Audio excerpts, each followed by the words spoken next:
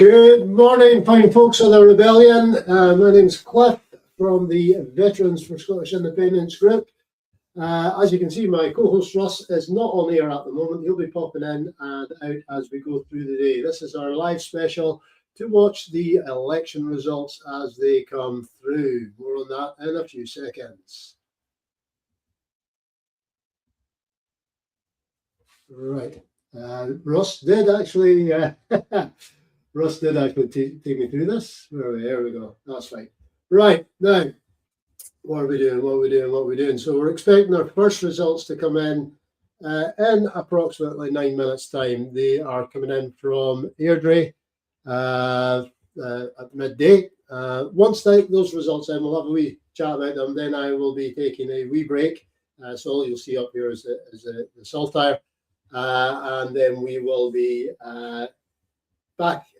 I'll be back in the hot seat for the results that are coming in at 1 o'clock.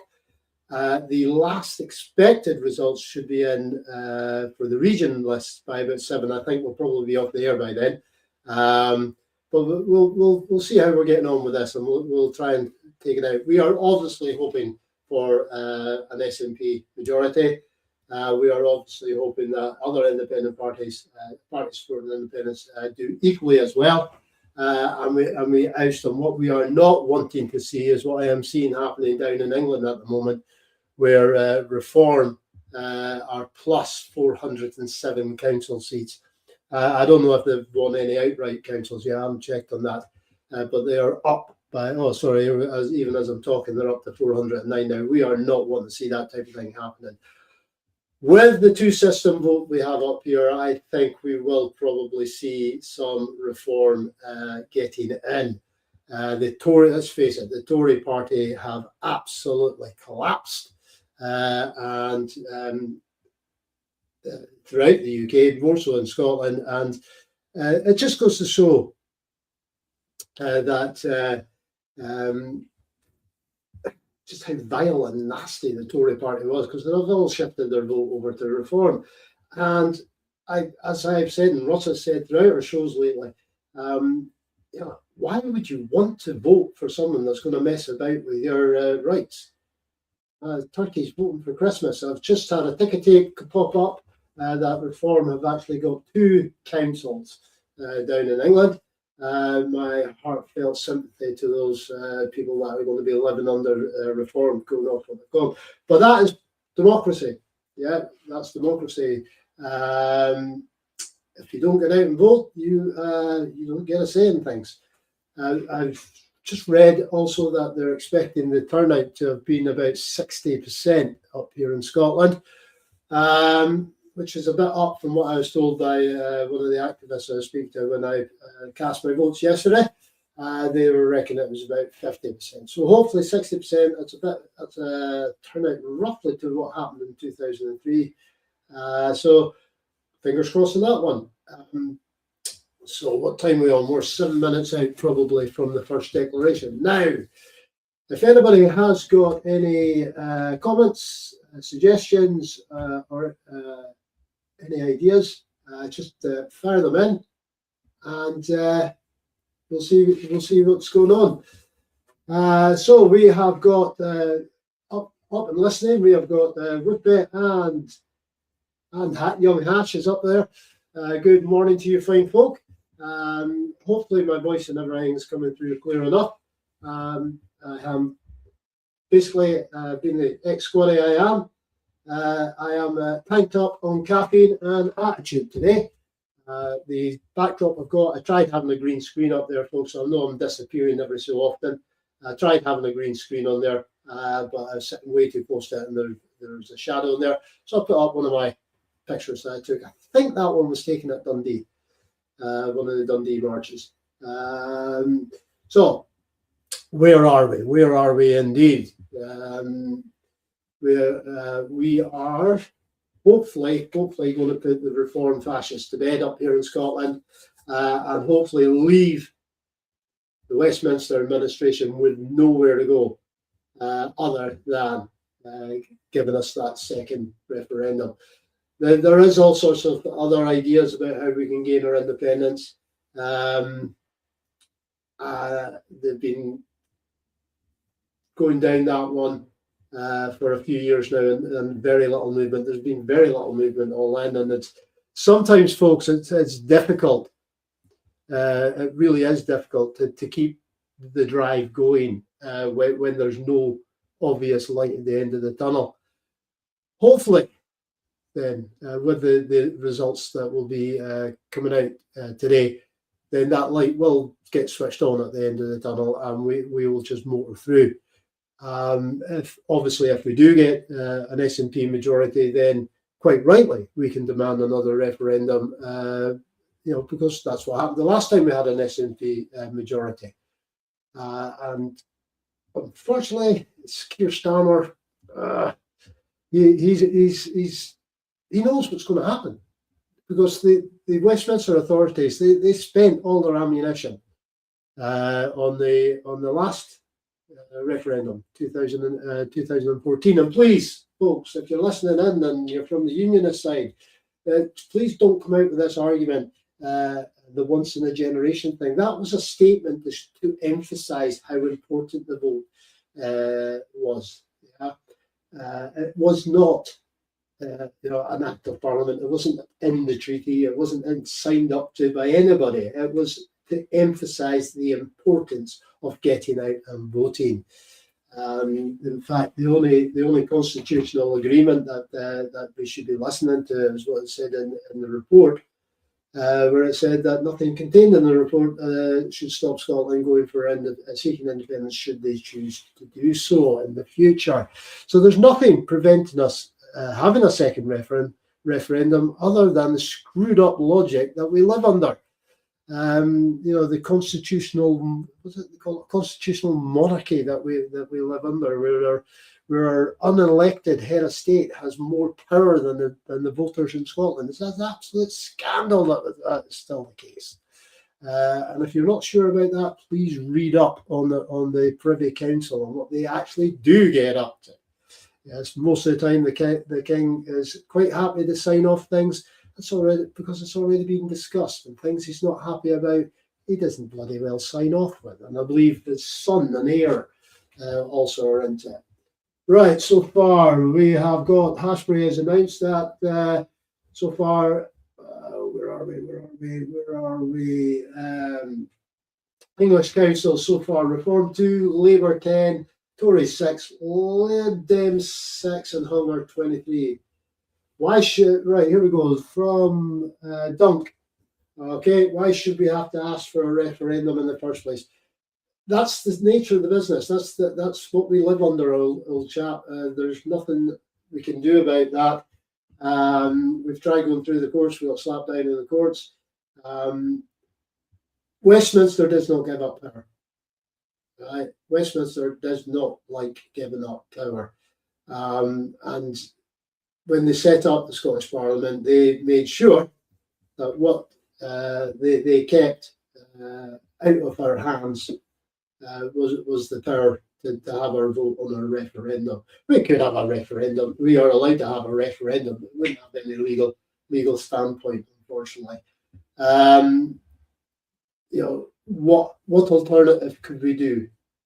We've tried going through UK courts, didn't work. The UN,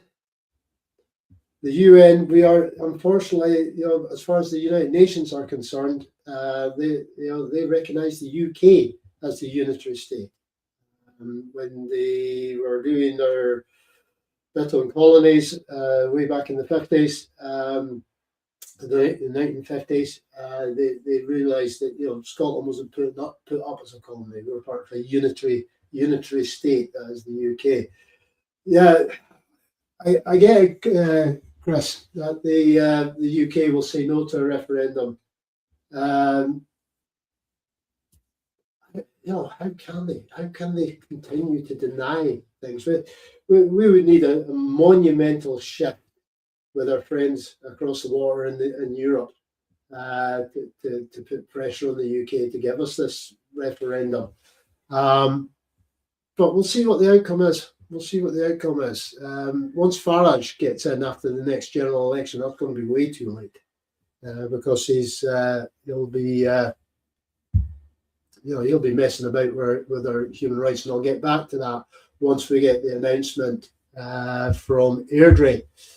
Right, so let's have a mess about in here. And what have we got? What have we got? Right, so the Tory party are suggesting that they will not keep second spot in Scotland. Let's hope for that one. The counting is well underway. The journalists have been banned from the count floors. No idea why that is. Are they allowed on the count floors as normal?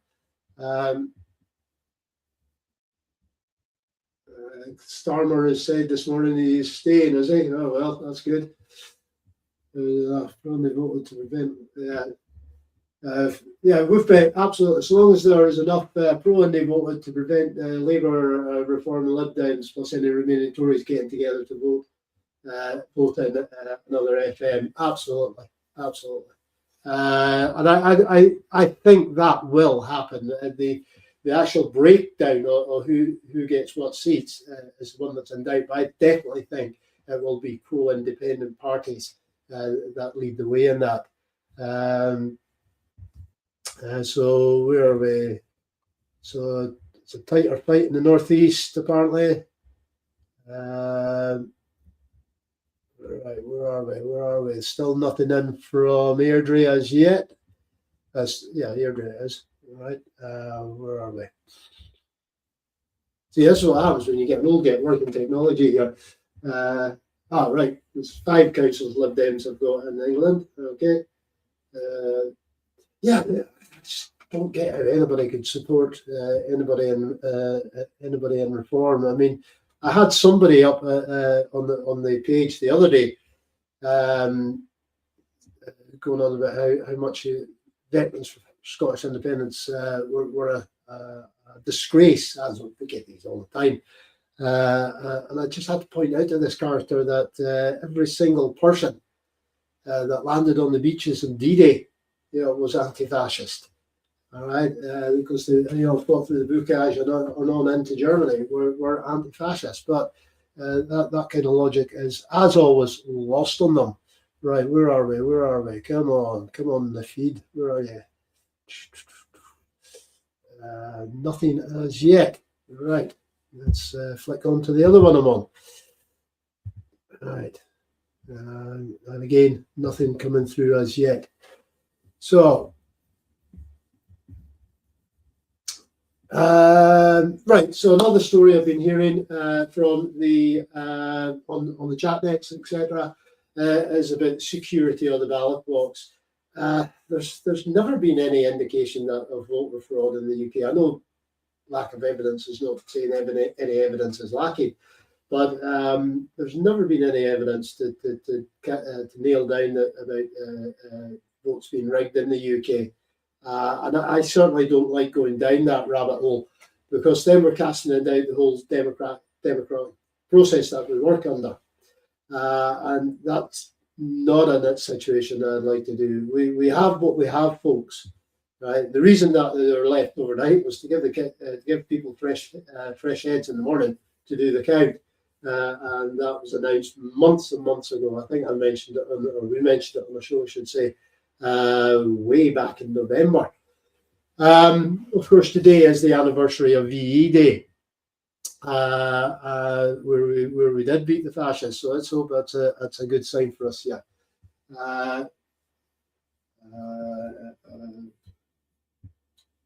If we held our own referendum and the result was 65% in favour of us going independent, confidence in ourselves would increase. It certainly would. It certainly would. But how many people would get out and vote for that? But there again, it's up to them.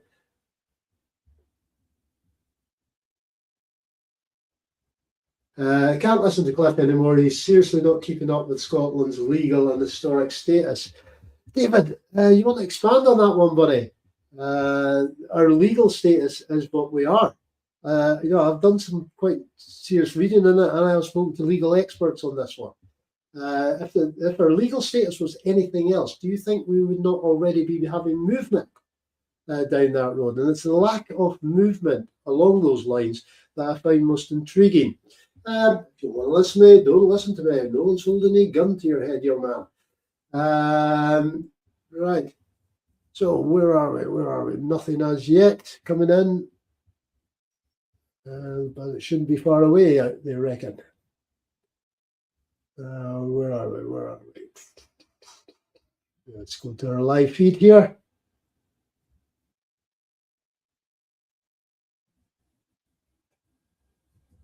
All right, East Kilbride is looking promising for the SNP. Creative nods of support. So that could be an excellent one. Yeah. I see what you're saying there, buddy. Yeah. Yeah. Hey, no problem at all. People coming up and saying what they say on the sidebar there. Of course, we can always, we have a chat about these things, and yeah, crack on with it. So, you guys seem to be. Where are we? So, Scottish Labour is saying that performance in Glasgow has been terrible. I wonder why that is.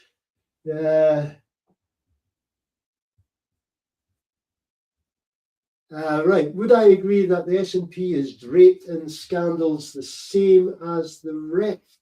Do you vote purely on the Indie dream? Are they draped in scandals like the rest? There's scandals no matter what's going on. Do I vote purely on the Indie dream? I don't dream about independence. I want to make independence a reality.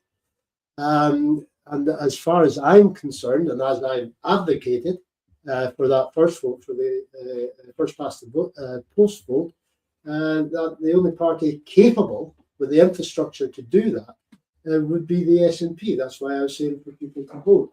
I stood back from voting 1 and 2 for the SNP to let people make their own mind up about where the second vote goes. I know where mine went, right? I know where some of my family's second vote went.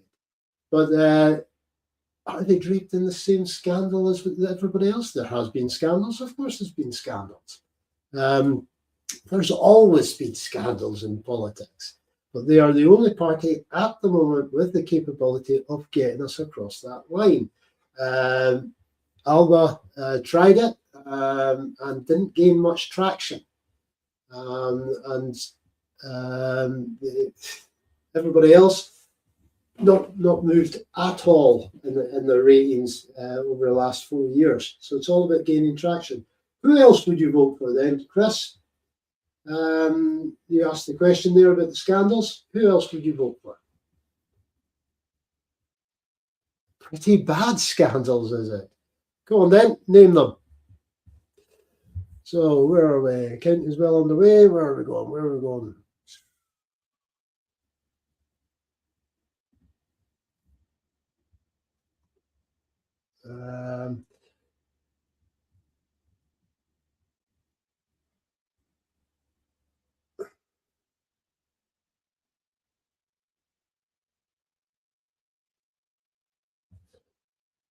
Right, so the SNP are in fact being tight-lipped about the performance in Glasgow. Oh well, that might just be because they're not counting chickens yet.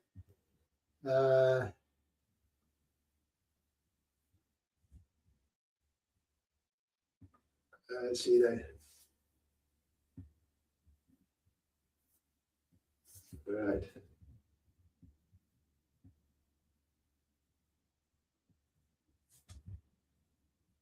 Yeah.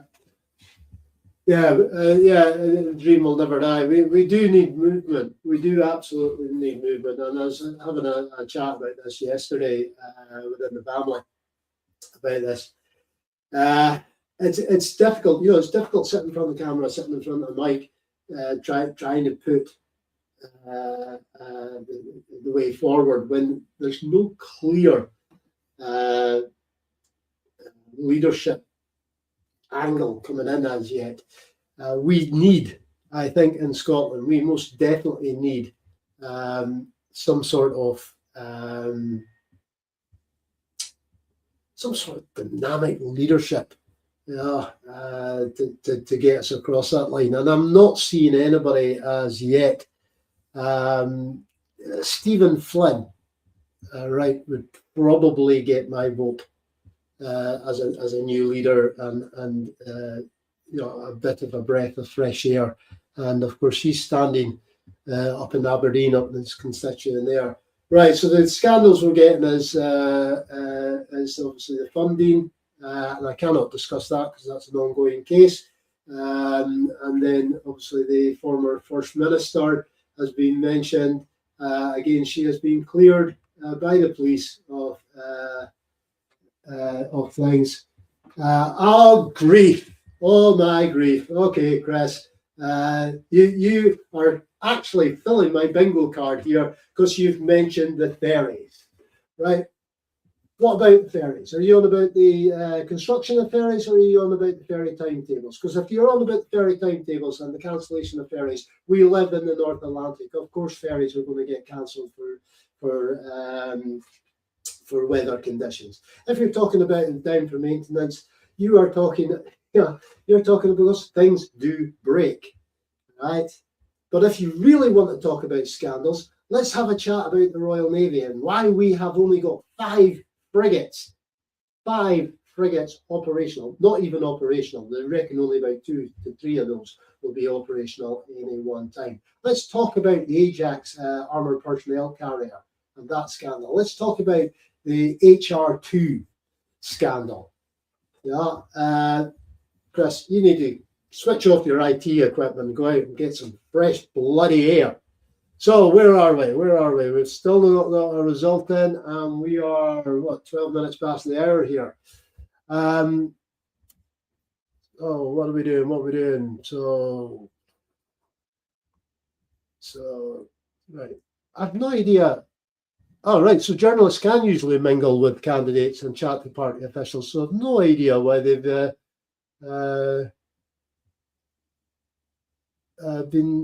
not allowed onto the floor. That's not good. We need critical reporting. Don't mention Mandels. Well, in there, yeah. There is so much scandal going on in Westminster, from both houses, right? And then creeping into the unelected head of state's family.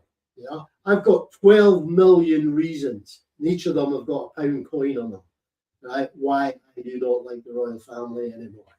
The artist formerly known as Prince, for one of them. How much did that royal family know about that before they were forced to strip him of his titles? So please don't come on here talking about SNP scandals. One of the reasons I want shot of that damn place at by the Thames is it's a stinking cesspit. Right. That's what happens when Russ isn't in here to calm me down. Right. Where are we going? Still nothing in from Airdrie. Come on, folks. You said you were going to be first up. Looks like you're going to be pipped at the post. Ayr and Coke Bridge. Christian could be coming in soon. Righty. Okay. So what I actually will be doing just now then, I will drop out of this just now.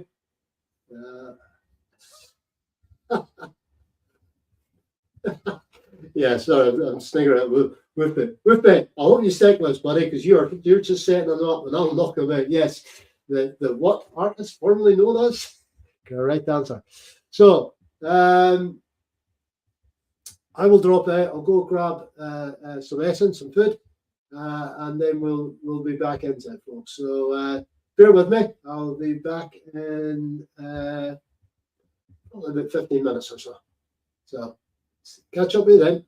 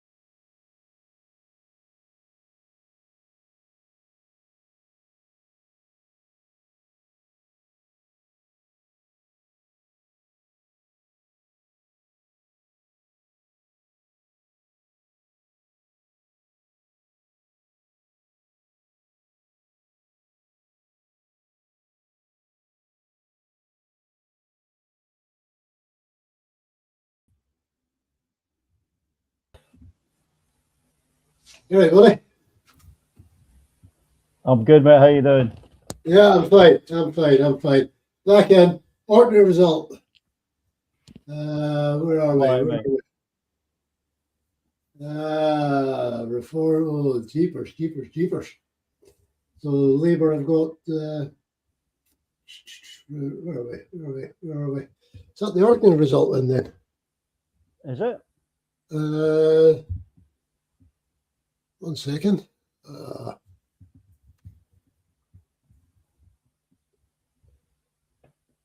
Not seeing anything on here. That's coming up on the stream. Hashbury reckons ordinary result. Reform 844, Tory 358, SNP 1,161, Lib Dem 7,221. So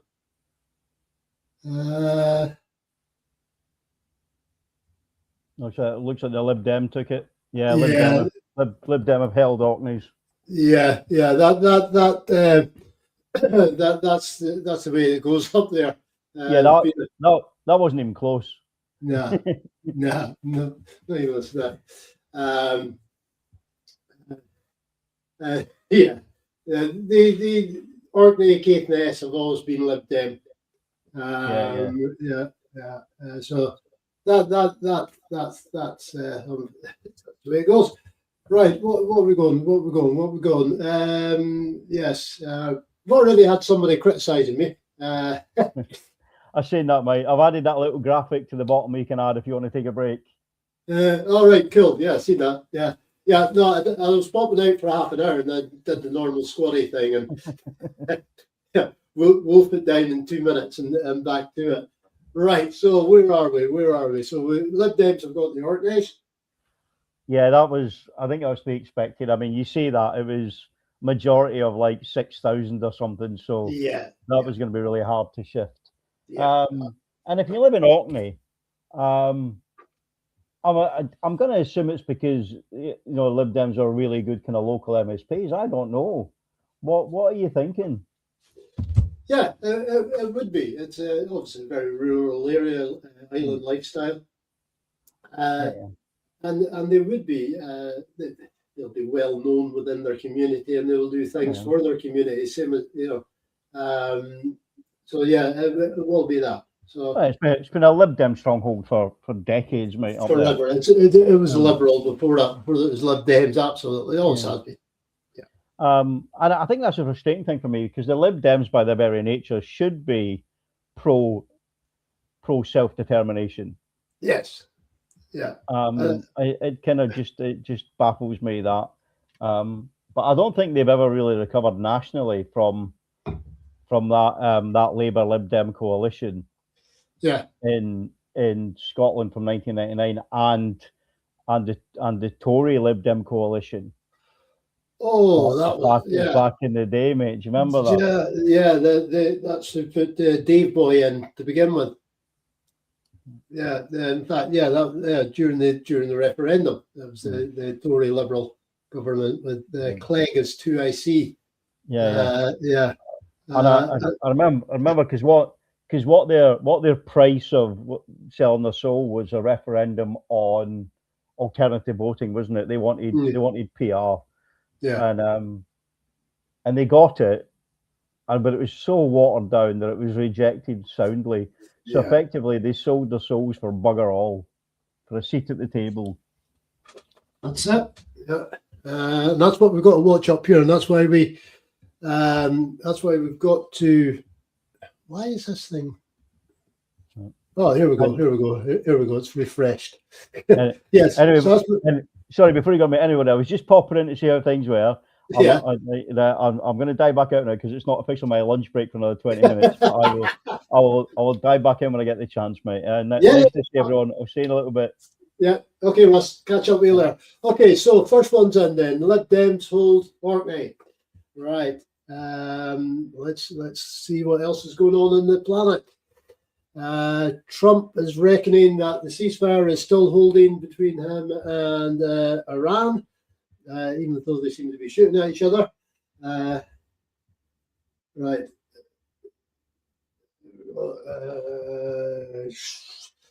Right, Hatch. So where are we? The PR for Westminster elections would disadvantage Plaid Cymru and the SNP. I've never lived under a proportional representation. So what would that be? It would water down things, that's for sure. I think you'd have more across the board type of parties than what we're seeing just now. Certainly more coalitions. That'd be for sure. Right. So the latest reports in from what site am I on? Oh, it's even. All right. What we got? Get this thing out of the way. Yeah, so Trump has been rattling more sabers out in the Middle East there. Every time I'm filling up my car now, I sing my little Trump dance. I sing my little Trump song, do my little Trump dance, thanking him so much for parting with my hard-earned cash. It's absolutely scandalous. And for them to be sitting in the White House as they are, just denying that they're screwing everybody's economy because of what they're doing. It's absolutely crazy. All right, so SNP believe Angus Robertson has lost out to Lorna Slater. Right, okay. So what channel am I on here? BBC. SNP and Labour could be hit by falling turnout. That would actually be the parties that would be hit by it. Right. So the journalists are still moaning about not getting into the account halls in Fife. Right. So the Greens are arriving at the Glasgow count, looking very chipper. I think they might be having a good day of things then. Where are we? Where's my watch live button? Here we go.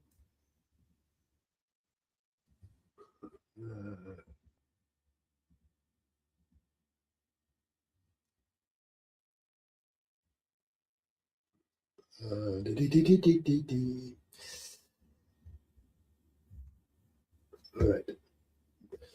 So we are getting there. We are getting there, folks. Right. Still nothing from Airdrie. Russ did a lovely little thing about this. So where are we? Latest post. Here we go.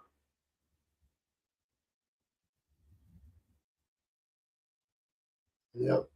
So it looks like the Greens have got Edinburgh Central. According to the SNP are acknowledging that the Cabinet Minister Angus Robertson has lost that one. So where are we? The numbers right from where are we? Where's this one coming in from? Edinburgh. Numbers are down on the 2021 levels, with Edinburgh Southwestern recording 54% turnout. It was almost 65 at the last one. This is what I was fearing yesterday when I was speaking to the activists of the polling station I used. Low turnout never ever does anybody any good. Which raises the question: should we have mandatory voting in the UK? Should it be made mandatory that you have to vote? Australia do, and they seem to get on with it. I mean, they get fined along the lines of a parking fine or the lines of a speeding fine, so it's not a huge amount of money you lose out if you don't vote. But should we actually introduce mandatory voting in the UK? I'm actually in favour of it. Let's see if anybody's out there and see if anybody's got any other thoughts on that one. Reform, apparently I've got 3 councils now, which is never a good thing. Although I did notice that Labour had held on to one of the northeast ones, northeast England ones, I should say. Yes, Bill McDonald popping up there. It's going to be an interesting afternoon. Yes, it is going to be an interesting one. just seeing how we get through them. Once we start getting the results in, and they seem to be queued up from about 2 o'clock onwards, they should be coming in thick and fast there. So give us a lot of scope for talking.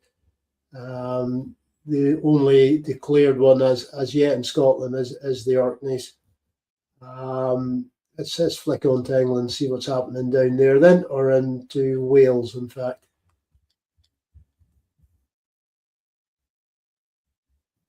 Where are we? Let's see what's happening in Wales. Nothing. Right, so Labour have already admitted defeat in Wales, saying that they will not form the next their first minister, the deputy first minister down there says the party won't form the next government. This could be good news for our compatriots down in Wales. Over in England, oh grief, the Reform are up by 435 seats. Conservatives down by 190, Labour down by 282. That's not so good for fine folk down there. I just can't get my head around why they're voting Reform. I can't. I mean, this whole thing that they're coming out, it just seems that their leadership can say what they want. It gets reported, and it's left unchallenged thereafter. I mean, this whole thing about the European Convention on Human Rights, basically, for them to get us to withdraw from the European Convention on Human Rights, they've got to win Westminster, and then they've got to repeal the Human Rights Act of 1998, the Scotland Act of 1998, the Welsh Act of 2017, the Northern Ireland Act of 2017. And as soon as they do that, that's a Good Friday Agreement out the window. And then, of course, the trade agreements with the EU then become null and void, because a lot of the human rights are written into those things as well. So that's the immediate damage that Farage would have to do to get us anywhere near getting out of the European Convention on Human Rights. To do that itself, once those various acts are repealed, he then just turns around and rips it up, basically. And he's saying that he's going to replace it with something that's more UK orientated. What's more UK orientated than an act of Parliament? And please, will somebody please show me in the European Convention on Human Rights where it says we cannot deport anyone? Because I have read it. I've got it sitting over there in a little folder of things to read. Yeah, I've read through it. It doesn't say anywhere that we cannot deport someone, right? We have to have due diligence when we're doing it, making sure that the person's not going to get persecuted when they go back home. But it doesn't say anywhere that we cannot deport anybody. Now, if some wise ass legal people are using that as a loophole to keep people in the country, then that's not the fault of the European Convention on Human Rights, right? That's the legal system. That's the government not having the sense to have the correct legal team in place to counter any arguments coming from that. So so if anybody is listening and they know whereabouts in the European Convention on Human Rights,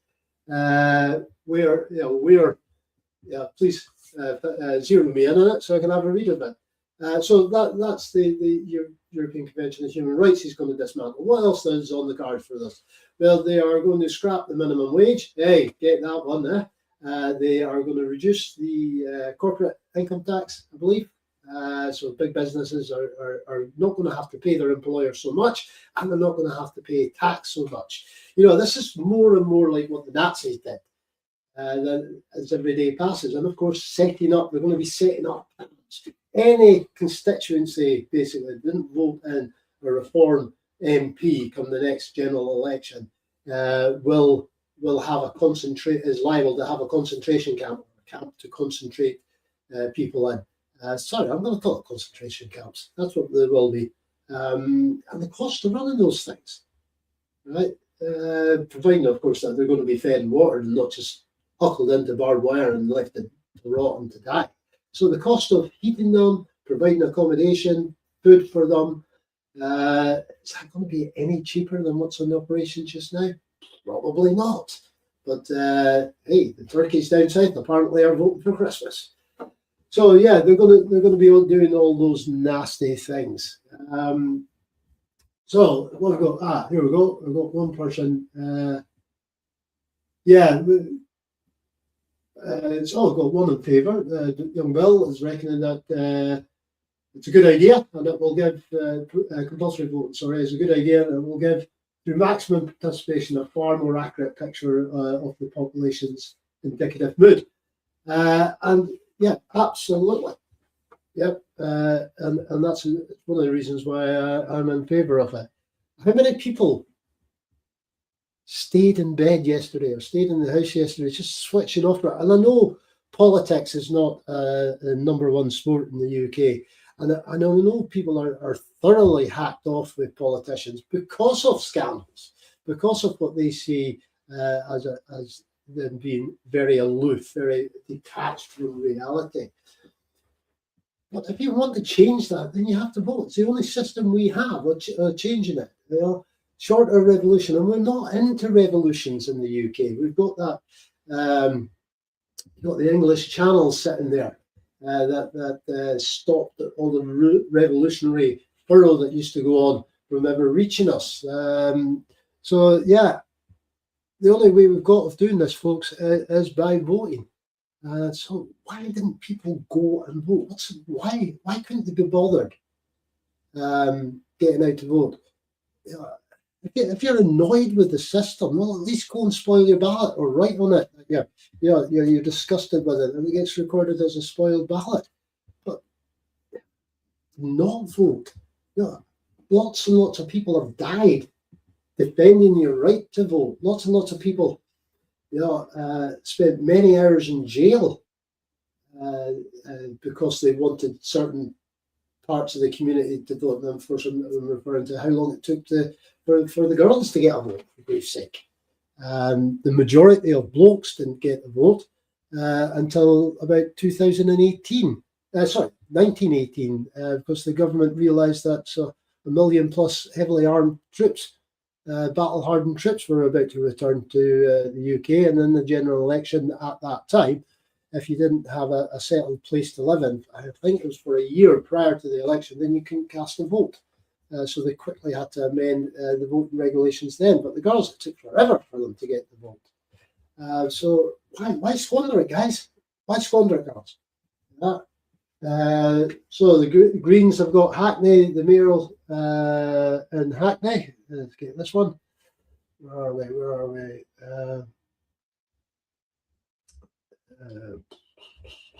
Which is good, because that keeps keeps reform out of there. So into Wales, I've got just refresh this. What we doing? Go away. All right.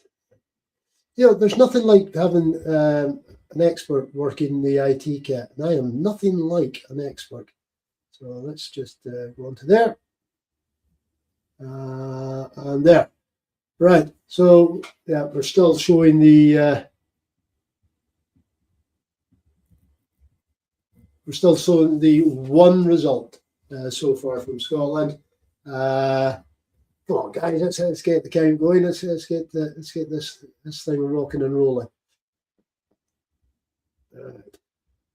Unfortunately, with the results that are coming in from England, our newspapers, folks, and our TV screens are going to have nothing but Farage sitting on them, and I thoroughly despise that man. You might have guessed by now. Righty, so let's just concentrate. Let's catch up on some other news that's happening.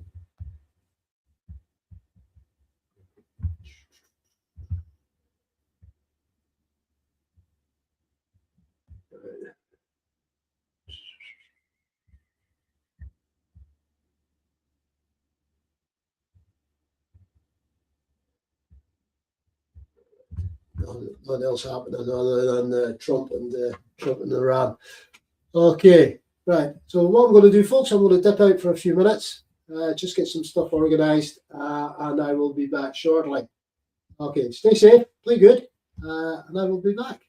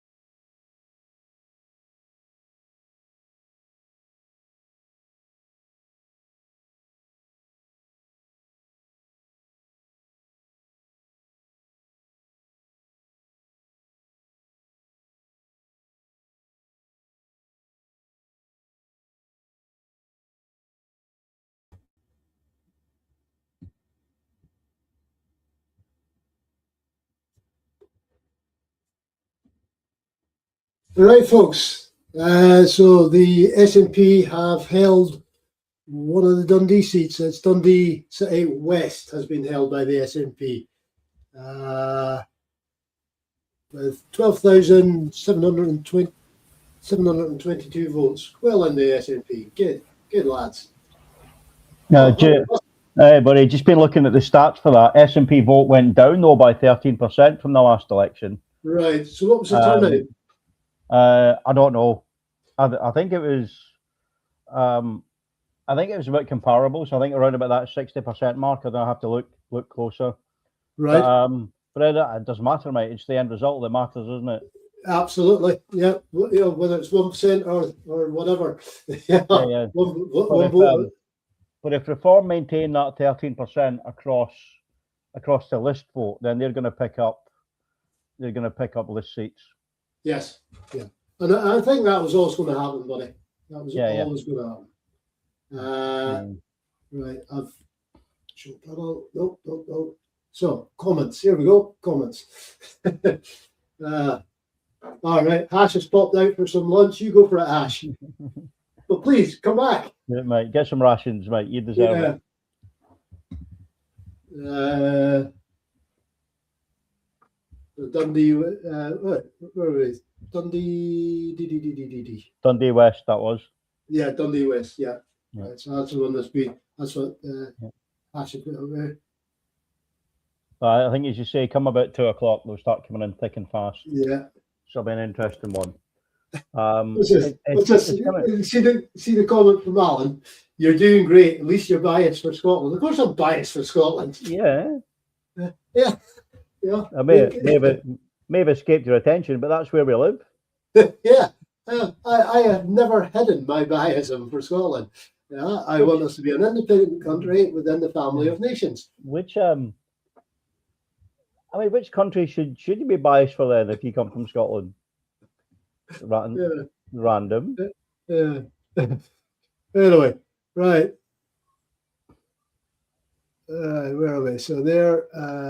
Okay. Where's my little calculator thing? Yeah. What do you reckon Stephen Flynn's chances are then up in Aberdeen? It's going to be nip and tuck. It's going to be nip and tuck. I've seen a clip of him there, and they're saying that he looks confident. So, but then he always does. To be does. Now, this is why I think he'd be a very good leader. Yeah, he oozes confidence. Right? Yeah, he's good. He's very much he's got style and substance, which I like. Yes. Yeah. A lot of the party leaders since Blair onwards really have been very much about style over substance. Yes. Right. Sorry, Russ. Reform were third place in Dundee. Yeah. Yeah. That's good. I like that. Because it shows the good people of Dundee are no voting. Yeah.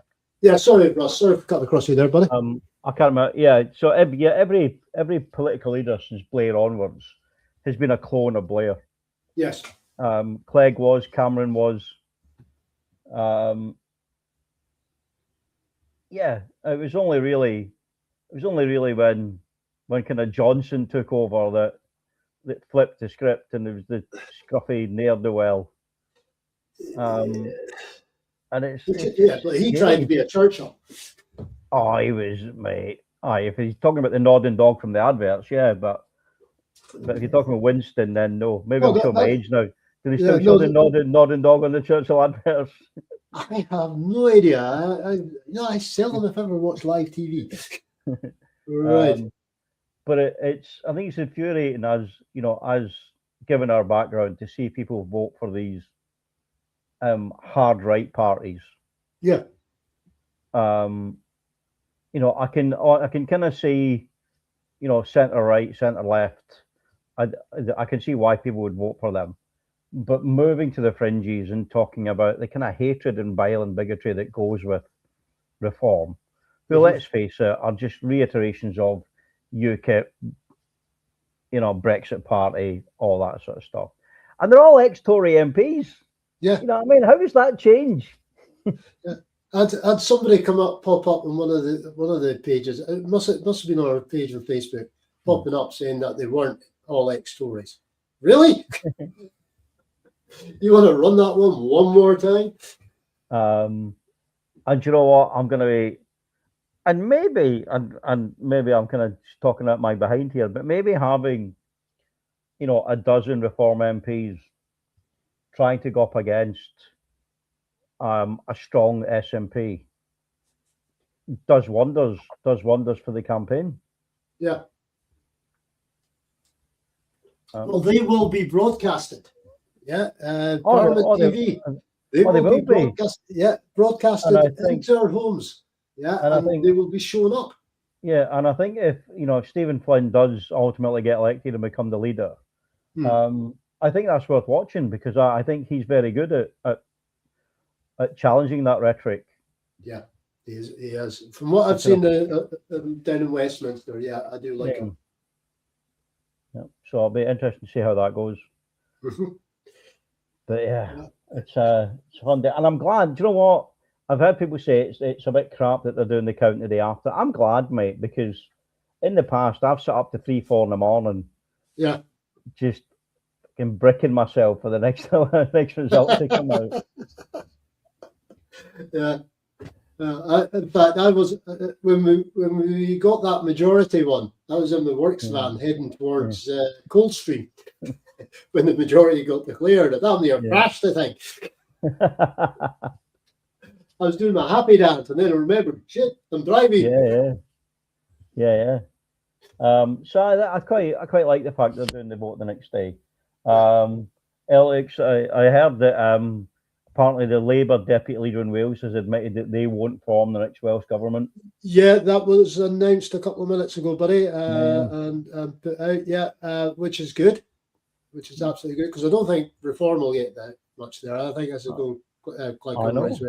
And the Greens winning the mayorship of Hackney. I don't think people realise what a coup that is. Yeah, that's massive, and it's I've just seen a photograph of Flynn arriving at Aberdeen, and you're right, he has got. Where's my mouse? I'm having mouse difficulties today, buddy. Say that again, mate. I'm having mouse difficulties today. Well, you try to multitask, mate. We know that's not your forte, so. Yeah, I've got 4 screens on the go here. Yeah, I'm sick. I am 65. Sorry, mate. I've not been here to prop you up like I normally do. Yeah, that's been mentioned. Comments from Alan there. He's saying that he lives in Banffin-Buchan. Right. Reform are strong in this area. SNP just scraped through last time. Hope they do again. Yeah. So It is Banff a hotbed of radical politics from the right? Yeah, it's farmland up there. That's Salmon's old constituency, isn't it? Yeah. Oh, I can't remember where he was. He would have been up around that area somewhere.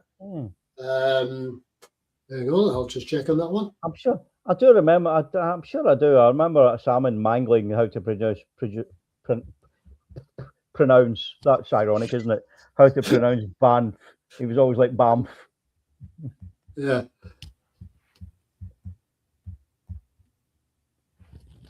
We're living interesting times. Yeah, and we're watching it. We're watching it unfold. It just baffles my mind, mate, that in 2026 we have the rise of the right wing and some of this stuff. And the thing is, we're already seeing this play out in real time in the States as to what the consequences of that are, and people are still voting for them. There's people people realizing that the things that were promised do not manifest because things are complicated. Look at the councils that Reform have been running. They're going into debt. They're doing ridiculously bad. And yet people are doing it. They spent all their money on was it the flags? Yeah. Where are we? I'm still trying to find it. There's Alan again. It was fishermen and farmers up here, and yes, we had salmon. Yeah. Cheers, Alan. Thanks for that one. I've just literally found it on on the search engine there. But as my co-presenter Russ has already said, multitasking is not my forte. Yeah, I've got to still remember to breathe in and out here, folks. So yeah, final prediction. I'm gonna go ahead and say S&P 56. 56. Right, I'm going to be a little bit more optimistic on that. I'm going to go 60. All right, but I'm going to say Greens about 16, 17. Yeah, I'll agree with that one. Yeah. It's going to get us parties that support independence as a majority, but Starmer's not going to listen to that. I really don't know where the way forward is from that then. But then people forget that the Scottish Parliament was never set up to have a majority government. Yeah. The whole point of the D'Hondt system was about largely PR, which is why the first governments from 1999 to 2007 were Labour Lib Dem coalitions. Yeah. Then in 2007, the SNP got in and had to operate as a minority government initially. Yeah. And then they got the majority the following one, and it's been a minority government ever since. Yeah. With the coalition with the Green Party in there as well. Yeah. Right. So they reckon. Yeah. So I seen there was an interview. I think it was Zach Polanski, and I think I put it on TikTok. He's basically saying, if parties are voted in on the strength of their manifesto, and if you have a majority of parties that support independence, why is that not a mandate? Yeah. So if you've got 56 SNP MSPs and 17 Greens, that's a resounding majority. Yeah, absolutely. I like the way. I don't agree with all his politics, but I like the way he speaks. Yeah. Again, it's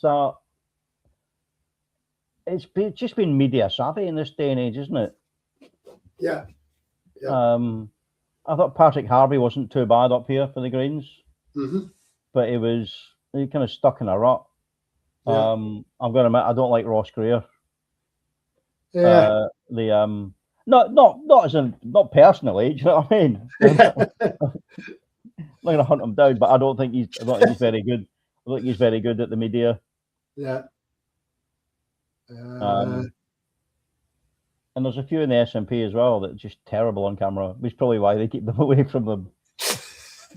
Says us too. Yeah. Oh well, we're just breaking the system, mate. We've got access to citizen media, haven't we? Yes, that was always a good idea. Yes. Blame Independence Flag for this one, folks. Yeah, definitely. And there's Alan there saying precisely why Alex started Alba, however you want to pronounce it. And I get it. I get the reasoning behind it, but they never really broke through. That's the thing. They never had any directly elected representatives. They struggled to break sort of 2 or 3% of the vote. Yeah. And it was a shame. And my feeling is, well, the SNP absolutely have their faults. They are currently literally the only vehicle to drive this forward. Yeah. And I made this comment before. If we want to wait 20, 30 years for an alternative party to pick up steam and get in there, then we're going to be waiting. Yeah, we'll have to wait that long. Yeah, definitely. Results just now, Joanne. What have we got? We've got two results in. SNP hold Dundee West and the Lib Dems hold York East. That's the only two results at the moment. The Green Party Scotland are looking happy in the count in Glasgow. There were loud cheers apparently when Harvey arrived. And Stephen Flynn is looking smiley as he walked into the count in Aberdeen. I did see a commenter say that there's a chance that the Greens might oust Angus Robertson. That actually came from an SNP spokesperson in Edinburgh a couple of 15, 20 minutes ago, saying that they think that Yeah, he's lost his seat.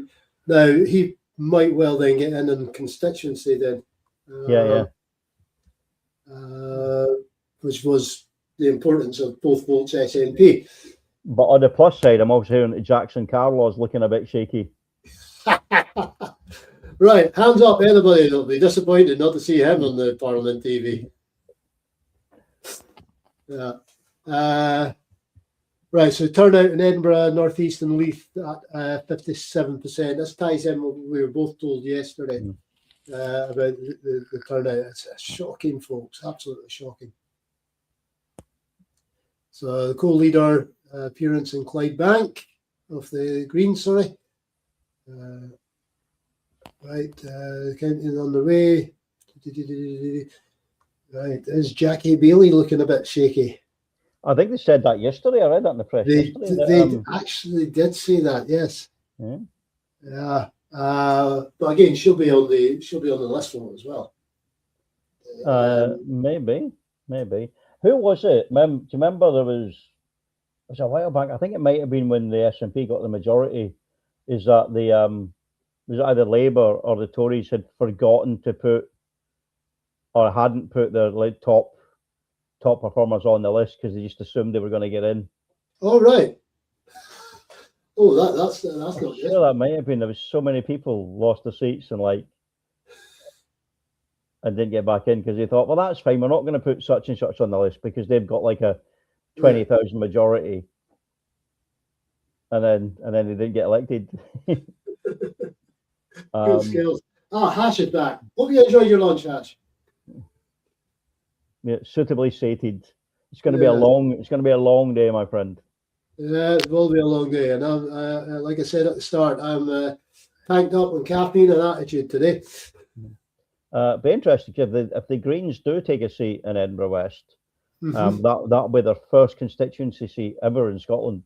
Right, I wasn't aware of that one. Yeah, they've only ever come in this bit. But I'm not sure they even campaigned in a lot of constituencies in the past. Yeah, this will be normally in the list. Right. This is why I do a little bit of typing, try and get in to another news feed. Right, where are we? No, that's not what I'm after. Oh, there we go. That's not what I'm after either. Never mind. Moving on. Right, bear with me a second.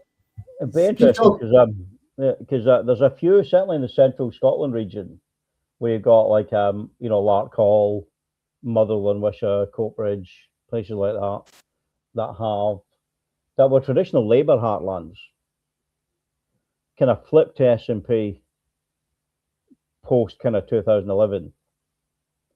But there's also a feeling that those former Labour voters will be leaning towards reform.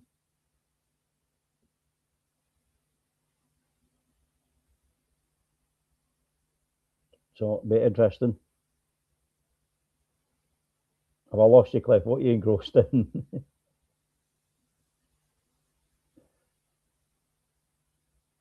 Is he breathing?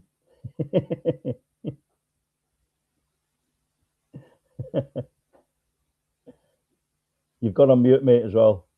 No, back off.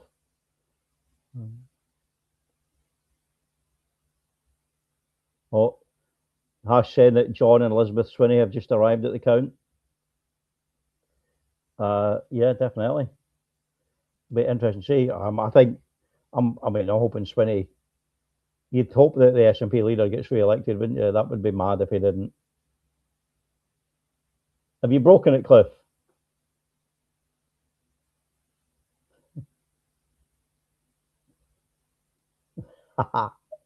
Look at utter concentration. You're an IT guru, mate, but you're on mute as well.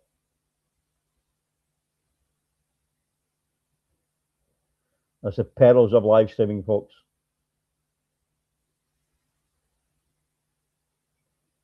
So what's everyone doing today while we're doing this? I'm obviously on my lunch break at the moment. Why is everyone else free at this time on a Friday?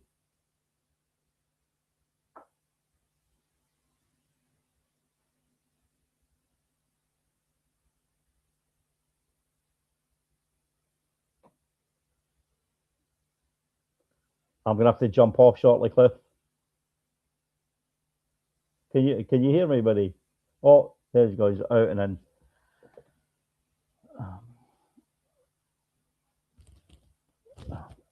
Yeah, Alan, where are you getting your figures from? Oh, got you. That's what you meant. Well, I think it makes sense, to be fair. Why compete in seats that you've got no chance to take? You just throwing away money then, aren't you, your deposits? If they've got 6 seats they think they can reasonably win, why not? It's just always weird when you have these little. I'm not saying the Greens are a little party, but in my constituency we've got the Scottish Family Party, who are these radical religious nutwits. And they stand and they always take a couple of hundred votes, but they must lose a fortune doing that.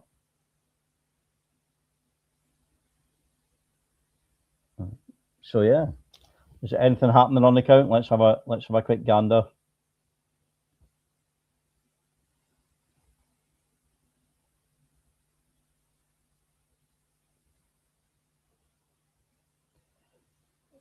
Currently alive in Edinburgh. So let's see if we've got any movement on that. Predictions for Edinburgh. Right, I've lost my picture, Russ. How do I get my picture up there? I can hear you, mate. At least that's one up on previously. There we go.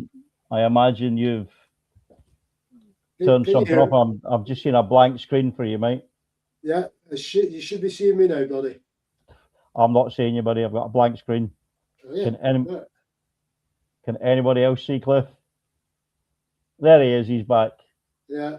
Right. So how do I get my backdrop on here? On the little cog at the bottom, buddy. All right. That's what we did this morning, yeah? Yes. We've been through this, mate. Honestly.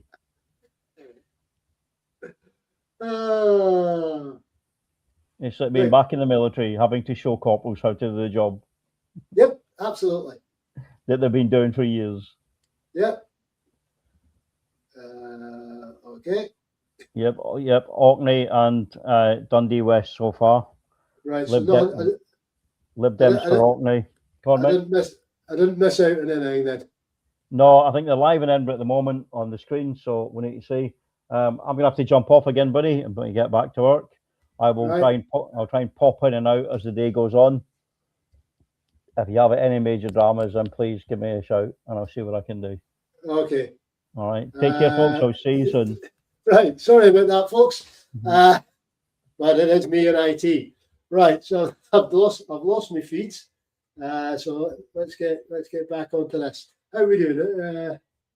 Only 2 seats have been declared so far, Hash. Thank you for keeping me up to speed. I need to open up some browsers here. Now, if I do drop off again, please bear with me. But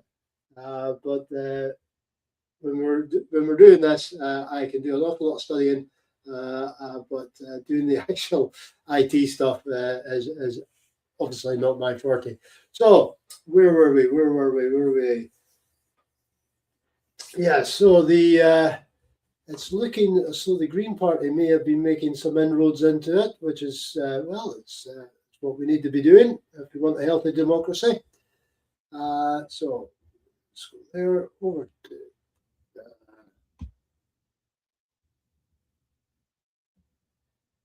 That's better. You're right.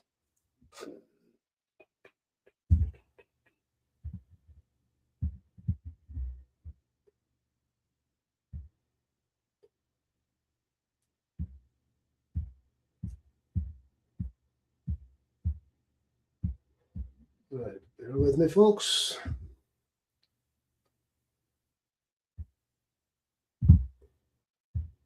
Right.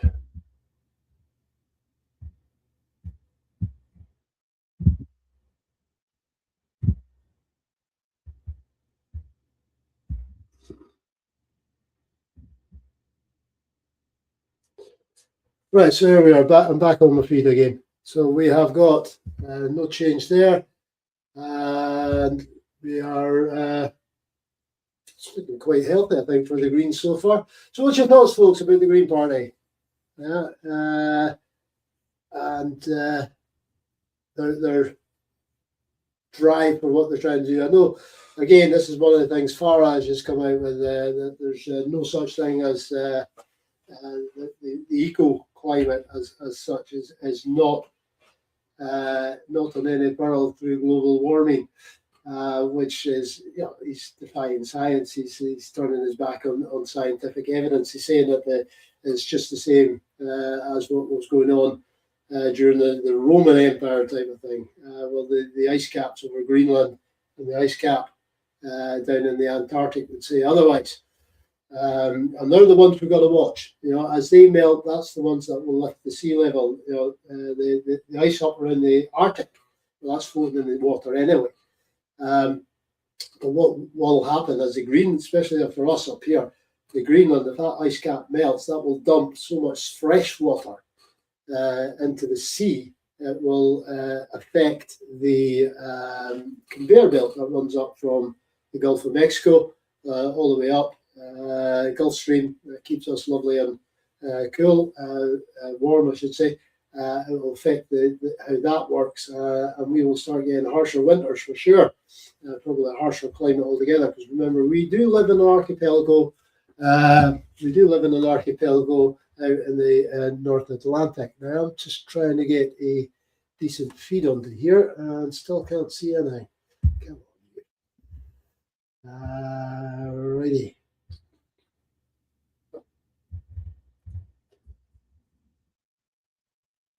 There we go. That's better. That's it. And then, right. So it was bound to happen at some point. Me going live for this amount of time and having a drop out.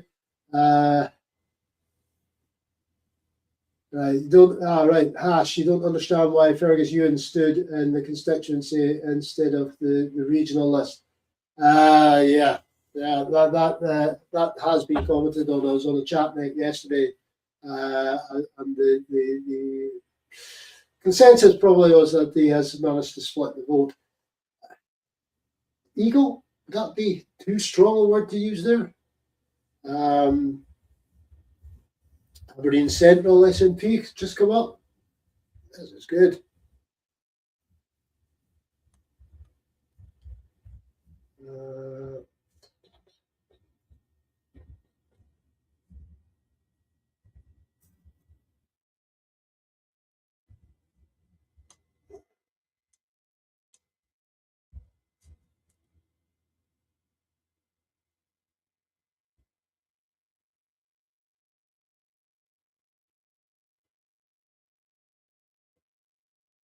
I'm just trying to click on the results there. Right.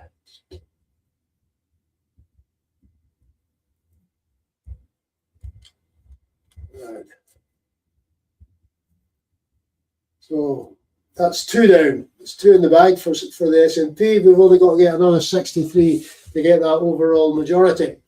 Here's hoping, folks. Here is hoping. Right, so apparently John Curtis, Professor, is saying that support for the Greens has increased due to the young voters, the 16 to 24-year-olds are voting for the Greens down south, which you can understand why. They'll be thoroughly hacked off with what they're seeing from their established parties down south. Let's go to the Scottish one.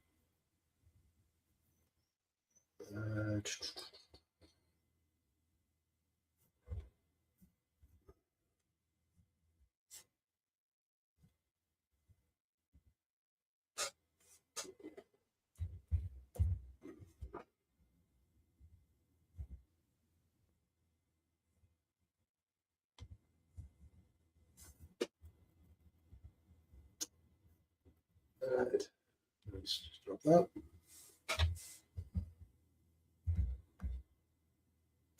Right. Just going to drop out a second while I fix this IT issue I've got now with one of my side screens. 1 second.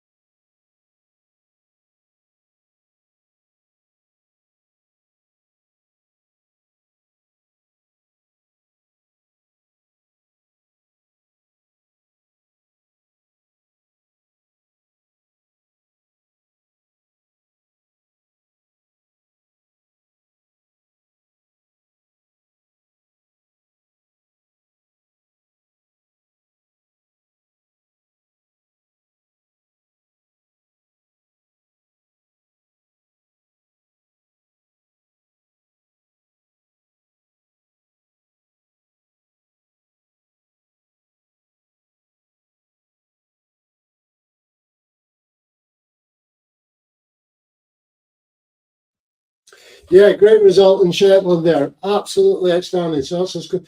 That's three seats in the bag now. Where are we? Absolutely outstanding. Total votes. Share of the vote is 42.5% at this moment in time, which is down 6.1% so far. So we need some good results to come in here. Yeah, I've been watching a lot of Hannah's stuff on social media, and she's certainly talking a good fight up there. So well done. So that's the Shetlands now S&P territory, which is always good to hear. So where are we doing now? What are we doing now? No other results in as yet.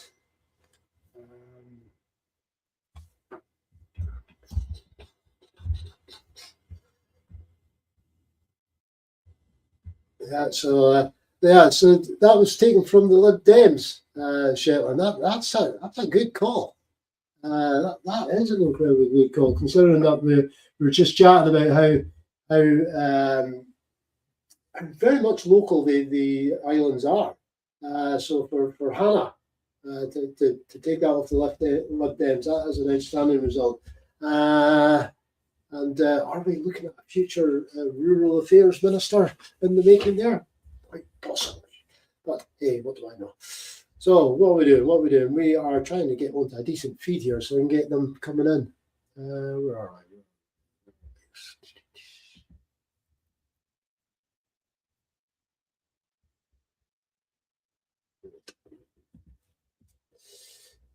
Right.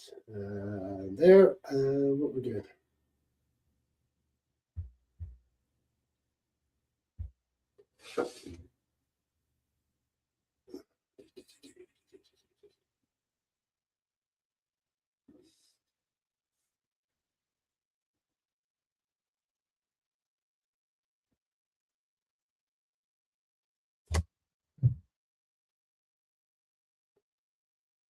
Right, here we go. Kilmarnock and Irvine is the next one that I'm just seeing coming up there. S&P, Alan Brown. It looks as though he's done it. Yes, he has. Well done. So that's Kilmarnock and Irvine Valley. Well done. Again, referendum in third place, ahead of the Tories. So that was a majority of just about 3,000 odd. So, well done. We're heading in the right direction, folks. We are heading in the right direction. That one can get closed down there. So, where are we? Yeah, just seen that one, Alan. Thanks. I'm now on a decent screen where I can get them coming in. Right.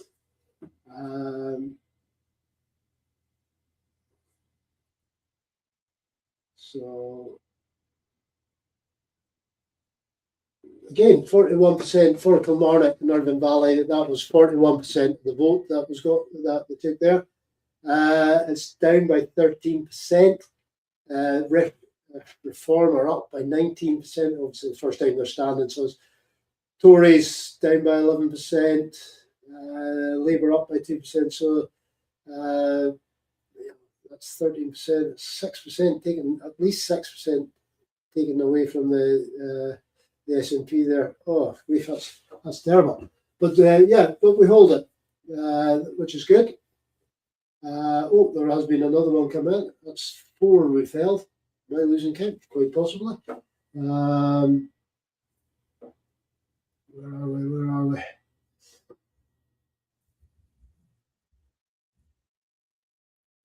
It's S&P, yeah. Yes, Alan, getting back to the Orkneys, Shetlands. The Lib Dems have held that. If you think about it, that was Carmichael's constituency down in for Westminster as well. He of the great lies. If there's ever a man I despise, it's that man. Especially when he was Secretary of State for Scotland.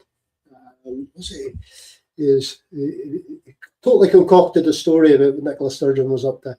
And when he was caught out, he says, "That's politics, everybody lies." And that was his excuse. Right. So, yeah. I really, really do decide that. I'm getting reports here that the SNP have now won 4 seats. Can account for 3. Any of you guys out there seen where the 4th one's come in from? We've got that'd be the Aberdeen Central by any chance. Oh. Right. Looks like my co-host has just reappeared. Hi, Russ. Back in, mate. I've got 10 minutes. I've seen a couple of results come in. Yeah.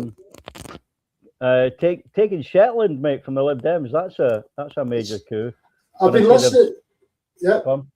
No, I've been listening to Hannah a lot on our social media, and I've just said, are we looking at a future rural affairs minister in the making? Yeah, because she'd certainly have her. Yeah. The frustrating thing is that the vote's gone down, especially in Kilmarnock. I've seen that there. Yeah, the SNP vote's gone down 13% since the last time. Yeah. I don't know. I think some people are just scuddered with the whole thing, really. Yeah. I mean, Reform got like 19% of the vote in Kilmarnock, which is mental. You're like, what the hell's going on up there? And we've got to realise that while I don't think Reform are going to win any constituency seats, I'd be very, very surprised if they did. But they are gonna probably pick up, I think, 12 plus list seats. So we're going to see them in the Scottish Parliament, which is kind of worrying. It really, really is. It is, Russ, but we have to operate off the political system that we operate under, and whereas we clearly, and hopefully the majority of people in Scotland despise them, there are still people out there that vote for them. And I think that's the beauty of what I know. While the DeHont system's not perfect, it does give you broadly proportional representation. It's not brilliant. It's not exact. It's better than first past the post. Yes. So the truth is, if we end up with 12 Reform MSPs, then that's what the people voted for, and we have to address that fact. Yeah. And I think and address it head on, and not do what the Westminster government do, which is keep chasing that right wing vote. Yeah. And drag themselves further and further to the right. Taking it head on. Yeah, I really, really do hope that when they're sitting in the chamber in Holyrood, that they are showing up and highlighted for the incompetent oafs that there will be. I mean, how random is it going to be, right? When you have Lord Offord, sitting in the Scottish Parliament. I mean, the jokes write themselves. That aspect of that inherited privilege, and even these 6 cars and houses and boats. How can people relate to that? How can people think they are, that type of person? Along with Farage, with all his Farage and his millions, and is sponsored by billionaires. How can that guy be, for the common person? It just defies logic.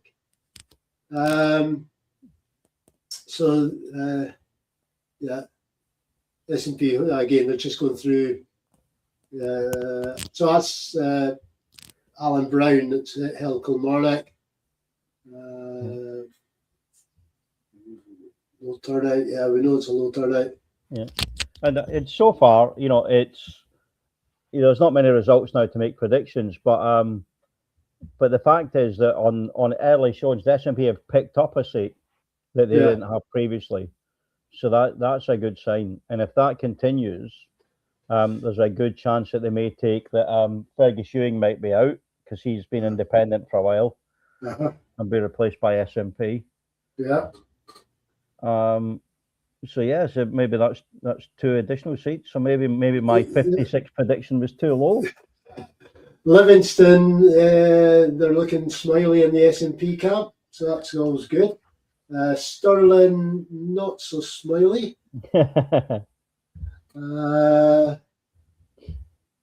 So yeah, we'll see what's going on there.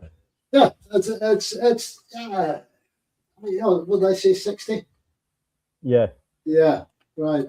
I'm reckoning 60. It's going to be unfortunate if it is 60. I mean, and let's be honest, mate. Let's be honest. 2011, when S&P got that majority, no one predicted that. No one predicted that. It was literally out of the blue. I don't think we're going to see anything like that, given the turnout and the swing, which shows a drop in the vote. But the Tory vote's absolutely collapsed. You can see that so far. Yeah. It's, where are we, Alan? A lot of football before country. You know what, Alan? That's always been the way. You know, for when I grew up, and I'm an old git, and I recognise I'm an old git. You know, we were always told never talk about football, religion, or politics in Scotland because it's all so intermingled.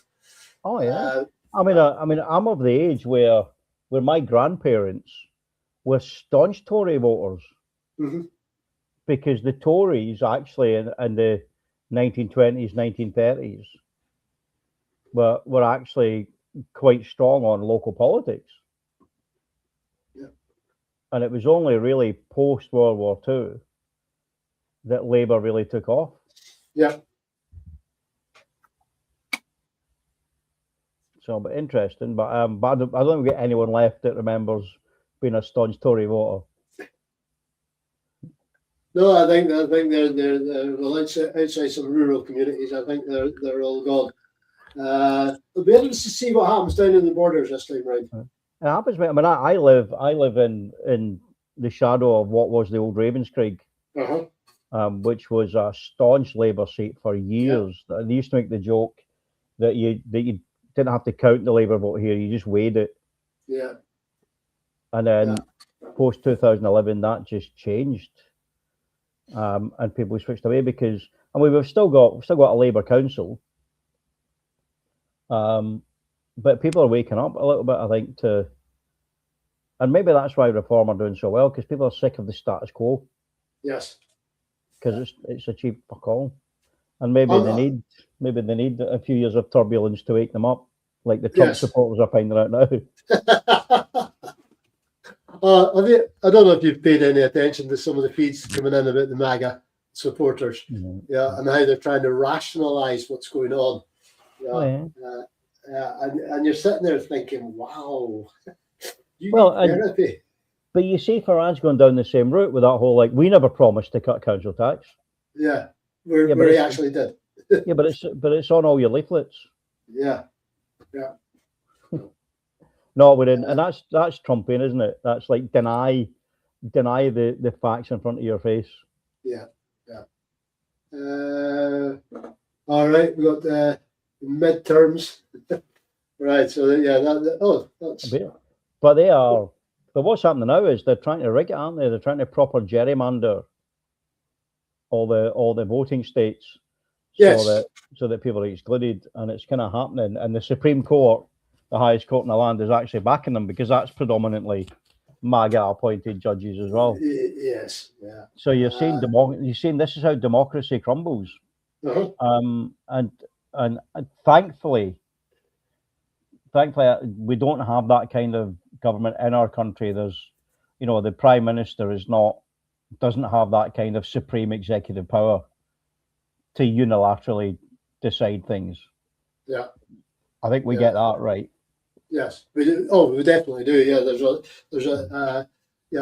as much as I despise Westminster, is better than what's across the pond there. I mean, you've seen it with Trump should have gone to Congress by now about this situation in Iran to get them to vote, but he's turned around and says, "No, I'm not doing it," and nothing's happened. Yeah, I've seen an interview, and somebody saying to the MAGA supporter, "Didn't Trump say no new wars?" Yeah. And don't worry about Iran. No, that's not a war. That's a conflict. Yeah. Ooh. Righty. Yeah. But Trump's called it a war. Yeah, numerous times. He's on tape calling it a war. Yeah, and I'm sure that'll be great solace to the people who lose their sons and daughters over there. Yeah. That it wasn't a real war. It was just a scuffle. Those 130 kids that got hit by the cruise missile. Yeah. The Tomahawk. Yeah. Yeah, shake it off. It was just a conflict. Yeah, but we're heading that way. We're going to head that way. If we are still part of the UK, when Farage walks into Downing Street, the game's a bogey. Oh, definitely. You're going to see it. It's going to be horrendous. We'll be bankrupt and destitute before the week's out. Right, I'm going to have to jump out again, buddy. Yeah. You're doing a cracking job, mate. Keep it up. I'll keep diving in and out if I get the chance. You're a star as always. All right. Take care, folks. See you in a bit. Yeah, catch it. Right. So, where are you, Alan? Fears for your pension. Yeah, the pensions are a thing now. With the pensions, all right. Dundee City East is declaring. So let's have a look at this one. So Lib Dems 2,000, Labour 4,700. So exciting live. Where are we? Conservative 1,900. Who we got next? Come on. S&P 12,969.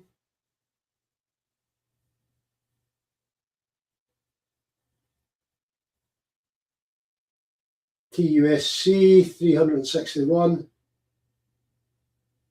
Reform 4,000. S&P have got Dundee City East. Okay, that's outstanding. But again, it's held, and it is Dundee after all. And if you ever want to see a city that's S&P, then you've got Dundee. It's a lovely, lovely place. So, majority of 8,177 with a turnout of 47%. Jeepers. Where was everybody yesterday? It's a scandal. It's a scandal. Getting back to what we should be doing, I think. Right. So, yes. So, Kevin, Dundee stats. S&P, well, it's Dundee City East. Okay. 12,969, a majority of 8,177 from a turnout of 47%. So that's good. That's all good stuff. Where are we? It's just checking through the feed there.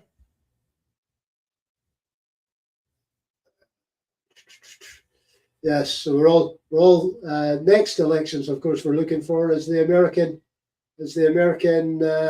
midterms.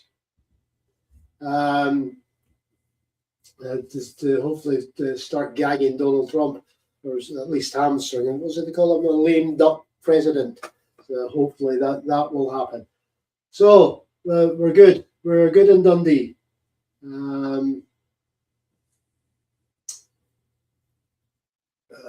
Where are we going? It's looking good so far. Yeah. So what are we on now? That would be 5. Yeah, another 60 to go, folks. If we get another 60, then let's get this country, a great nation of ours, out hell at this toxic union. And a guy pop up in one of the comments, and I'm facing comments head on by and large these days. I don't on our webpage, on our Facebook page. We've put up enough times out and out fashions, which is red card them straight away. They get put it out. But this guy kind of, he was anybody I don't recognise, I do a background check on you, just check out what they're saying. But this guy popped up and he goes, it's just saying, what about great British values? This is why we want to stay in the union. Let's talk about great British values. So I put up some great British values, and I think one of the ones that strikes me the most about great British values was the enforced sale of opium to the Chinese. You may have heard of a thing called the Opium Wars. There's 2 of them, right? And this is where to pay or to raise the money to buy all that fine porcelain china made in China. What the Brits did was gather up all the opium from their territories in India and force it upon the Chinese. and then they got the money from that and bought the porcelain, shipped it back to the fine manor houses down, in the UK. So, is that a Great British value that we're talking about, or are we talking about the Great British values where we set up concentration camps in the Boer War? Then there was not just one type of concentration camp in the Boer War, there was two. It was segregated by race. You had whites and you had colours, right?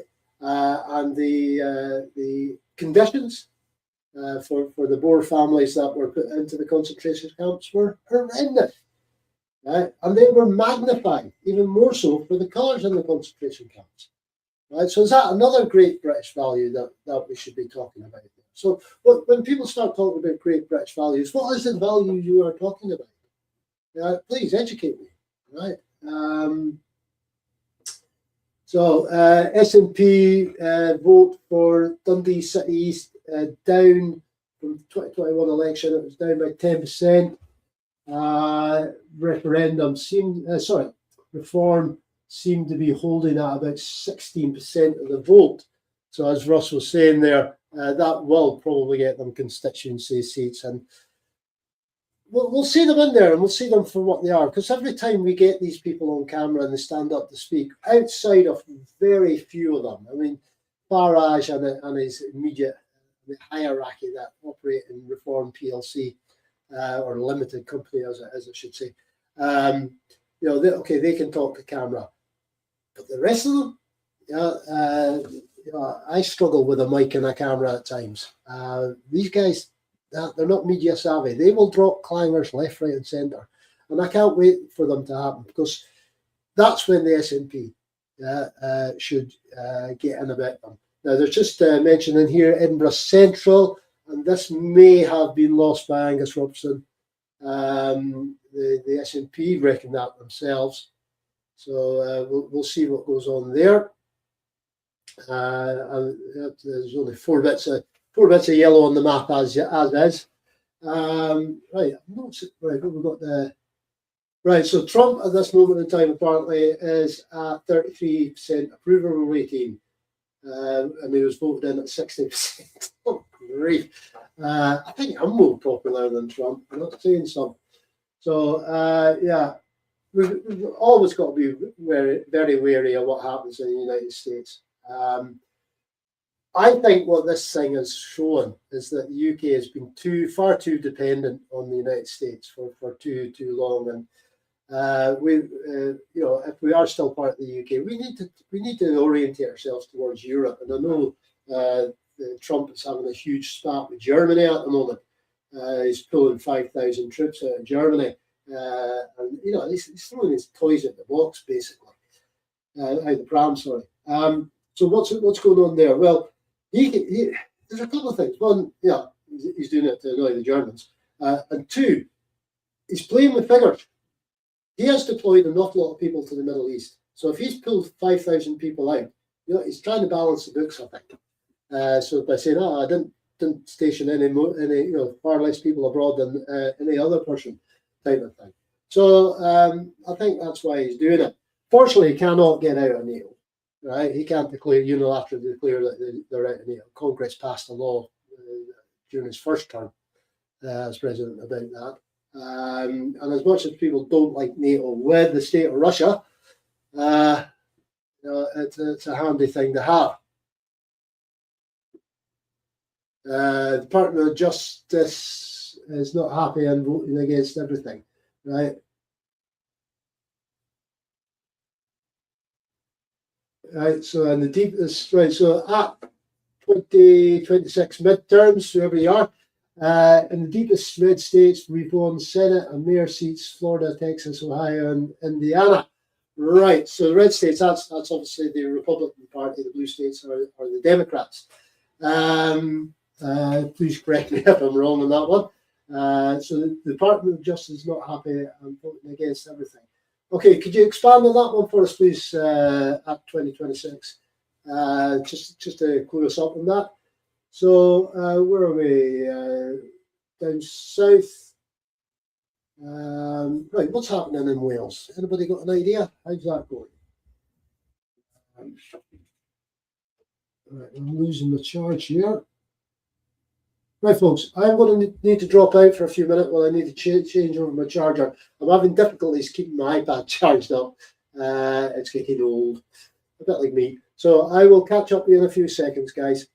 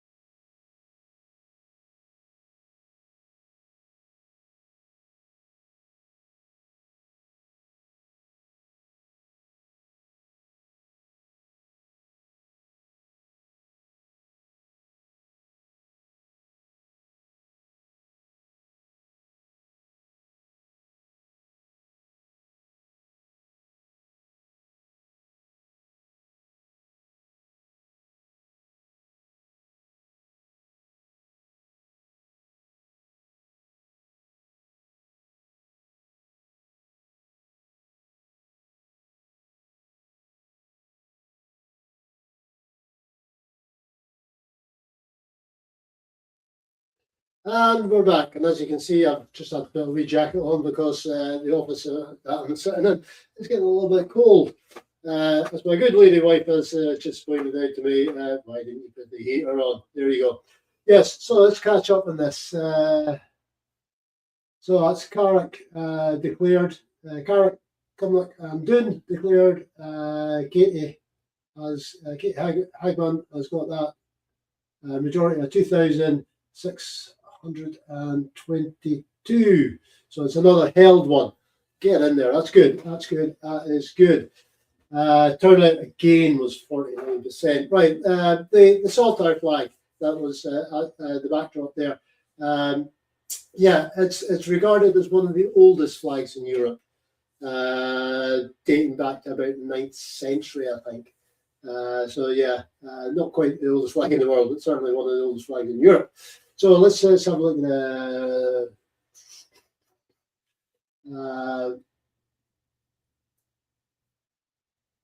so who are the Freemasons?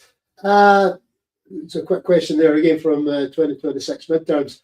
I'll leave that to the audience to discuss with that. I've got a vague idea that they were the guild Masons, and it's gone on from there. Their connection to Scotland is the same as, I believe, the same as any other country that they're in as well. You've got the Roslin Chapel, of course, of the book fame, that is supposedly covered in symbols for the Freemasons. Right. And they've got the BBC are interviewing Hannah up in Shetland now. Marvellous victory for her. Absolutely marvellous victory. Yeah, so the Freemasons, I believe, as Hashway's saying there, it's a secret organisation, I believe. Right, what are we doing? We are looking at these results. Let's go down to Wales and see what's happening down there, folks. Nothing declared as yet. Come on, Wales, what on earth are you up to? Let's try and refresh that, see if anything happens. Nope. So nothing going on in Wales at the moment. Scotland, we have had another one declared, which is up to 6. So far, the Scottish National Party have won 6. Lib Dems have 1. Everybody else is running on zeros. Obviously, we have got the list votes, regional votes to come in later and on in the day. I'm just going to check, see, getting back to the flags thing, the oldest flag in the world, see what that is. I would reckon it would probably be something linked with China, possibly Middle East, could be Persia, Iran. So what's the oldest flag in the world? Here we go.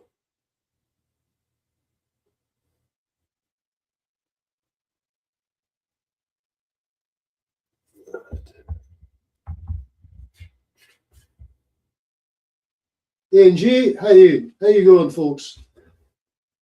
Hello. Oh.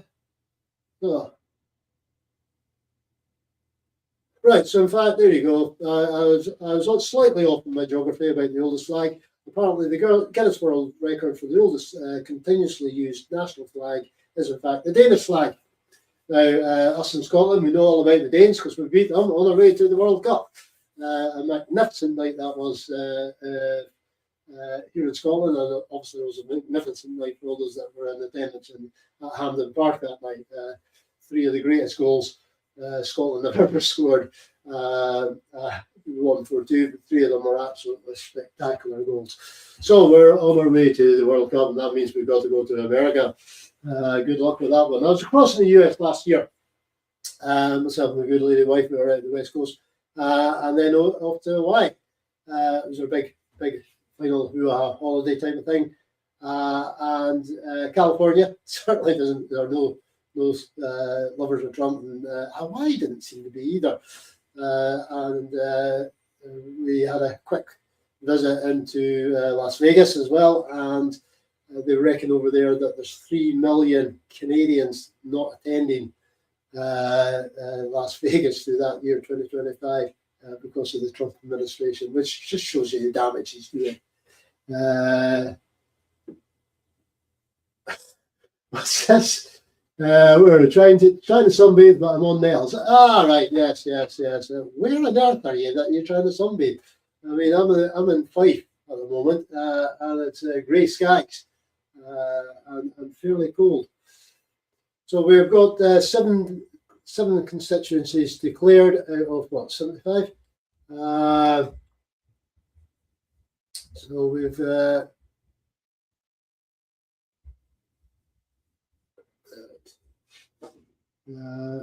let's have a look. Right, there we go. Right. So the First Minister of Wales is reckoned to be losing her seat, which is it's good for our fellow independent supporters down there, I think. This is the one bit that really does annoy me about the consistency of politics in the UK. You've got the Labour Party in Scotland, the Labour Party in Wales, and the Labour Party in Wales were quite happy to turn around to Westminster and say, actually, that's not happening, or that's not right. Whereas Earl up here just seem to be clones of Westminster. There's no division. They will not stand up for Scotland. They'll stand up for Westminster, but they'll never ever stand up for Scotland. Same as the Lib Dems. I mean, we mentioned Alistair Carmichael earlier on. That guy used to grate me so much every time he was on the TV, just talking absolute rubbish about Scotland. It must be terrible getting up in the morning, right, and hoping that the nation you live in does bad, does poorly, becomes somehow bankrupt, right? It's a hellish mindset to get yourself in.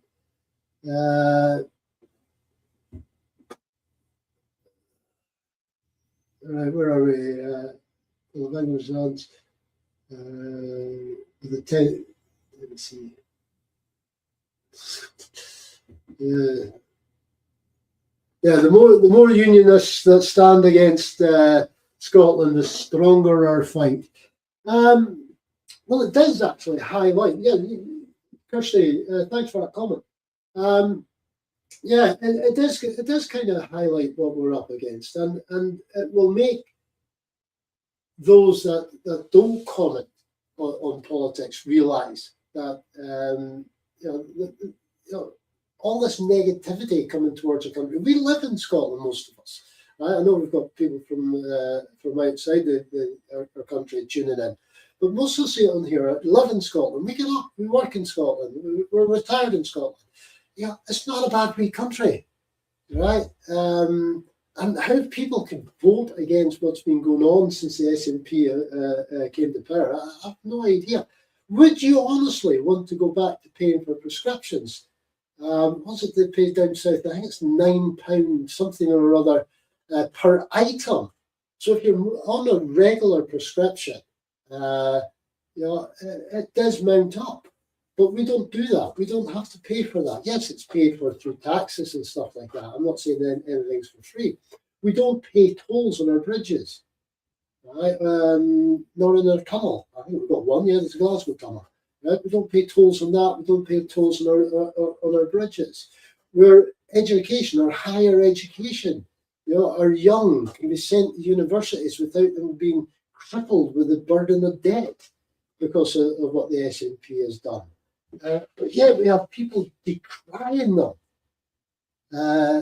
Ferries, as was mentioned earlier on in the conversation, as though that's a huge drawback for not wanting. And then, of course, we get what's called the GERS report, the government expenditure review that comes out every year. And they hang out round our neck saying, this is how Scotland would perform as independent if we were independent, which is, of course, total rubbish.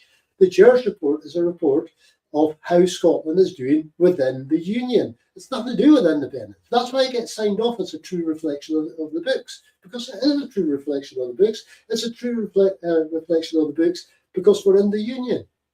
Yeah, this is the same Union, by the way, that managed to, when the Westminster had control of India, they managed to show the books that India was being run at a loss. Right? When we had control of the Iraqi oil, back in the 20s and the 30s, right? And I think probably into the 50s as well. We showed the Iraqi government that it was being run at a loss. They fiddled the books so much. So, getting back to the great British values, is this some more values you're wanting to preach to me about? I have no idea. Oh grief! The branch manager from Labour's on the news now. I'm so glad I've got the sound turned down. He's another one. All right, what's he saying? His party is hurting at the moment. Why do you think that? Are you going to take responsibility for that one? Of course you won't. That's another thing that does hurt me at the moment. There seems to be only one party in Scotland that the leadership will take responsibility for what's going on, and that is the SNP. Everybody else just shirks it off and gets on with things. Severe lack of moral fibre. Right, what we doing? Let's check in Wales. Let's check down south of the border, down into England. Reform UK are up 535. Lib Dems up 27. Labour down 369. Tories down 237. Green Party up 61. Wales, nothing as yet. And we're still on 6-1 in Scotland. Right, so what we doing? All right, I was just wondering why Sarwar was getting so many applause there. He's standing beside his Labour Party cronies. Right, so 2026 midterms, you're in Wisconsin. Right, and this is where my geography lets me down. All right, so is that what you're saying? Sarwar concedes already with only 7 results in. Well, yeah, the writing's on the wall. The writing's on the wall for him. He knows he's going to get hoofed out, I think, as Labour leader. So, yes, I'm just bringing up my map of the world.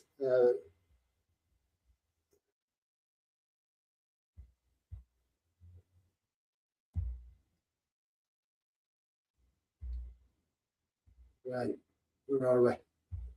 Right, I was wanting to say Wisconsin is up by the Great Lakes, but I didn't want to make a fool of myself. I should have gone for it, man. I just should have gone for it.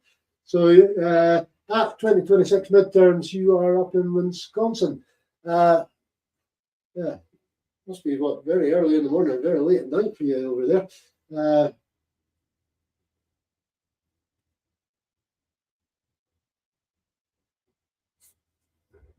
Yes, right. So, what else have we got? Wales, and of course we've now had a poll out, a border poll out in Ireland that showed the majority, both south and in the north, are in favour of a united Ireland, and that is going to cause a few problems because there are some. Again, some of the more guttural phrases that get directed towards the veterans seem to come out from Northern Ireland, from the very, very small minority of people that can't get past the 1600s, and people saying that we are traitors for supporting independence and that the oath we took lasts forever. Well, no, it doesn't. The oath we took to serve our monarch, our country, lasted for the length of time we were in service. Right. As far as paying for the military pensions goes, that is a private contract between myself and the MOD, and it doesn't matter where I live in the world. They are contractually obliged to pay my pension. What would happen if I move out of the UK, stop paying UK taxes? Then I don't get the increments every year. There's a certain increment onto the forces pension, but my pension would continue at the value it is at. So that would be the same for us going independent. There was nothing in the contract saying that if Scotland became independent, then I would not receive my pension. So they can't add it afterwards. words. That contract is signed, sealed, delivered. Getting people to recruit to the Scottish Armed Forces. Well, it'd be a job. How would again, we're sitting hearing people popping up saying that they couldn't afford to have a navy, they couldn't afford to have an army, they couldn't afford to have an air force. Why not? Denmark does, New Zealand does. Why not Scotland? And again, this goes back to this thing about the people thinking that we would be the only country on this planet that couldn't be independent. Independence is normality, right? Just ask every single country that has become independent from Westminster or from the Empire, if they want to rejoin the Empire. The answer to that, of course, would be no. Right? People get on with their lives once they become independent. Look at Malta, for grief's sake. Right? Part of Europe, a seat at the top table in Europe. They were one of the, they were in charge of the EC. You're sorry, my age there, the European Union. For their little term, they were swinging the big bat. That's Malta. But for some reason, Scotland wouldn't be able to do that. Complete nonsense. Should Scotland join the EU and join NATO and these places, these organisations, then we become independent? You know what? That's a choice for Scotland to make once we become independent. Yeah. Will NATO want us in them? Of course they would want us in them. We're a huge chunk of that northern flank of NATO. Right? Of course they will want us to be part of NATO. Should we join the EU? Again, personally speaking, I think we should, but I know a lot of people that don't like the EU. Again, but if it's not working out for us, we can leave. We don't have to ask Brussels to leave. Right? We just have to ask our people. Do you now want to leave? We've been through that. We've been through a Brexit, and we've seen what it's done to the country. And I deal with a lot of companies who deal with trade, and it's hurt. It's hurt every single one of them. Right, 2026 midterms. You want to see Scots gain their independence? Absolutely. Thank you.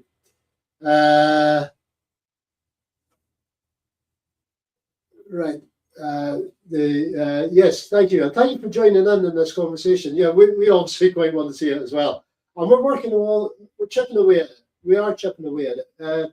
It's sometimes difficult to keep going when, as I mentioned earlier on in the conversation, when there's no obvious light. But hopefully today we'll get that light switched on at the end of the tunnel and we'll go through for it. Just flicking back to a comment by Kirsty there.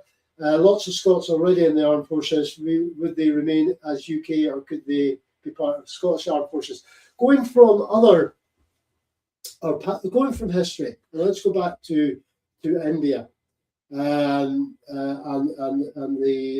when India gained their independence. First of all, it was so badly done it was unbelievable. It was a rush job. Britain was broke. They wanted to get out of it. They wanted to wash their hands of the whole thing. And they also did what the Brits are very good at, partition. Now, the reason that Pakistan was set up at the time, it was West Pakistan and East Pakistan, which is now Bangladesh. The reason that was set up was nothing to do with religion. It was everything to do for the Brits, because they knew that India itself would not be Brit happy. So they would be denying warships ports to stay in. So that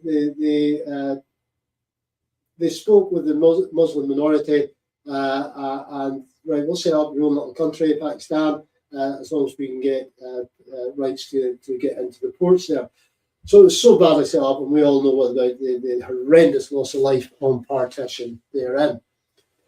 So what happened with the forces? Well, they had the option. The Gurkhas, especially.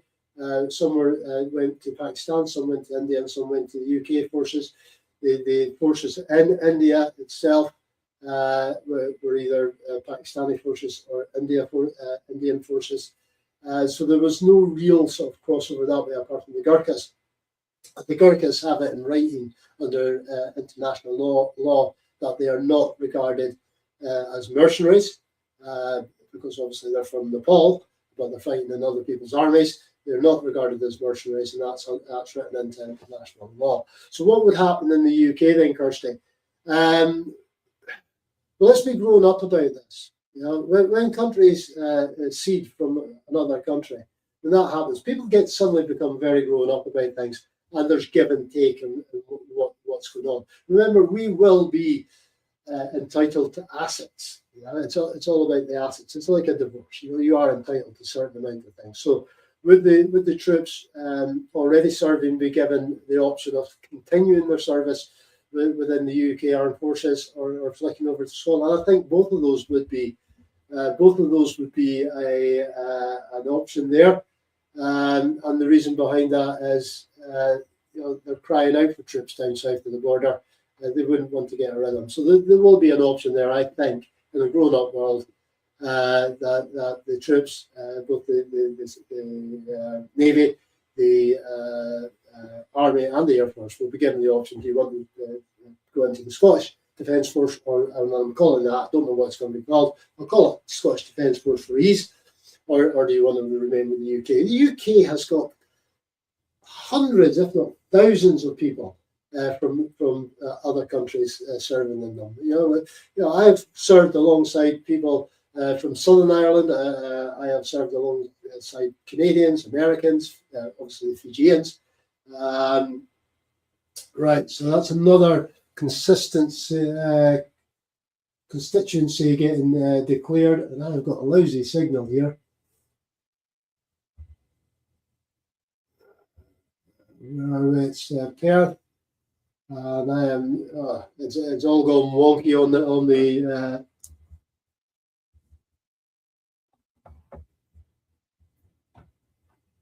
It's all gone wonky on my iPad. Right, where are we?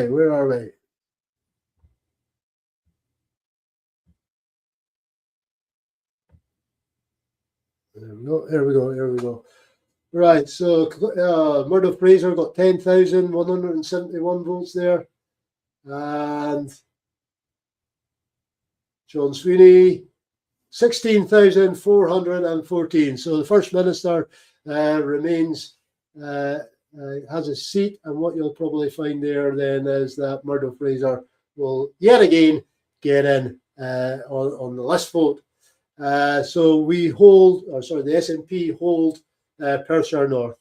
Turnout of 58%, majority of 6,243.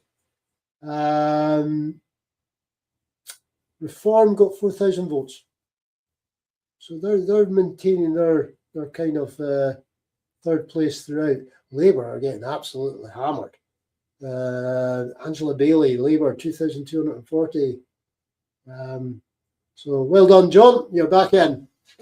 Right. Again, I don't think he's the most charismatic leader, but he is our leader, and he's doing a decent job. So let's get in there. Right, what are we doing? Scotland can take independence, not beg. Yeah, that's come in from DG Marty. Right. Yeah, we've discussed ways and means of gaining independence. Now, what you're meaning by taking independence? Are you saying declaring a unilateral declaration of independence? Because that's just not going to work. Right? They're far too. It's a close call in Scotland between those wanting independence and those not wanting independence. So, what are you going to do when you declare UDI? First of all, who's going to recognise us? Because what they're going to go back to is the last referendum. Right? So, we'll be a bit of a prior state. But how are you going to organise that UDI? How are you going to get it through? So yeah, look at countries that have declared UDI and see now how they've failed basically.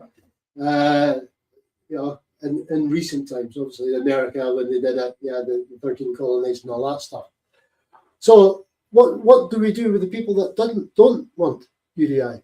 Because what's going to happen then is a civil war, and for anybody that's not seen a civil war up close and personal. I don't mean watching it on the TV, because watching it on the TV, you're removed from it. You don't get the smells, you don't hear the sounds, right? You don't see the sights, right? Because it's greatly sanitized for TV, right? But the last thing a civil war is civil. It's out and out murder. Right now, I've served for just under 4.5 years in Northern Ireland, and I served for a total of 12 months in Bosnia. Right, and by far and away, what was going on in Bosnia was the worst experience. Right, so I would never wish that on any country. And that was both places. That was religion and ethnic mixes that they broke down along party lines and that, and then it was just absolute carnage. So that's what we've got to watch out for if we start declaring UDI. How are you going to defeat the forces of the crown? What are you going to use? Where's your safe areas going to be? Where are you going to retire to rest up if you're fighting the forces of the crown? So no, we at the Veterans for Scottish Independence 2.0 have never ever promoted UDI. In fact, I've given many a speech at many a rally about the folly of doing UDI. For us to achieve independence, we have to do it democratically, right? It's for me, UDI is a non-starter, absolute non-starter.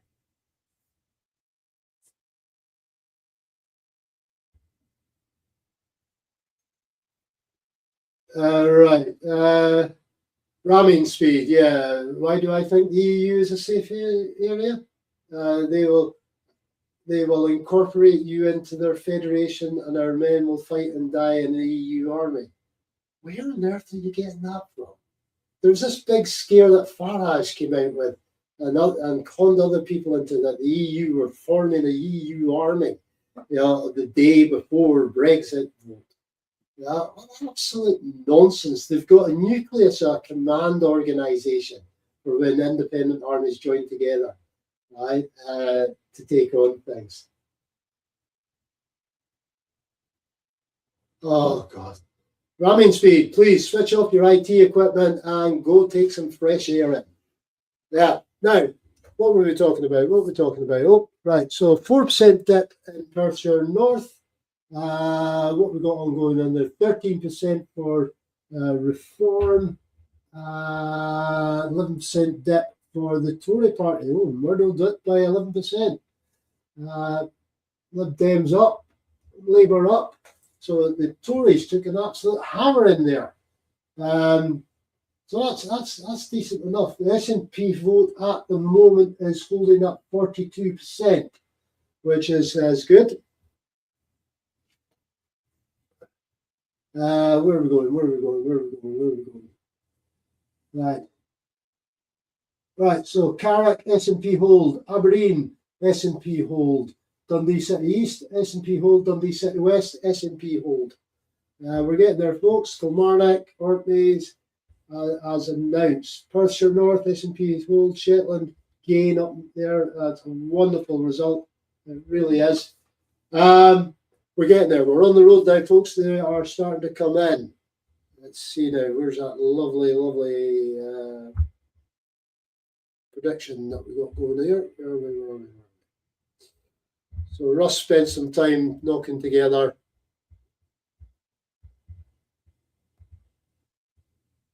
There we go. So what time are we on now? We are 14:21. So it's going a lot slower than the prediction given. We should be coming. There should be a lot more results in than there's actually in at the moment. So we've got 7. We've got 7 seats so far. Lib Dems have 1, Labour none, Reform none, Conservatives none, TUs, SC have got none, the Greens have got none. So this is looking good, folks. Where are we?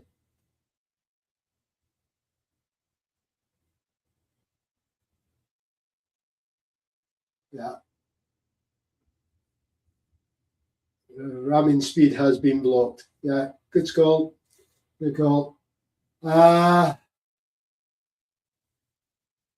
many of our guys in the British Army and Navy died in the Falklands. I don't have a direct answer for that. I don't think it's actually been broken down that way. Not that I could see. We've always had a fairly strong, or we did have a fairly strong footfall in the armed forces in Scotland. Both when we had our regiments, individual regiments, and obviously the Navy. The trouble is, there's been that many cutbacks, etc., that everybody, the reason we've now ended up with the Royal Regiment of Scotland as opposed to the Queensland Highlanders, the Gordon Highlanders, the Argyll and Sutherland Highlanders, the Black Watch, the Royal Highland Fusiliers, the King's Own Scottish Borders, and the Royal Scots, was because of recruiting. We were struggling to maintain the regiments, and the cost-cutting exercise came into place as well. But we don't need a big army or a big defence force. We just need to be able to look after ourselves. So our regiment, a regiment of Scotland with associate add-ons. And if you want to bring back the old traditional names, then go for it. You can name rifle companies after one of the regiments, but we'll never have them at regimental scale. We'll never have 7 times 700 serving in our infantry. So this is Aberdeen D-side declaring Stephen Flynn at 11,788, Liam Kerr 10,544, Iris Leask Independent 431, Labour 2,805, Matthew Lee, and Reform 6,000, Duncan Mason. That looks like Stephen Flynn is in. Is he in? Is he? Have the SNP hold? Yes, SNP D side have hold, but that's Stephen Flynn is in. Majority of 1,244. A turnout of 55%. That's it. Going on today's one, that's a fairly decent turnout. Right, where are we? James, you left King's Own Scottish Border back in 2004 after Iraq. I was out the army by then. I left in 2002. I'd done 24 by that stage. I'd finished off my time, actually. Depending when you did your basic training, James. I was Med Corporal at Glencore's Barracks from 97. Yeah, came back from Bosnia in 97, so that's when I got out frontlines units. So 97 to 2002, I was at Glencore's Barracks. So I might have met you, James. We don't know if Jackie Bailey's been ousted yet, but Stephen Flynn's going to be in our parliament, and this is one of us. This is what me and Russ were talking about earlier on there. I'll tell you what, it's going to be interesting to watch him tear in to any of the Reform candidates, because they have no idea what's about to happen with this guy in our parliament. I am so chuffed he has gotten in. So where are we? We are let's see now, 7 seats declared. Is it 7 seats? It can't be. It must be about 8 seats declared. Let's try and refresh this one. So there's 10 seats being declared. 9 have gone to the SNP, 1 to Lib Dems up north there. And that is very much local issues, I suspect, on that one. I'm chuffed a bit Hannah got in Shetland. How did she manage that? Other being a wonderful start for the SNP. Is Flynn going to stir up the pot? I Lincoln hope so. SNP hold Midlothian North. That's actually a very good result, that one. That is good. I'll get that as it comes up through my ticker. Cheers, Ash. If you I'd love Jackie to go, yeah, I think we all would. Your late, right, Kirsty, your late father was stationed in Singapore, then Burma during World War II. He was in the Black Watch. Absolutely outstanding. Burma, yeah, my father fought in that one as well. As I commented on. I grew up in a house that my father always warned us about the rise of fascism, and he knew one or two things about fascism. He took on the fascists in North Africa, the Italian fascist forces, the Nazis at Tobruk, Nazis at Crete, and then got evacuated from Crete back to Egypt, then out to India, and then stationed, then worked with the Chindits, Second Chindits force, which was called 77 Brigade, by the way. That's the original 77 Brigade. 77, as some people know, it's actually pronounced 77 Brigade. They were actually the Chindits. My father was a signaller in them. So yeah, that was one. I grew up with stories of what it was like in the jungle, not the brutal stuff, just what it was like existing in the jungle. And that was absolutely unimaginable. And then I went out and did my own jungle warfare training in Brunei, and had a little taste of that, and then did 6 months out in Belize as well. So I had a little taste of that. Right, so what we got going on? We got a lot of results coming in here now. This is all good to see. So Kirsty, yeah, your dad did a good job there in Burma. Where are we on? All right, so DJ, your dad was in Cyprus during when the Turkish took over. Right, yeah, that would have been an interesting time. So Perth South, Jim Farley returned. Right, where are we going? Where are we going?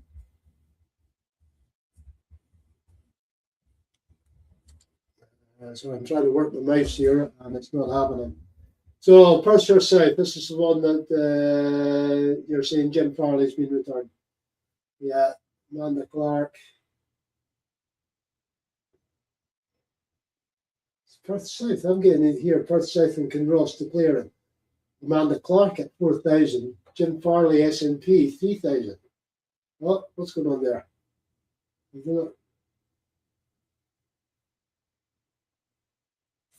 All right.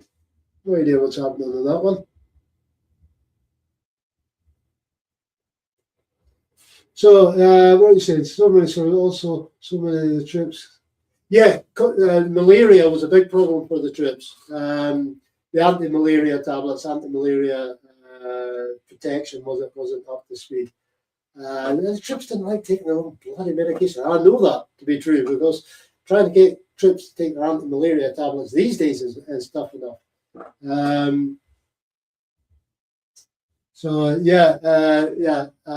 Malaria is not a nice one. I've only ever dealt with one soldier that had malaria, and that was an officer who refused to take his malaria tablets while we were out in Kenya, because he was raised in Kenya. He thought he had a natural resistance to it. And guess what?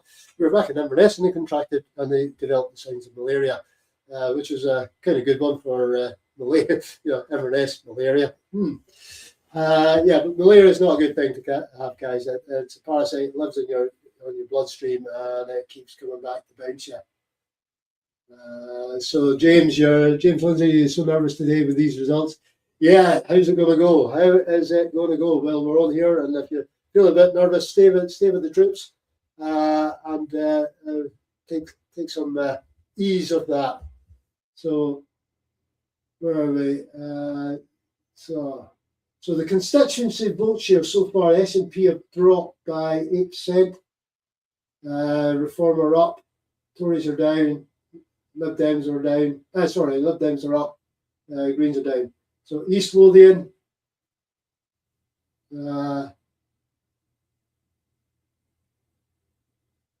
Did the troops get experimented on with different drugs? I have no idea about that. It's not something I've done any research on. I know our brigade commander out in the first Gulf turned around and said he didn't want the troops to be inoculated with the plague inoculation. But we had the nerve agent pre-treatment sets we were using, and there's stuff like that. But the 7th Brigade didn't get the plague inoculation because the brigade commander didn't want it. Right, Edinburgh East and Musselburgh declaring. Kate Campbell's in with a 4,083 votes. Nearest was Labour at 9,000. Reform again 4,000. So they're holding that, right? So majority of 4,900 and a turnout of 52% All right, so S&P hold that one. That's a good one. That's good. We're holding. We've gained one and we're holding everywhere else. This is good stuff, folks. I mean, I predicted 60. Russ is down 57. Right, just watching Angus Robson going into the count there. It's hard to gauge him. He doesn't look the happiest of person at the best of times. Yeah. Cheers, Hash. Yeah, S&P hold Edinburgh East and Musselburgh. And Kirsty, cheers. Yeah, so 45% of the vote. That's not too bad.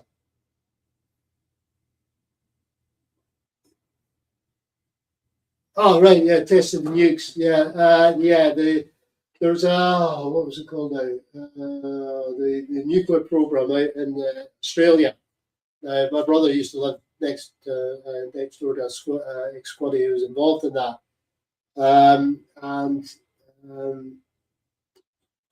Just trying to remember what it was called. Can't remember the name of it had a special operation name to it about when they're testing the nukes. And yes, they were for sure putting the troops in harm's way on that one. We want to see the effects of radiation on the troops. So I'm not too sure about drugs. Portland Down used to be the big one down in England, where they used to experiment and people used to volunteer for that one. I've seen videos of what happens with blister. People volunteer and they get blister agent put on their skin, and it shows the effect of that. They get, but unknowingly used as guinea pigs for drugs. I don't know. I haven't come across any stuff like that, but certainly. They were certainly used to monitor the effects of a nuclear blast during that. And I'm wanting it. Oh, I cannot remember the name of it. Right, Hash is going to nip out for a coffee. You do that. Can you get mine? And water is optional with my coffee, by the way. People often ask how I manage to get through a couple of these in a day.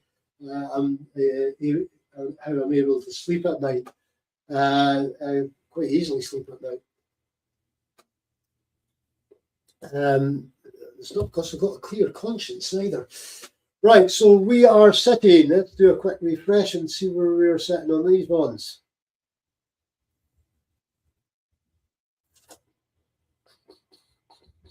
So we are sitting with the Scottish National Party on 11 seats, Liberal Democrats on 1, everybody else on 0. Right. This is looking quite good so far, folks. If somebody asked me yesterday if I'd be happy at this stage with 11 seats, yes, I would be. I most certainly would be. So, right. Yeah, Hash, you're getting asked for all the coffees. Right. Lemon and ginger tea. Good with a wee whiskey at night. Yeah, it's something else I don't actually touch. Well, I'm immensely proud of my country. I'm not really fond of the taste of whiskey. I know I'm a heathen. Please don't chastise me. Don't drag me out to the village square and burn me at the stake. But yeah, I'm not overly. I mean, a very good whiskey has a nice taste. I know that. But as a general rule, I tend not to touch it. I tend to drink German beer, and that's about my limit these days. Have a brody. Right, 2026 midterms. I think we're about to sign off. So thank you very much for popping in. Yeah, if you want to donate, that's fine. We also use it to get merchandise and stuff like that. So you enjoy the rest of your day, pal, and stay safe up there in Wisconsin. Thank you for popping in. Right, why have we got Jace Bog on the BBC? That's another man I can't stand. Right.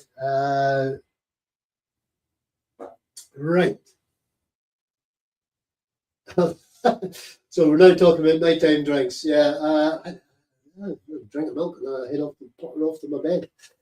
Right. So what's going on in the world of the vote?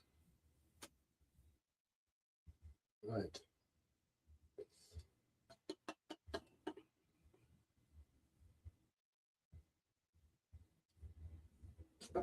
Constituency votes in Scotland. You can tell I'm an IT wizard, folks.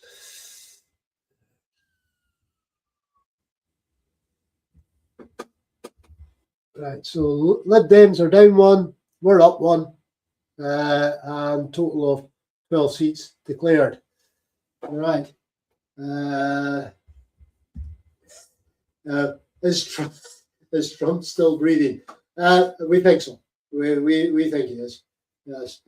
Is his brain functioning? Has it ever functioned? That's the thing. Right. So Wales seems to be delayed, Kirsty, are they? Right. That'll explain why I'm not getting any. Right. Till 3:30. All right. Let's just refresh this page, see what's happening. Oh, it's not looking good down in England. It really isn't. But it's looking rather nice up here. Yeah. I fully appreciate with the way the DeHunt system works, or the revised DeHunt system works up here, that we have the list vote, and from that then, because of the so far, 16% of the vote, because of that, we will see reform MSPs in the chamber. I was just hoping they wouldn't get directly voted in, in the constituency. That would not be a good thing. Where are we? Aberdeenshire. Which one is it? It's one of the Aberdeen ones. Looks as though it's declaring. It's a live feed. So we'll get back to that once the result starts coming in on that. So I wonder why Wales has been delayed. They're normally quite on the ball there. Right, so here we go. Karen Adam got 10,374 votes. I don't know if that'll be enough. Conservatives, James Adams, 6,348. It might be Karen. Karen might be in here. Yep. Independent, 555. Labour, 1,049. And Reform, 10,000. Oh my grief! A majority of 364. We've just held Banff. No, is that Banffshire and Buchan? That's Banffshire and Buchan. Yes, yes. Oh yes. Get in there. Oh grief! If I'm reading this one right. Yes, I am. Thanks, Kirsty. You're backing up what I'm saying there. So, Karen Allen has gotten in there. So, SNP hold it by 364 votes. Only takes one vote. And that's why we were saying every single vote is so important. That's why I'm not upset. I'm disappointed. Saying I'm upset would be the wrong word. I'm disappointed. Sorry, Russ has just texted me. Expletive. They've got Banther and Bucket. Yes, Russ, we know this. You should listen to the show. There's two guys that do the Recce Report. They're quite good at this. Right. That's an outstanding result. Yeah, but I'm getting back to what I was saying there.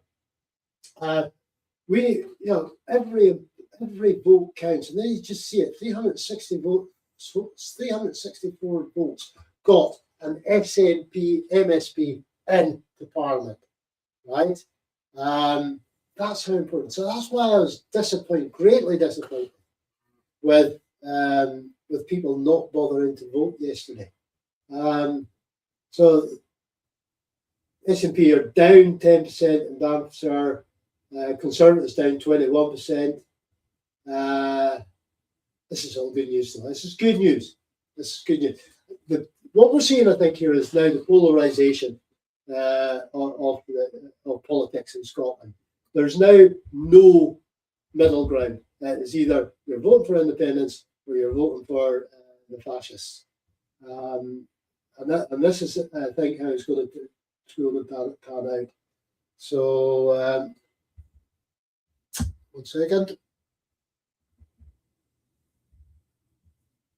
Yeah, so we're on 13-1, and the rest are zeros at this moment in time. It's all good stuff. It's all good stuff, folks. We are, what? 52 seats short of a majority so far. Personally, I don't think we'll get that. I think we'll get 60, which is mighty close, but and then with our fellow independent supporting list votes, list MSPs, we'll get over the line. We will have a majority of MSPs in our parliament that support independence. That is a sure, right?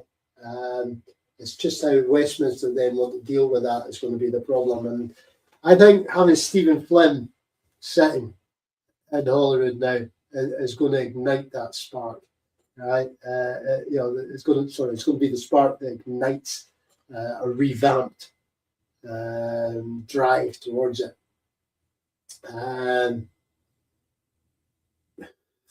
So I'm just seeing there's what I've just said pop up on the BBC. Are the BBC listening into this? Hi, BBC.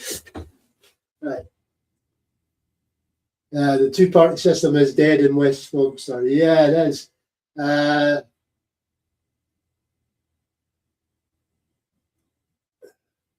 Right. We'll offer getting on the list now. I know he's a lord and he can't sit in the Holyrood if you are a lord, and he'd have to give up that. I think I heard something or read something that he's prepared to do that. Offered.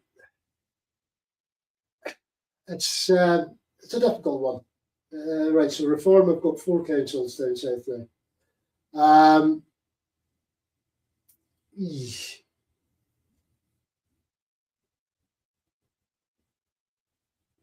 Yeah, Dave Dugan and Pete Wishart down south. Yeah, they probably will be the last ones down there. Let's face it. As far as Westminster goes, the rest of us get exactly what England votes for. And I'm not anti-English. Right? I'm far from anti-English. My dad was English. Half my family are English.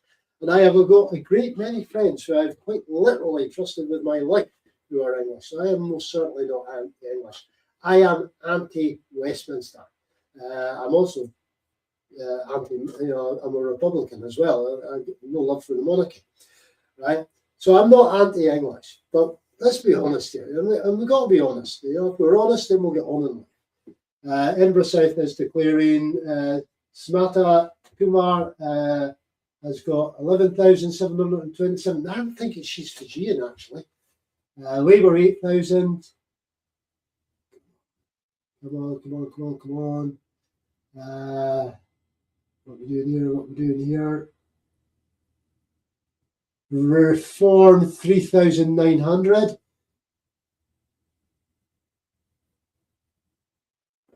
Come on. Conservatives 4,000. Oh, has Samata done it? I put up posts from our webpage onto each of the SNP MPs. Right, so we won it. It's a hold, right? Majority of 3,289 with a turn up of 53%. I got a lovely response, or the admin got a lovely response from Samata, thanking us for wishing her all the best and encouraging people to get out and vote for her. And she said that there was a lot of Fijians in the military. So that's why I'm thinking she's actually a Fijian. But I'll just check on that just now.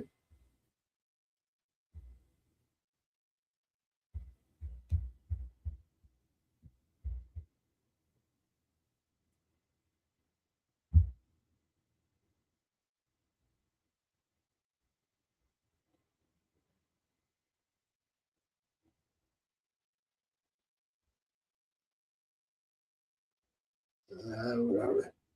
This is where I need Russ. Because he'd have that sorted out in a bit.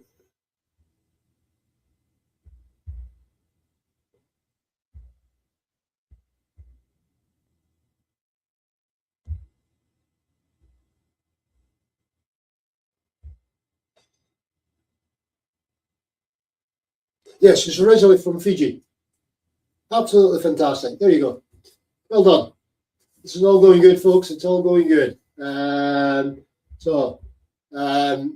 Which incidentally, we British Army should say we, British forces, started taking Fijians back into the forces just before I got out of the army in the sort of the mid-90s. And for a while, the Royal Scots, as it was, the 1st Battalion Royal Scots, had the best rugby team in the British Army because most of them were Fijian, second-string rugby players. And they were big guys. I remember doing medicals on them when they came into basic training. Huge monsters of men. And as a medic, I went out on exercises with them, with the training team, as the troops were getting the exercise. And I was never one for just sitting on my med kit doing nothing because I got bored. So quite often, more often than not, I should say, I'd be playing the enemy.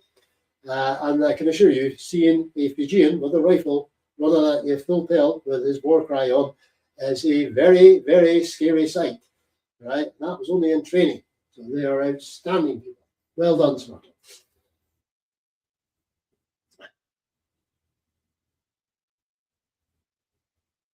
Where are we going? DJ Mark, there is a lot to be said about that. Get elected and then boycotted. We're on about Westminster now. Yeah.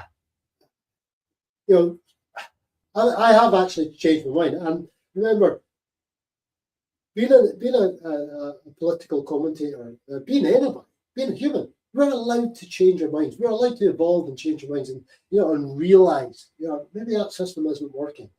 I always said, don't pull the MPs out, right? Because then we lose our voice.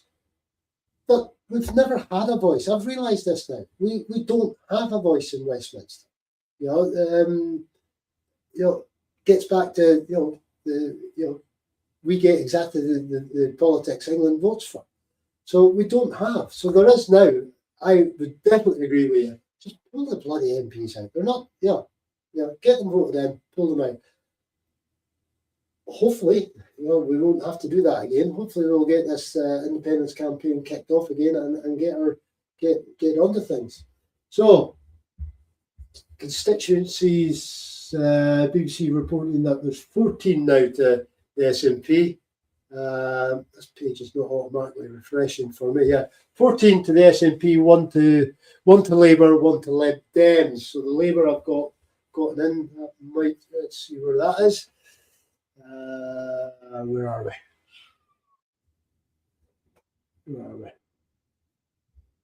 I'm having difficulty with this mouse. The battery's probably needing changed. Right, where are we? Get the rest of the results. All right, looks like it's the Western Isles that have gone Labour.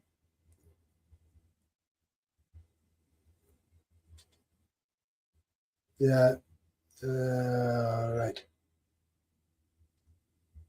Yeah, so it's a Labour gain from the Scottish Nationals. So we've lost one right there. That is not so good.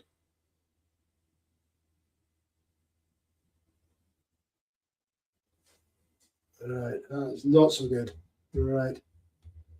But it is politics, folks, and we will take some knocks in this one. We will take some knocks. So hopefully our the list vote will hold up in that area for us. We'll get consuls in that way.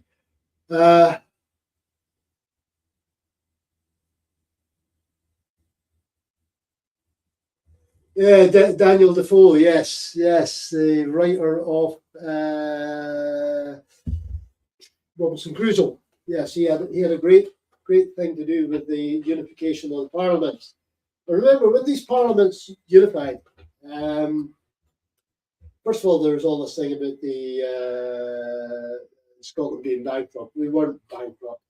I think we had lost a third of our wealth with the Darien project. The lords and ladies, or the good lords, it would have been at that time, the nice ladies, were panicking because south of the border, the English Parliament had brought in various acts that prohibited Scottish goods being sold, prohibited Scots owning land and stuff like that south of the border, and that they would only be repealed if the parliaments joined up.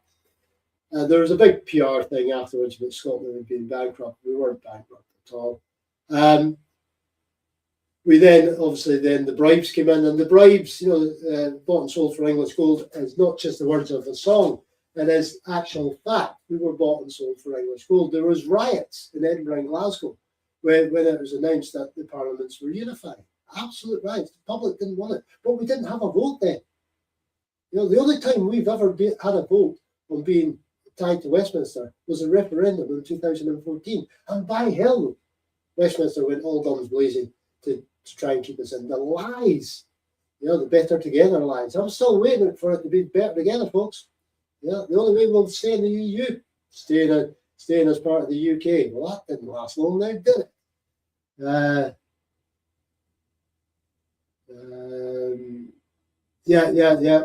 Got you, DJ. Yeah, I will dig out that book and have a look at it. Thank you. Right. So what are we doing? Let's get back to see if there's any more results sneaking past us. Probably.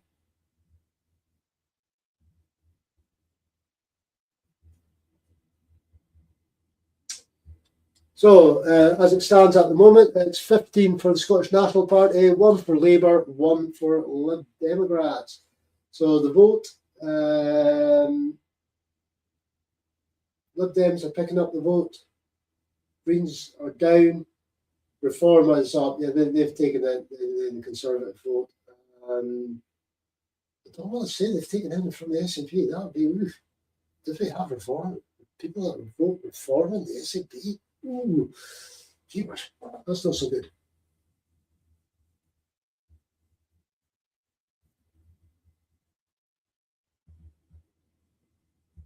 Right, where are we? Yeah, got that one, Kirsty. Thanks for letting us know the islands have gone to Labour. Well, they won it. It's been a tough one, that one. If you've never been out to the Hebrides, I thoroughly recommend it. I was very fortunate. My job took me out there for a couple of weeks. And it's absolutely spectacular. It really is. So if you get a chance this year, you don't fancy travelling anywhere else, yeah, you do worse than going to the Hebrides. And we have ferries that work before anybody starts happening. Right, so Banffshire's been held. Cowdenbeath is held. That's my constituency, by the way. Woohoo, my vote counted. So that's good. S&P, where are we?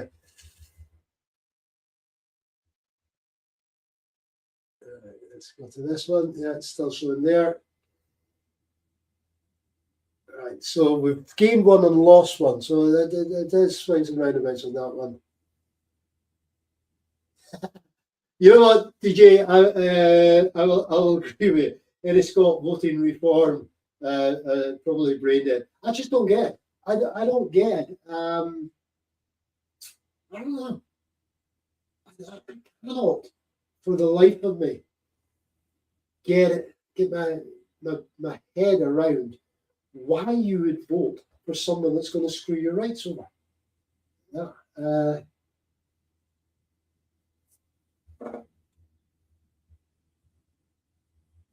Right, DJ. So yeah, we've got SNP. Okay, so our MSP is going to be David. All right, so that's good. My vote counted. When I voted yesterday, I was speaking to a couple of SNP activists outside the polling station, and it was them that passed on the reckon it was going to be a 50% turnout, which is never good. But we seem to be holding our own, which is okay. You know, for considering the length of time the SNP have been in government, this is an outstanding set of results. And I'm pointing that way because that's where my monitor is. I've also got one over that side and one there. This is why Russ was cracking up, because I don't do multitasking. Just ask my wife for that one. Righty. So what we doing? Right. I'm going to a little pop out for a second, and we'll get back to this shortly. Okay, folks. Oh, hang on. Right, Frasinator, where are you at? Right, so Scots vote has only counted in 2 general elections since 1945. Asymmetrical so-called union, yeah. Yeah, okay, totally get where you're coming from with that. Prisoner. Right, sorry folks, going to have to pop out for a second. I will be back shortly. We're holding on. We're holding our ground, which is good.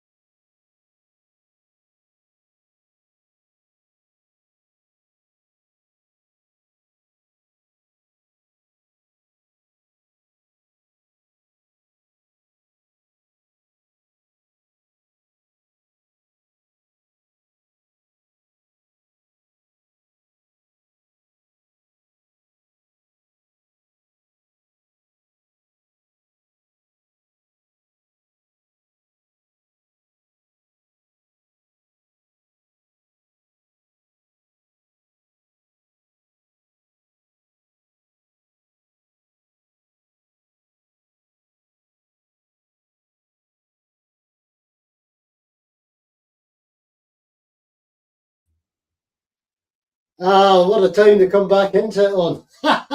Jackson Carlo. Let's go. Oh, anybody else disappointed? Right, sorry, folks. Right, where are we? Paisley held. Thank you, guys. Let's tally 15, 1-1. Excellent. Right. S&P win. Eastwood, right? Game from the Conservatives. Yeah, I love it. I love seeing a Tory cry. Right, how we doing, guys? Guys and girls, sorry, my apologies. Right, so let's just refresh this one. I've got Scotland, so it's 17. Latest tally I've got, guys, is Scottish National Party 17, Labour 1, Liberal Democrats 1, everybody else 0. That makes good reading, folks. That makes good, so good reading. Now, this, right, hang on, I'm just getting a feed in on one of my chat nets here. 1 second, please. Where are we? Right, so one of my friends out in the Western Isles, or from the Western Isles, I should say, can't understand why the people out there voted for the Labour. Yeah, as I can't understand that. So Conservatives hold Galloway and West Dumfries. Okay, just get that.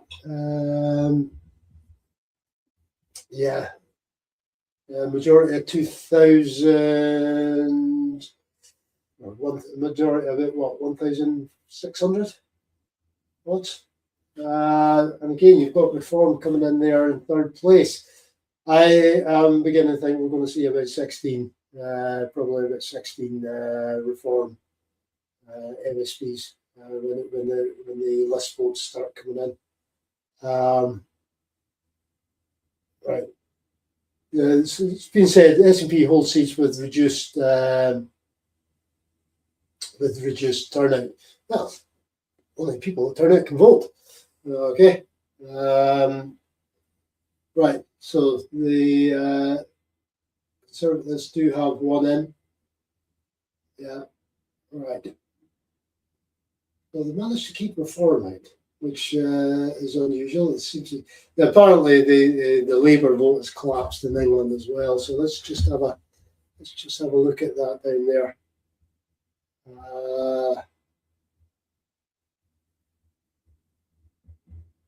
Where are we? Yeah, it's absolutely collapsing down in England.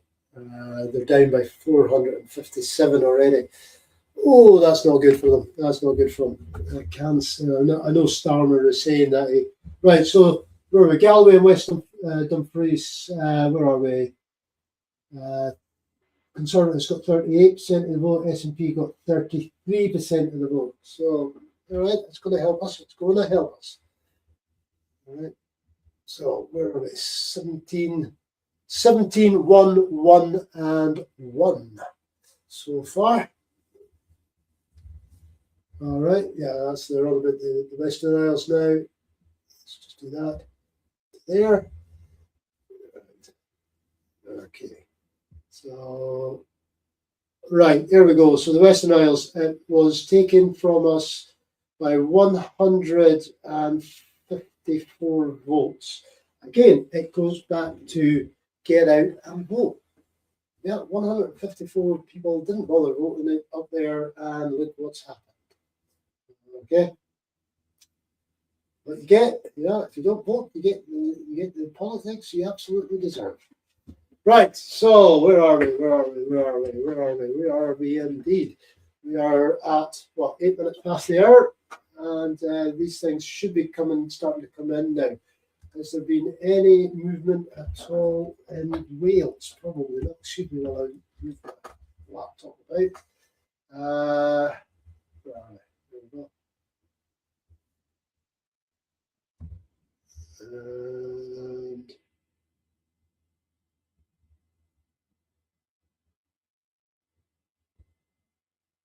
Right. Right, okay. So in Wales, we have got 2 for Reform have won 2 seats in Wales.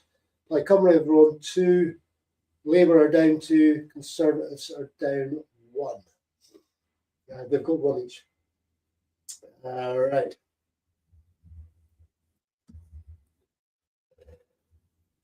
Excuse me. Got the lurgy. No, right. What we doing? Counting Beath, yeah. David Park holds it. Well done, David. Right. So this is good. This is good. 44% of the vote. Let's see what the turnout was then. So the SNP is down 4%. Reform was up 17%. Or Reform had 17% of the vote in Counting Beath.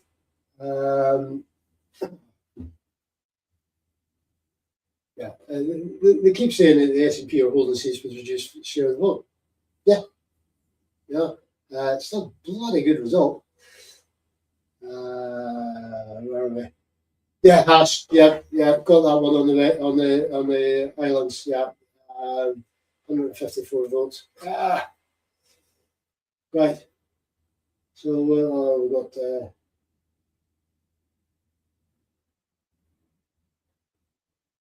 So it's these things should be coming in fairly fast now. Right. 1 second while I just try and get another line up.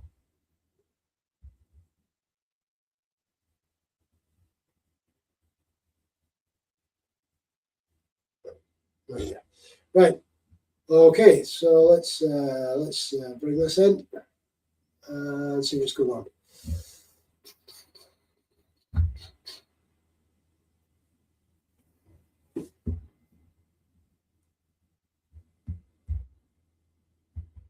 Right, bear with me a second. I'm just putting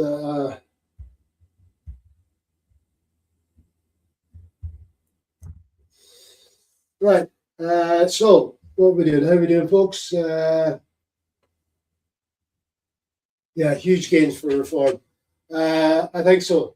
But the collapse of the Labour Party vote, the collapse of the Conservatives is feeding into that one. And it goes back to what I was saying there, that this is now polarising. Certainly in Scotland will be polarising the politics that we're going to be living under.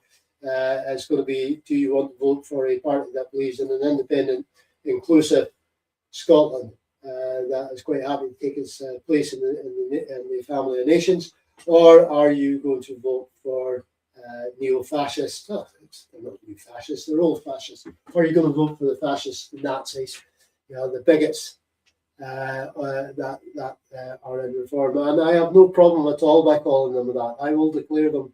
I will declare them for what they are. And if they get upset with that, if people get upset with me calling them a fascist, then they have to look at their politics, right? Because I'm quite happy with my politics. Right? I maybe get annoyed at the political party that I vote for, but hey, that's what happens. But in my politics, I'm very, very happy with. I'm very happy that I believe that everybody should be given a chance. I believe that we should look after those that are less fortunate than what I am. And up until very recently, I was paid slightly higher tax because of my military pension and my wage. Right? I have no problems at all with that. If I was living in England, I wouldn't have had that higher tax rate, but I would have to pay for prescriptions, and every time I went across a bridge, I'd have to pay for it, or every time I went in a tunnel, I'd have to pay for it. So, I have no problems with the way the SNP have set up so far. I've set up how Scotland is run. Can things be improved? Of course they can. We've got to think, for years and years and years, our infrastructure in Scotland was neglected, vastly neglected. Right? If you go up the west coast, you go out west, up north, right? You'll see road signs up there. This road partially funded by the EU.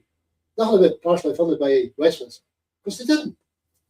Let's just keep them single track with passing places. Yeah, great.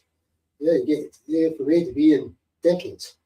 The only reason the A9 was slightly improved heading up into Cape Net was because of the atomic power station up. That was the only reason that was touched. Everywhere else has been neglected. It's going to take decades to get that infrastructure sorted. It's not a quick fix, right? The A9 itself being turned into a complete dual carriageway. Well, we had COVID that kind of snookered that, and I can understand the frustration. I can also understand the frustration about people saying, we've got potholes, not roads. Up here, everything's put into the central belt.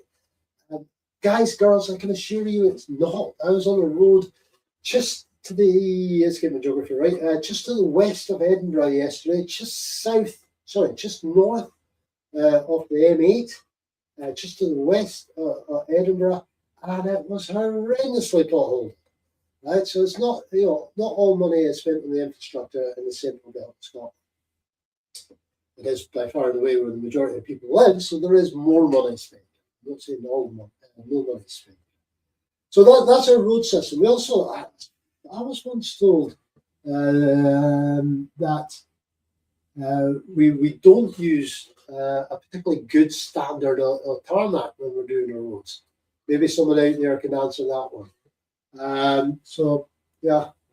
That's the reason again why they keep having to go back and redo them after a hard winter. So what we're doing here?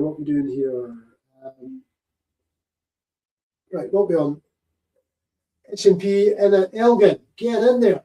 Oh, this is good. So S&P will step up and call the union a scam. You know what? I rather think that with Stephen Flynn now in Holyrood, I think we might be getting some of this stuff happening. I would love to see it happen. We need to confront the union. We need to confront it head on. There's niceties and niceties.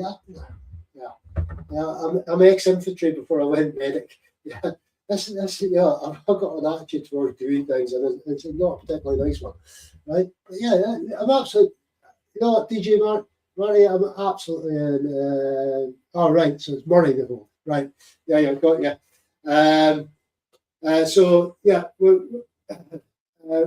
Let's start calling out.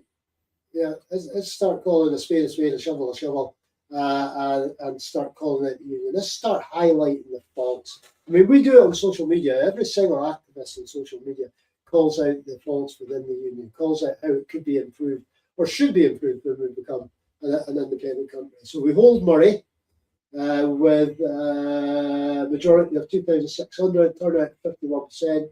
Conservatives in second place. That's no shock there.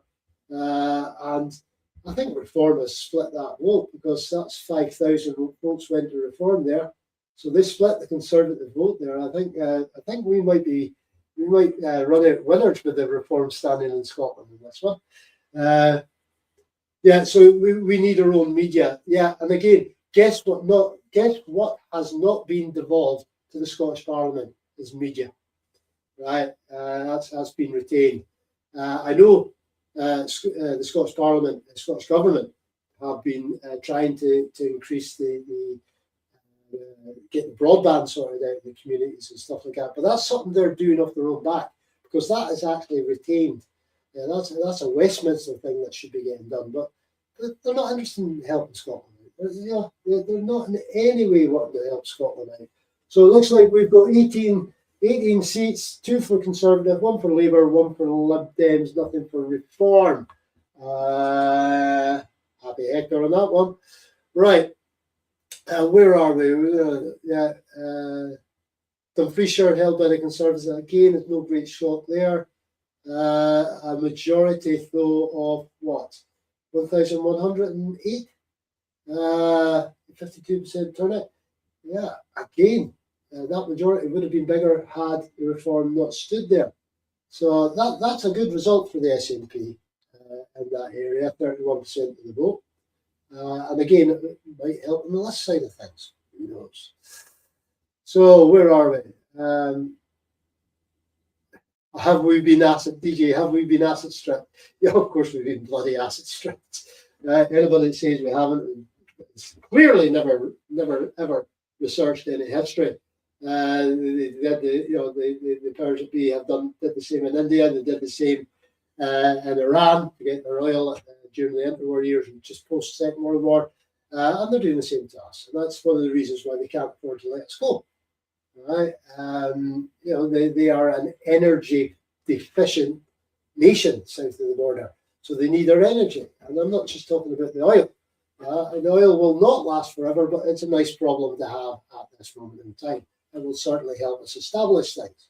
So we will have that oil getting pumped out the North Sea, and you've got the economic zone that Scotland will have, and the economic zone far outreaches the continental shelf.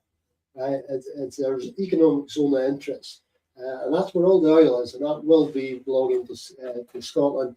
And yes, I know that the companies pump the oil out, and it's their oil when they're doing it, but we get a tax from it. And that tax would be coming into Edinburgh, if indeed that's where their parliament stays. They might want to move it somewhere else. I mean, Australia moved they couldn't choose between Melbourne or Sydney, so they went for Canberra, where the federal capital is, federal parliament is.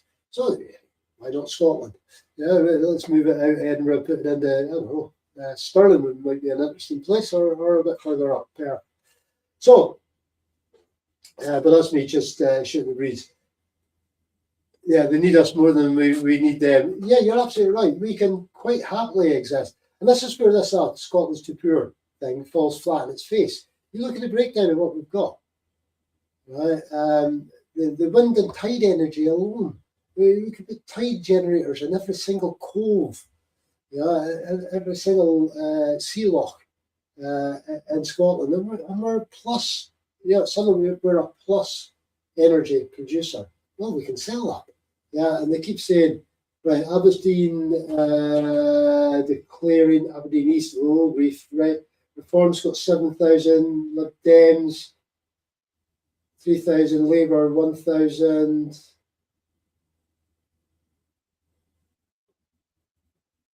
Conservative 10,681. SNP going for SNP. I think I've got it. Yeah, judging by the handshakes going off there. No result come up yet.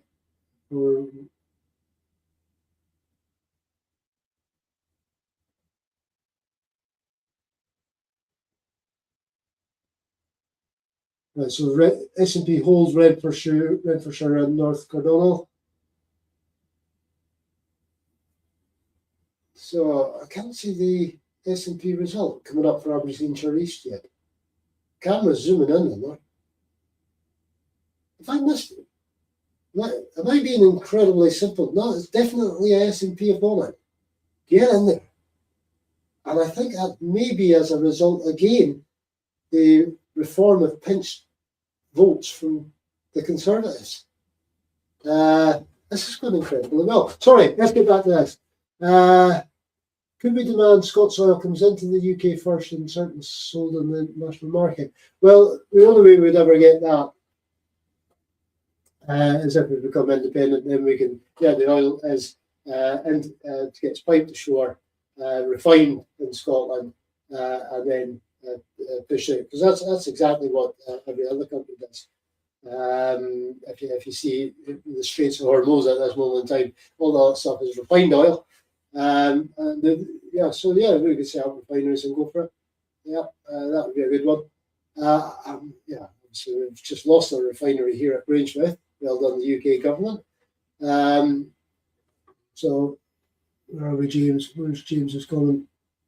Yes, James Lindsay. Yes, totally get you. I'm all for English independence. I am as well. I'd love to see England get independent. Yes, throw off the yoke of this burdensome union that you're in, that you're always paying for, or you think you're always paying for.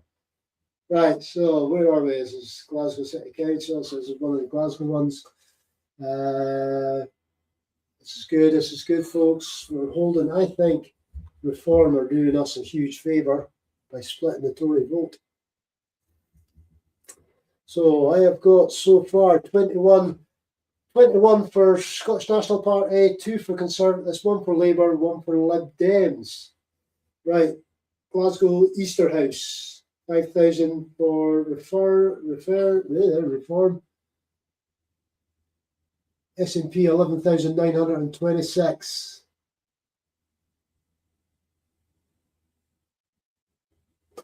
And Labour, Lib Dem 788.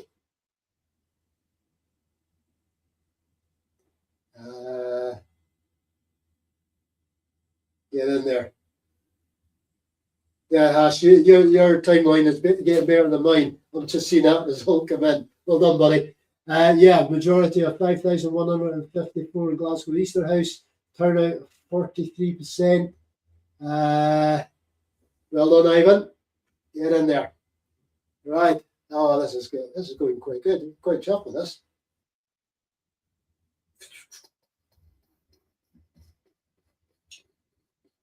Twenty-two 22 seats for the Scottish National Party, 2 for Conservatives, 1 for Labour, 1 for Lib Dems. It's going rather well. So Eastwood was a gain. Right.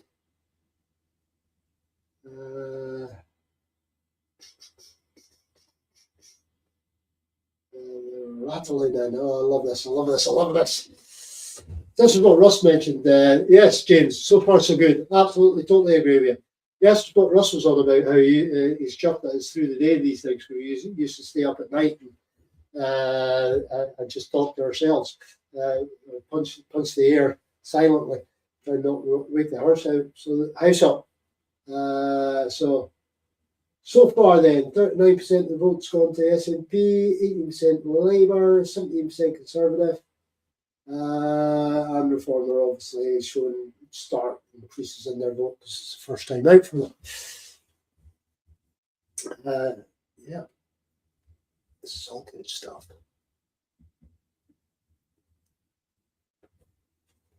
Right. So where are we? What are we talking about? Yes. If there is anybody from south of the border watching in on this and you're wondering what it's all about, we're getting rather excited for very good reason that the SNP are just about a third of the way there. Yeah, I'd say a third of the way. So two thirds to go to get a majority. We will. I am absolutely convinced we will have an independent supporting government in office tomorrow morning or this evening. Then I want Stephen Flynn to just rant and rave to down to Westminster and really embarrass them, absolutely embarrass them. Where are we, James? I don't know what Mr. Night Council used to go over my mates and we jam on guitars as the results came in. All right, yeah, cool. All right, I get that. Yeah, right. I have absolute admiration for anybody that can play a musical instrument. I really do.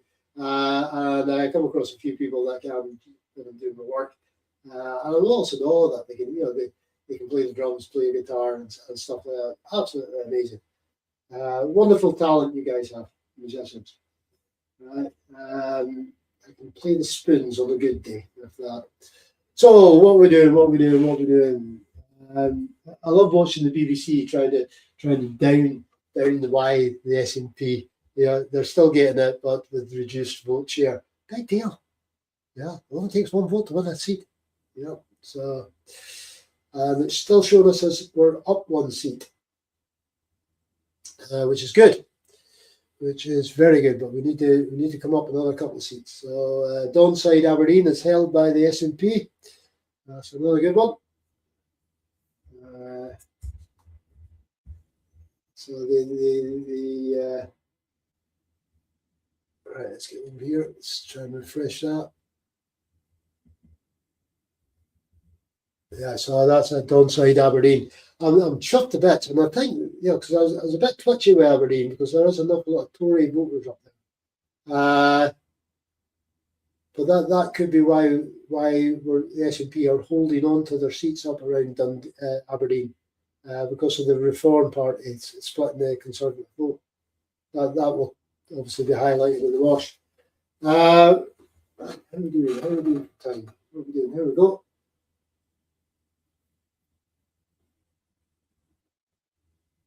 Yeah, well put, TJ. DJ Martin's come up with one there. Let's hope that the SNP do something to get us away from the next general election in England, or we will sink with reform.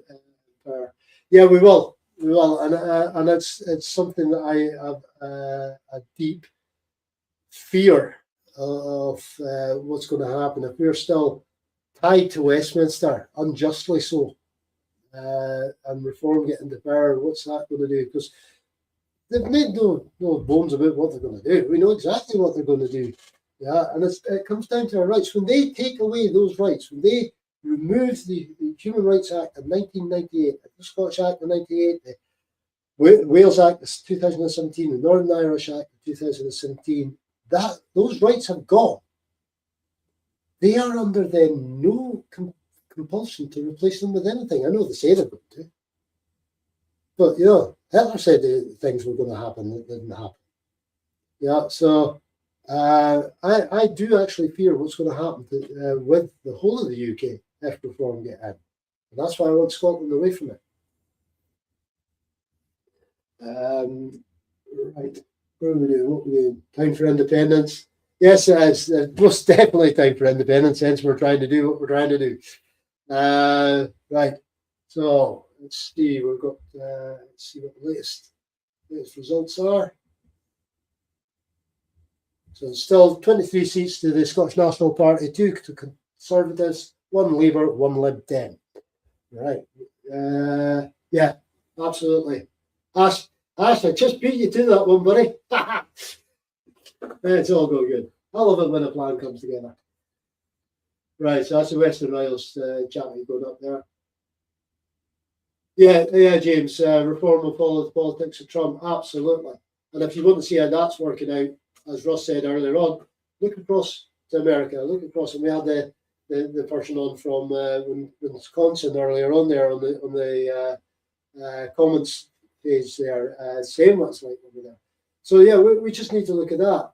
I'm a bit concerned here. When they say they're going to get rid of migrants, they're going to get rid of immigrants. How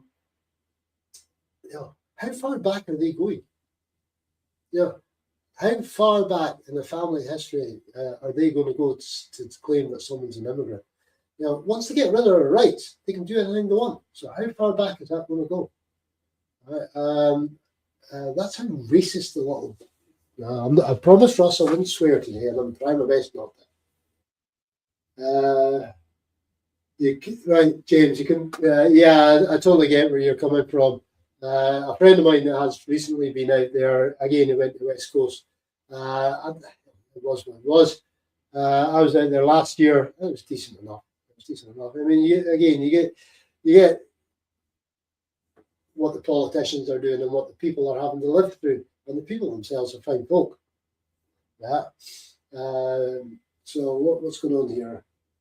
So reform and Plaid Cymru are still running neck to neck in Wales, I believe. Let's have a look at this.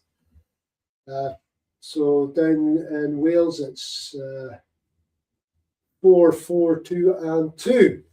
Right. So Scottish National Party have now got 24 seats. That's all good news. Right. What we doing? Right. Any points you guys want to discuss, please pop them up on the comments page. We are now at 32 minutes past the hour. These results should be coming in a little bit more quicker now. So,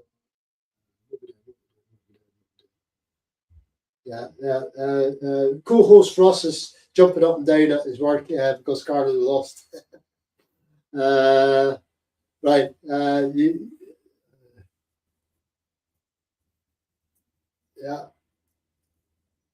It's all good stuff. So what are we doing? Right. So 3:30. So we should be seeing some more coming in from Glasgow, and then the next cartload of votes should be coming in at about 4 o'clock. So what I'm going to do now then is I am going to take an afternoon break, give my voice a rest, give your ears a rest. Right, so folks, stretch your legs, get some fresh air, grab some coffee, keep posting up in the comments phase, please, folks, because you're feeding into stuff I can talk about. James has underscored there when he said he wouldn't visit the US. It's nothing to do with the people. If anybody stateside is watching, it is not against you people. It's the political atmosphere, the atmosphere caused by the rancid politicians that people are not wanting to get involved in. So, folks, we'll be back shortly. Enjoy yourselves. Keep posting up. Let's keep rooting for the way it's going. So let's remember how to do this.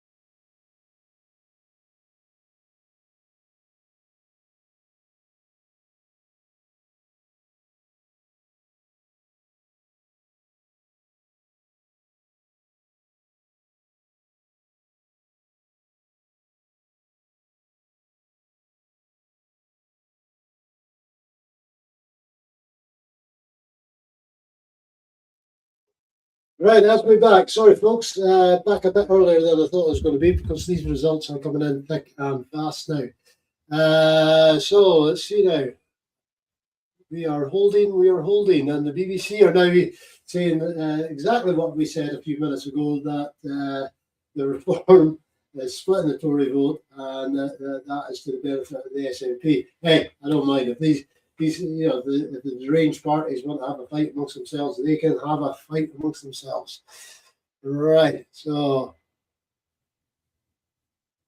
last one I've got is for where are we? Cunningham North, which was a whole Kenneth Gibson held that one. Labour win at Edinburgh Southern, is it? Right, that's to be expected. That one I think was to be expected.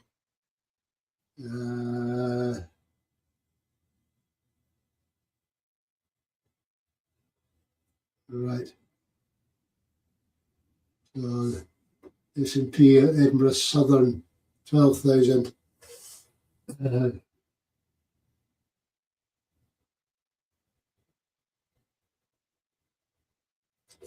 Right, so where are we? There we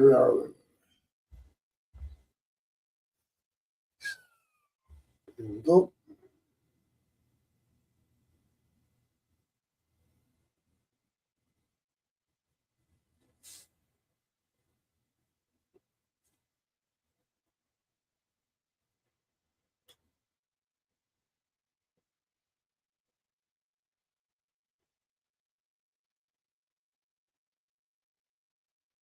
Right, this is going good. This is going good, folks. I think, John Swinney's been on the press saying that by far and away the SNP are going to be the biggest party in the Scottish Parliament, and I don't think there's any question of that. The only question is how far into this, how close to 65 seats we can get. Ideally, 65 would be that magic number. That's excuse me. That's not just the age I'm going to be in a couple of weeks' time. It's the number of seats we need for that majority. Right, yeah. So, Molly ready. Oh, grief. So that's Fife North East declaring 7,000 for John Bear. Molly ready. Yeah, it's got it. Okay, so again, that's probably expected. Right. So what we on?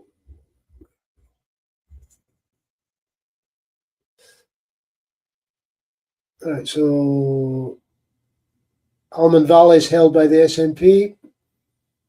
That's a good one. I love the way the map's filling in, folks. I love the colour on that map. So 33. We're now at 33 seats to the SNP, 2 seats to Conservatives, 2 to Liberal Democrat, 1 to Labour. Everybody else sitting on 0. We will get, with the list voting, we will see the Reform Party get some seats in that one.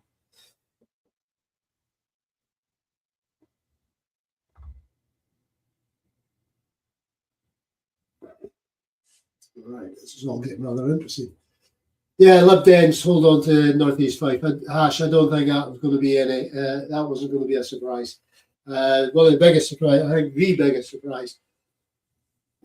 That's not a surprise. I think the biggest victory, I think, so far today has been Hannah taking the Shetlands from Lib Dem. That's an absolutely marvellous result, and just shows what dedication and hard work does. I've seen a lot of her videos.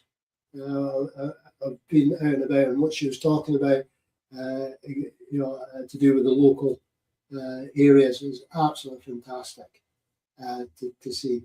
So, infrastructure, we were having a chat about that earlier on. But we talked about the roads, so let's talk about the airlines. Okay, we have got a fairly good airline system in Scotland. We know it's expensive, but we've got a fairly good flight system. I'd like to see flights improved. Wick, in particular, to see more flights coming out of Wick to get down south. Aberdeen, surely they've got right have better infrastructure for their flights there.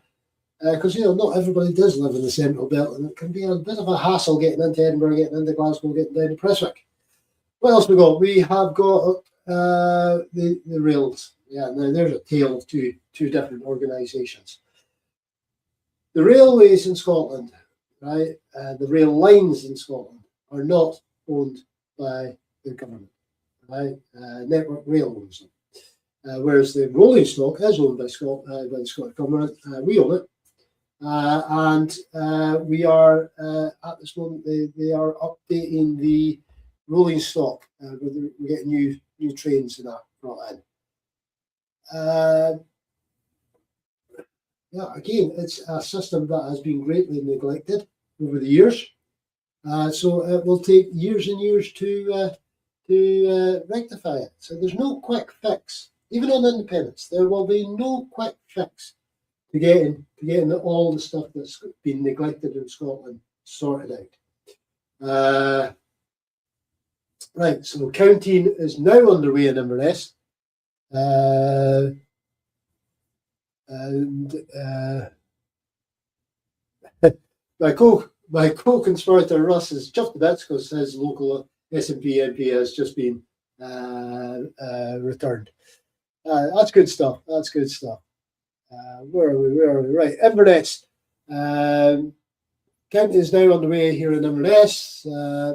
Returning officer Derek Brown has just delivered the turnout for the Caithness, Sutherland and Ross constituency at 54%. So that's quite good going, that for up there. So that will probably go Lib Dem, I think.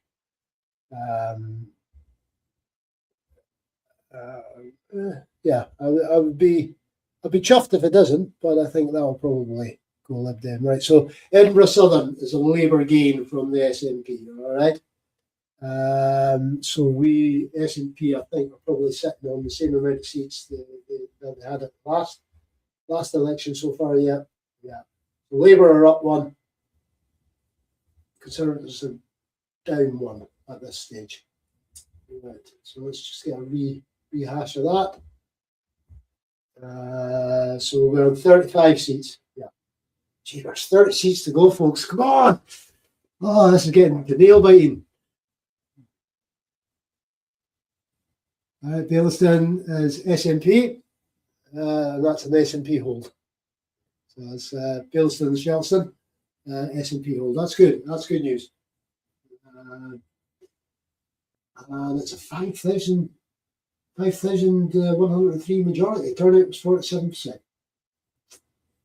That's again, it's a low turnout, folks. But we can only count the ballots that were cast. All right.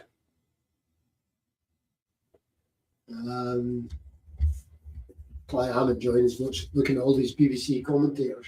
They don't look too happy. Right, so 36 seats. 42 seats, 129 seats so far returned. 36 of them are sitting in the SNP camp. What have we got?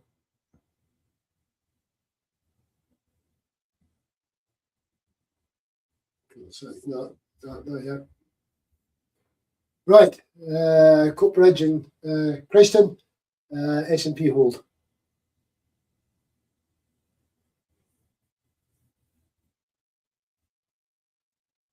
Yep, cheers, Ash. You're doing a wonderful job there, buddy. I'm glad one of this is right. I've now got an SNP 36. So these are coming in very thick and fast. Come on, guys. Come on. Let's get the fingers crossed, toes crossed. If any is believing gods or goddesses, let's get them involved.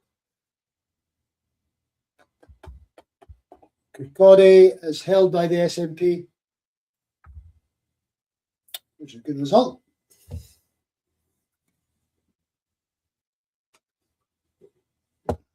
But we're still one down on where we should be. Come on, troops.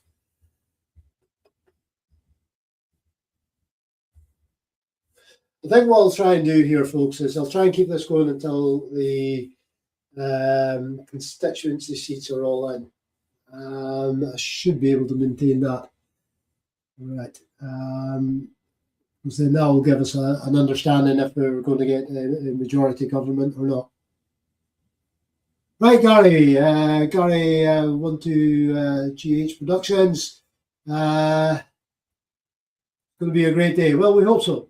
We hope so, Gary. It's shaping up to be shaping up not to be disappointing. And by disappointing, I would mean if the Independence Party's lost control of our parliament. That would be incredibly disappointing. It would bury the campaign forever. So far, it's shaping up to be a good day. All right, it is shaping not to be disappointing. So we've talked about the planes, trains, and automobiles. Where are we? Oh, what's going on here? Jackie Bailey smiling about the Dumbarton count, but yeah. Why is she smiling? Who knows? All right, where are we? On to here. And oh, what's happening here?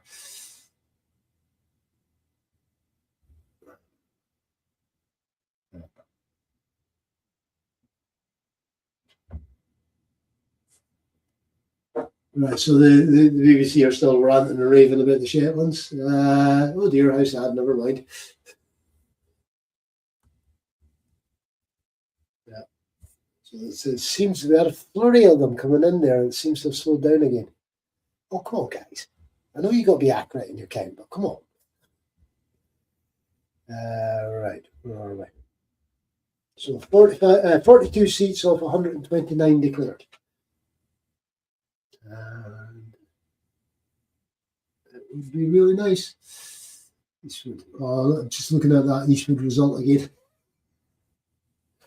Oh, not the used car salesman. It's out the door.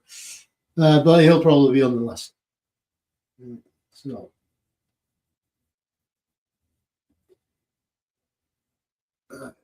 Okay, what are we doing? Right, so we've talked about the ferries, we've talked about the air transport, and we have talked about the roads and rail. What else would you like to see improve in Scotland? Go on, fire in your suggestions. What would you like to see improved? We already do quite well for new babies. Everybody gets a baby box along the way. We already do very well on the period poverty thing, no such thing. And even the veterans, right? There's veterans are in each of the council areas, and it's a very good system. In fact, it's such a good system that other countries within the union came up to have a look at it. And yet I get people ranting and raving about how bad the SNP have been to veterans. The SNP haven't been bad to veterans. Right? Again, why is it up to the Parliament in Holyrood to look after the veterans?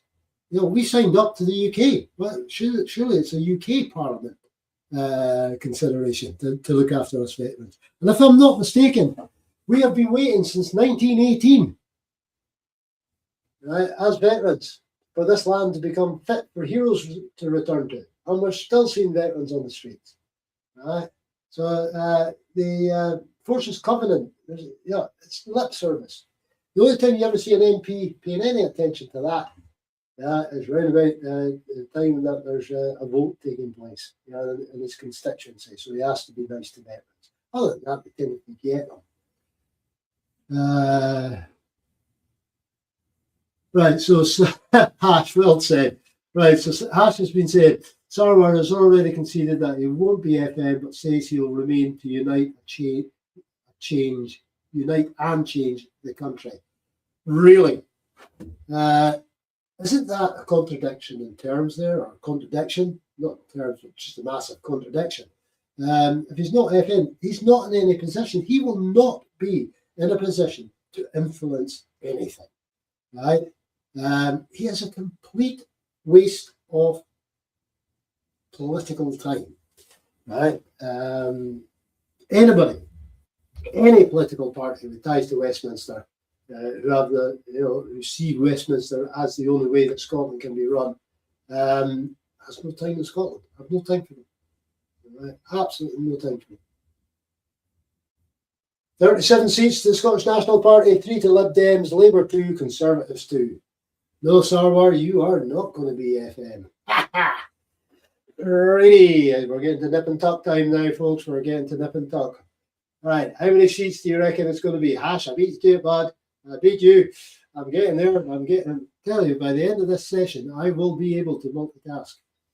And I'll turn it all back over to Russ to do for the monthly shows, which will be on the second Monday in June. Right, will be our is it Monday or Tuesday? Monday. Second Monday in June will be the next time you'll be seeing me and Russ on our live Recce Reports. Yeah. Where are we? It's going through some results there. The earlier ones, I'm imagining. Yeah, Kilmarnock, Inverclyde we've mentioned. It says SNP narrowly beats Reform. Don't care, they got beat. Yeah, they got beat. Why did they get beat? Because they split the Tory vote. You know, if they weren't there, the Tories probably would have won that one. Ha ha! Love it when a plan comes together. Right, yeah, we're still sitting on 37. Oh, they're so glum looking on this BBC reporting team. So the only time I like watching the BBC is in these when these things go away. 68 seats. Right, okay. All right, you reckon 68 seats for the SNP. 66 has been mentioned. I'm going for 60. Russ, my co-host Russ has gone for 57. Honestly, I would love 68. I'd love 66 because that gives us a majority. Yeah, and that makes it incredibly difficult for them to ignore the wishes of the Scottish people. It makes it incredibly difficult to ignore our wishes anyway, because as the leader of the Greens in Scotland and England and Wales has said, if the majority of the seats in the Scottish Parliament are held by independent supporting parties, then that's a clear mandate from the Scottish people, regardless of how many people vote. Because if you didn't vote, you don't get a say. Regardless of how many people vote, then that is the mandate for us to hold a referendum. But Westminster are going to be very, very, very nasty about this one, I think. So,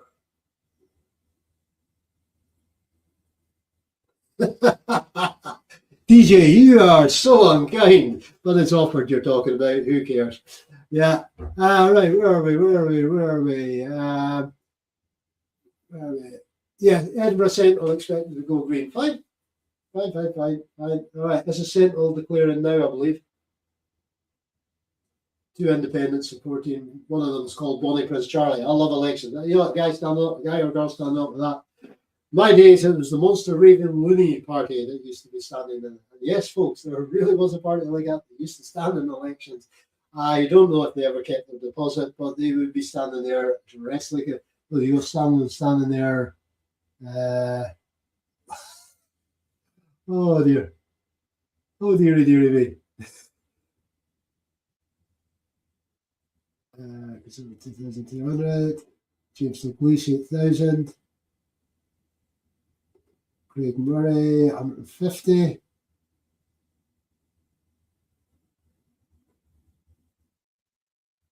Reform 1,876 in Edinburgh Central. Well done, Edinburgh Central.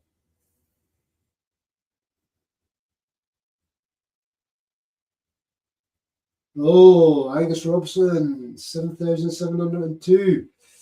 8,800 is behind. It's third place. So yeah, it's gone green. Yeah.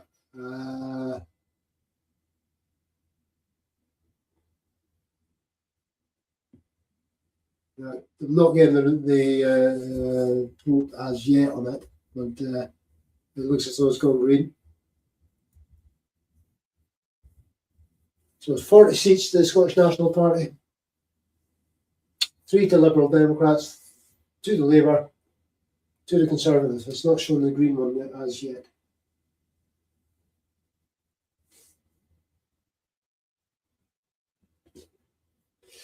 I love it. I love it.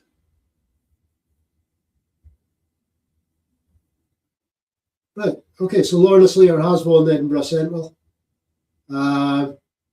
Is it Edinburgh Central? Yeah, it will be. Yeah, and again, people should have been out and voted. If you didn't want the Greens to win that one, you should have gotten out of your beds and bloody well voted. Right. Let's see what's happening in Wales. Oh, grief. Right. So Reformer in second place with 13, Montgomery 16. So hopefully the Green and Plaid Cymru will club together there to keep out those horrible parties. Right. DJ, I have no idea if he's a plant or not. He's not somebody that inspires, that's for sure. Where are we?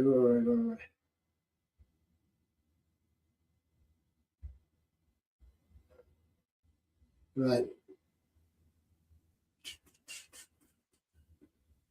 So, how we going on, folks? S&P hold air drain. That's a good one.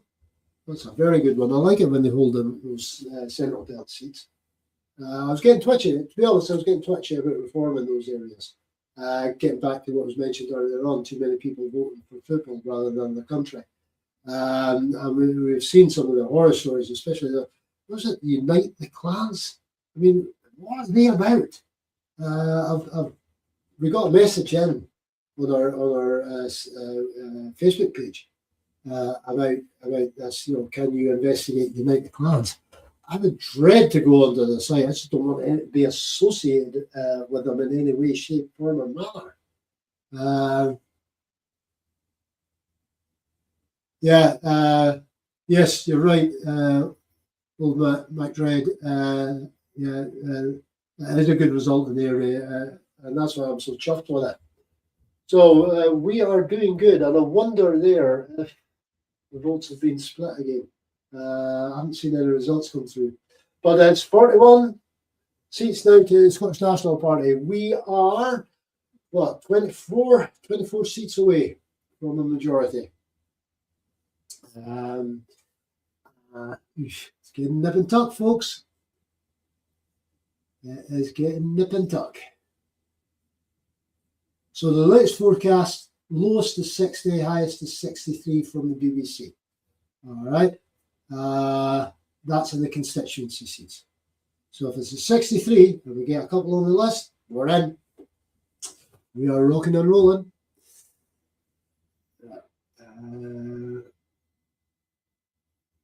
So the Alliance got your second vote. Any idea how they're doing, DJ? Have you heard any feedback from them about the turnout, the volume of voting? How many still to be announced? By my reckoning, what are we? 80 seats still to go, and that's including the list. Okay, so that was old Mac Dredd, a pixie. Okay, yeah. So that's 80 seats still to go. Let's go. Come on, cross those fingers, guys. Trouble is, S&P are down 2 seats. 41. Right. What's happening? So the good professor has indicated that the highest number of seats on the constituency vote will be 63, lowest is 60. Lib Dems, highest 5, lowest 4. Labour, lowest 3, highest 5. Conservatives, lowest 2, highest 3. Greens, 1, highest. Well, that's what they've got 1, so that's good. Reform, 0, thankfully. Right, if they're predicting none on the constituency, there is hope for Scotland yet, folks. There is hope for Scotland. DJ's trying to plant some shrubs in his garden, but you are listening. You know what? That is outstanding. I appreciate you doing that. I appreciate everybody that's on here, by the way, for doing this. Because hey, I'm just a guy that left school at 16 and joined the military, right? So this is fantastic. I've actually gotten out my garden duties today doing this. So you know, when I said to my good lady wife that I was doing this, she went, "Yeah, that's not a day you're not have to do the garden then." Yeah, she's from Aberdeen, scares me. So Gary, thanks for that vote of confidence. Cheers, buddy. Righty. So what we doing? Let's see if there's any updates. Nope, not as yet. It seems to have gone quiet. Gone quiet in the prairie. Usually when it goes quiet, I do not like that. It's usually when my voices are planning something. Right, so the Aberdeen West Conservatives hold, that came in at 1612. Again, that's if you don't know the area, that is to be expected. Aberdeen West, it's a fairly affluent area. At least the Conservatives held it and Reform didn't get it. It will be good to see what the actual breakdown of the result on that one is. So there's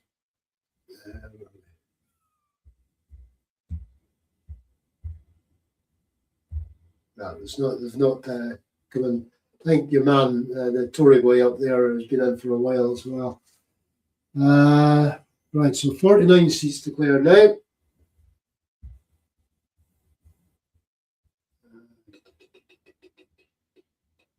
Right, so where are we?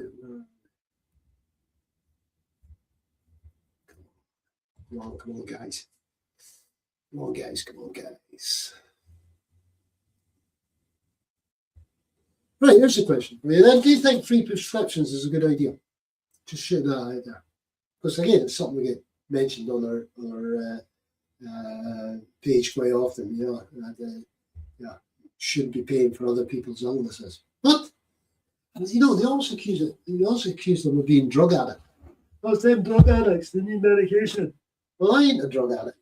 I need medication. Some say sedated, but I definitely need medication. Right, so there we go, straight away. Oh, Matt, you are listening in. Cheers, buddy. Yes, definitely, absolutely. I totally agree with you. They are a very, very good idea. We're seeing it in America now where people are having, you know, because they've lost their health care, that little health care they had, thanks to Trump. And now people are, you know, really, really struggling. But Trump doesn't care about that. Same as Farage wouldn't care about it, as Tory parties don't care about it.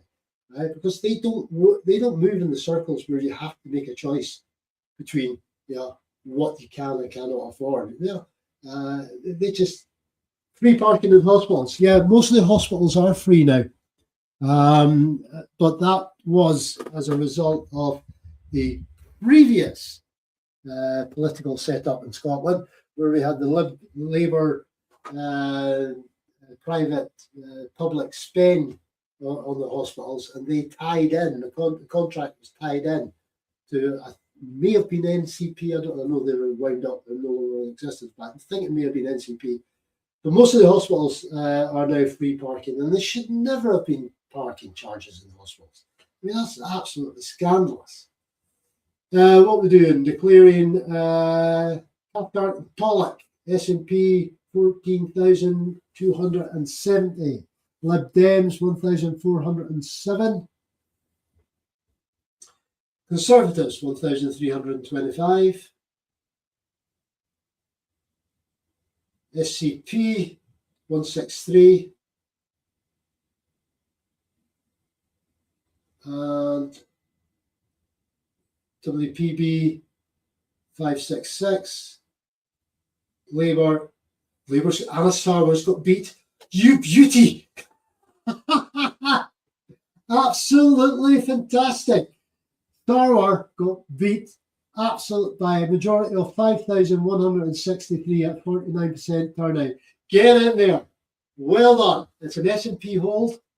Yeah, but the leader of the Labour Party, right, in Scotland, can't win a constituency seat.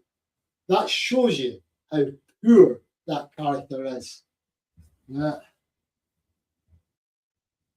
Yeah, yeah, absolutely. Sorry, I'm just looking at the hash. Yeah, this is absolutely fantastic. I love this. So well done, Zen. Absolutely well done. That's a heck of a majority. Yeah, and I know it's a hold, but surely Sarwar was standing in a constituency he thought he could win. Why else stand? You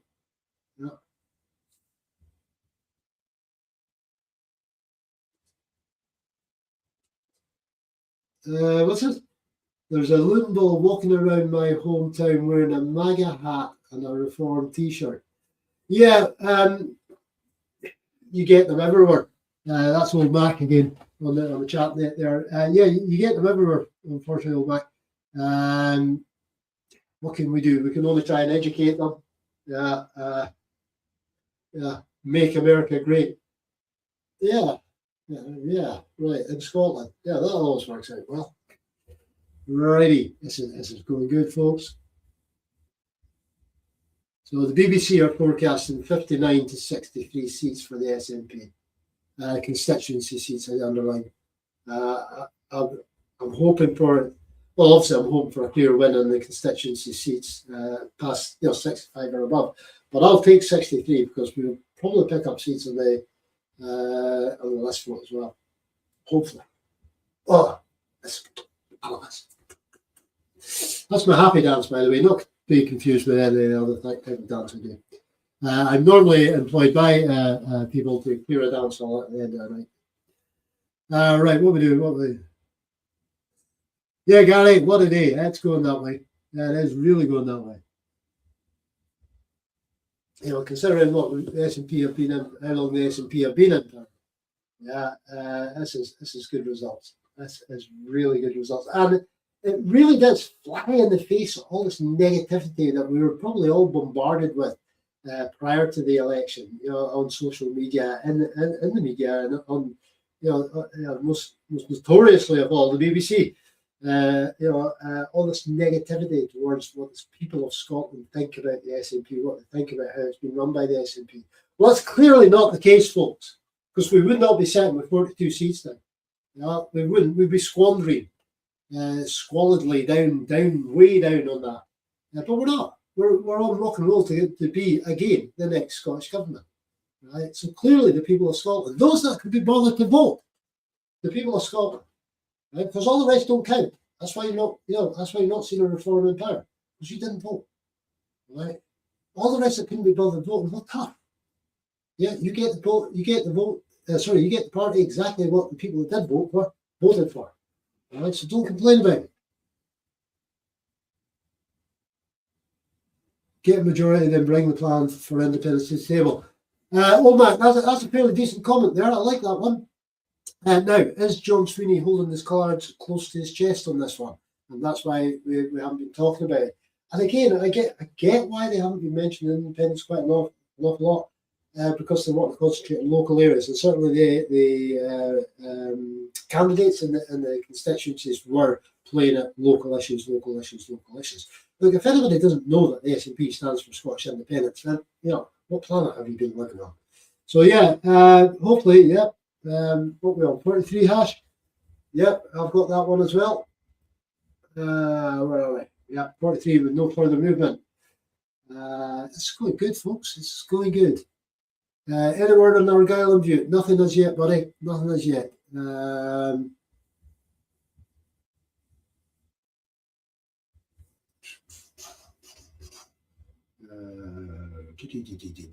What time is it? 16:20. Where are we on our list?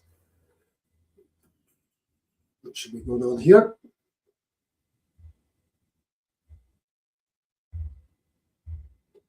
Yeah, we're setting up.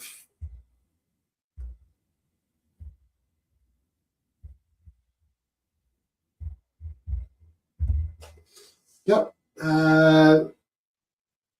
Right, so Hamilton and Larkhill is an SNP hold. That's a very good hold. I did a talk through in Larkhill one night. Yeah, that's an interesting little place, Larkhill. and a majority of 2,700. That's not bad. Again, I don't think that's splitting the Conservative vote. Yeah. But that's a good hold. And to be holding these places, Cumbernauld, has Cumbernauld declared? I have no idea who's declared exactly at this moment in time. I will try and find out for you. Let's go and have a look.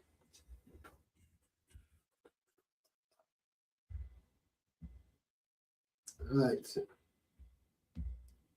Where's my map?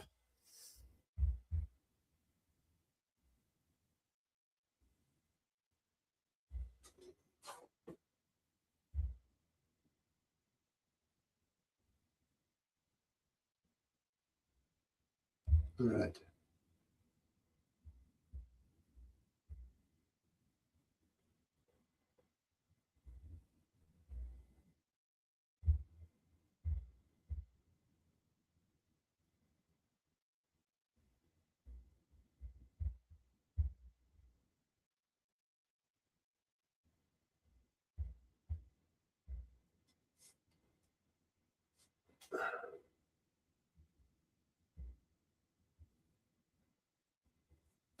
No, I haven't got anything on.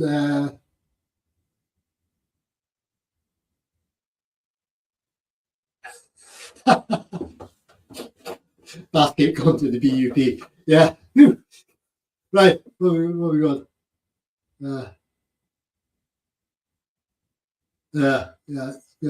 S&P hold. Right. Right. Let's see what we're setting and what our total is now then, folks. Still sitting on 43 for some reason. I don't know.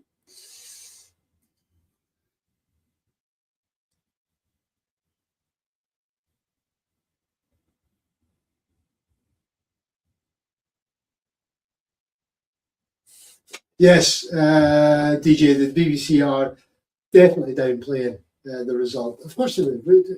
But guys, girls, if we didn't expect them to downplay the results, where have we been hiding? The BBC is a state organ of state propaganda. We know that, right? Sad reflection. Many years ago, when we were doing the Save the Parliament thing, myself and one of my former colleagues, another veteran, were down at Holyrood. We got interviewed, a brief chat with Chinese state television, and they were giving a more honest response, a view of what was happening that day than the BBC were. And that's a sad reflection on how corrupt the BBC is when it comes to reporting about Scottish politics. And it gets back to what I was saying about the run-up to this election, about how they're downplaying or absolutely trashing the reputation, attempting to trash the reputation of Scotland, Scotland's largest political party. And they will continue to do that. And they will.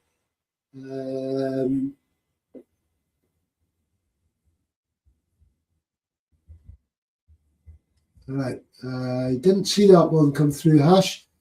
Righty.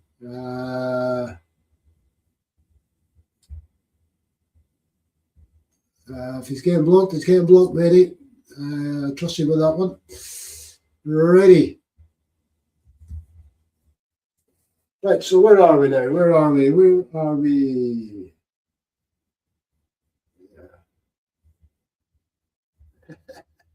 I'm still chuffed about nearly swore.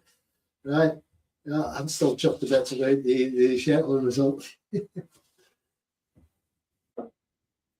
Yes, absolutely. The poorest areas in England voted for the Reform candidates. Absolutely. Why?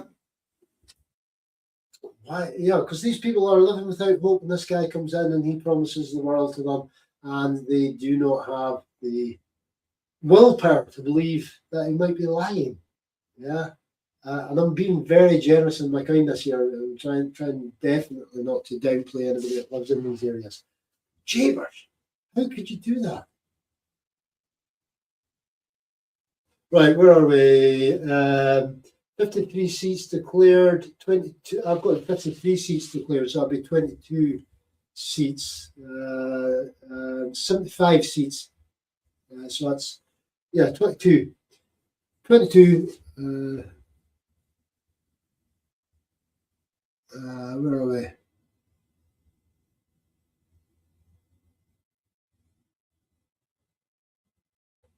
Right. So yeah, just here the big issue on the Western Isles was the ferry situation. Labour's not going to improve that. Where are we?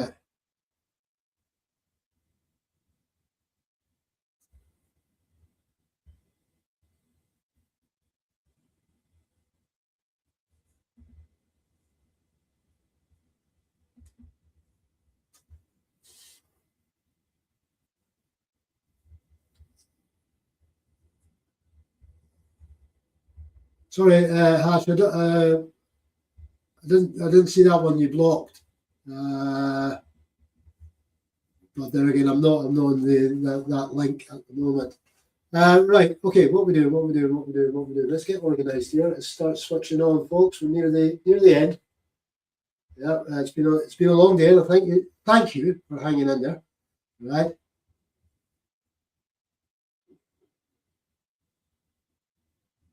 Right, so that's Edinburgh, North East and Leith declaring 13,000 for Ben.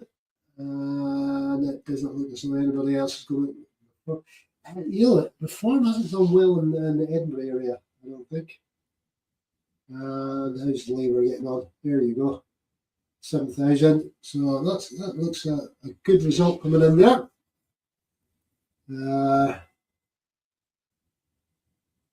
Absolute majority of 3,000. That is a turn of 57%.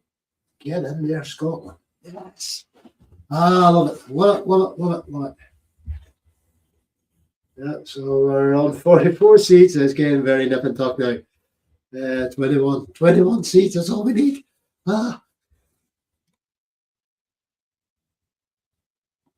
Righty. Right, where are we? What's happening? I'm just catching up on some information here. I've got a mate who lives out in the Western Isles. Yeah, there's lost on one issue, the ferries. If history is anything to go by, Labour will be out on its arse at the next election, providing we have the ferries put to bed. There we go. Righty. So, there we go. That's the... oh, come on, guys. Come on. Let's get this done.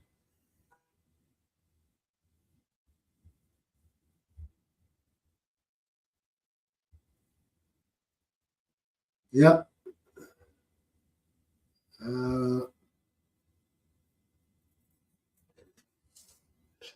Yeah, offered.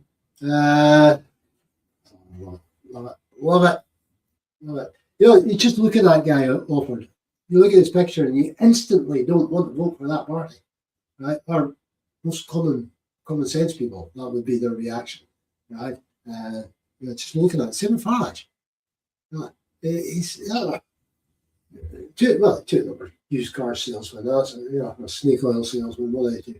Right, folks. We're cracking on. Let's have a look, see when the next load of results should be coming in. Come on, get on the right thing. There we go.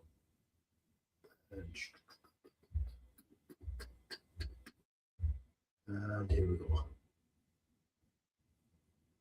Right, they're talking about Edinburgh Central again. That's fine. Right, so right back at 4. So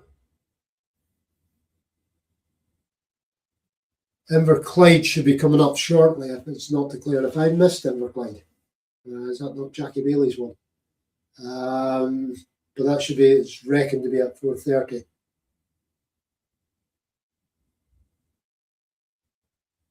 So we've got a big swathe of them still to come in.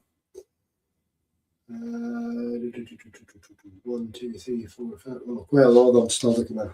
Right, we'll hack through, I think, probably until about 5 o'clock. And then I'll probably have to raise my voice after that, folks. So we'll make it a finish time at 5 o'clock. Right, where are we?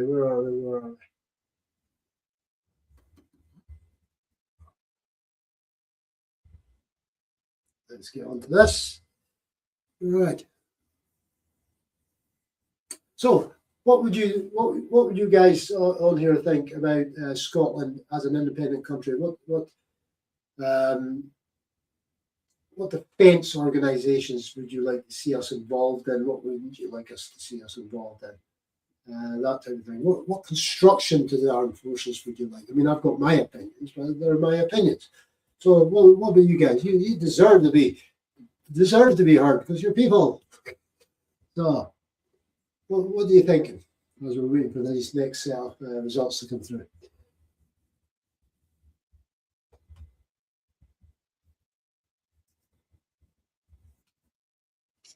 We're 20 seats away from it, folks. 20 seats away from it.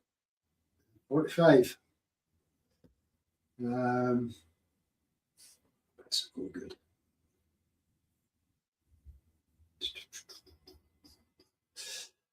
Yeah, I had an interesting discussion with a former lieutenant colonel, massive supporter of Scottish independence, and he was actually telling us that Faslane is probably the worst place in the world to have a naval base.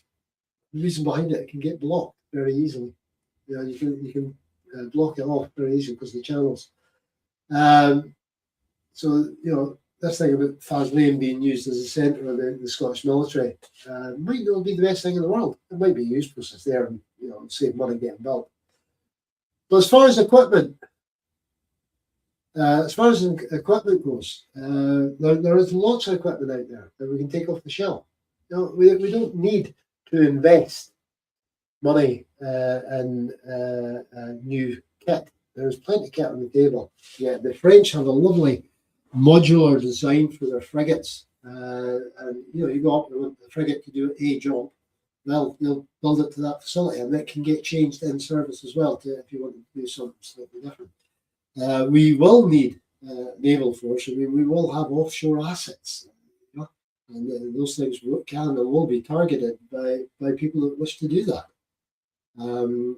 Russia is incredibly unstable at this moment in time. Putin, I believe, is in a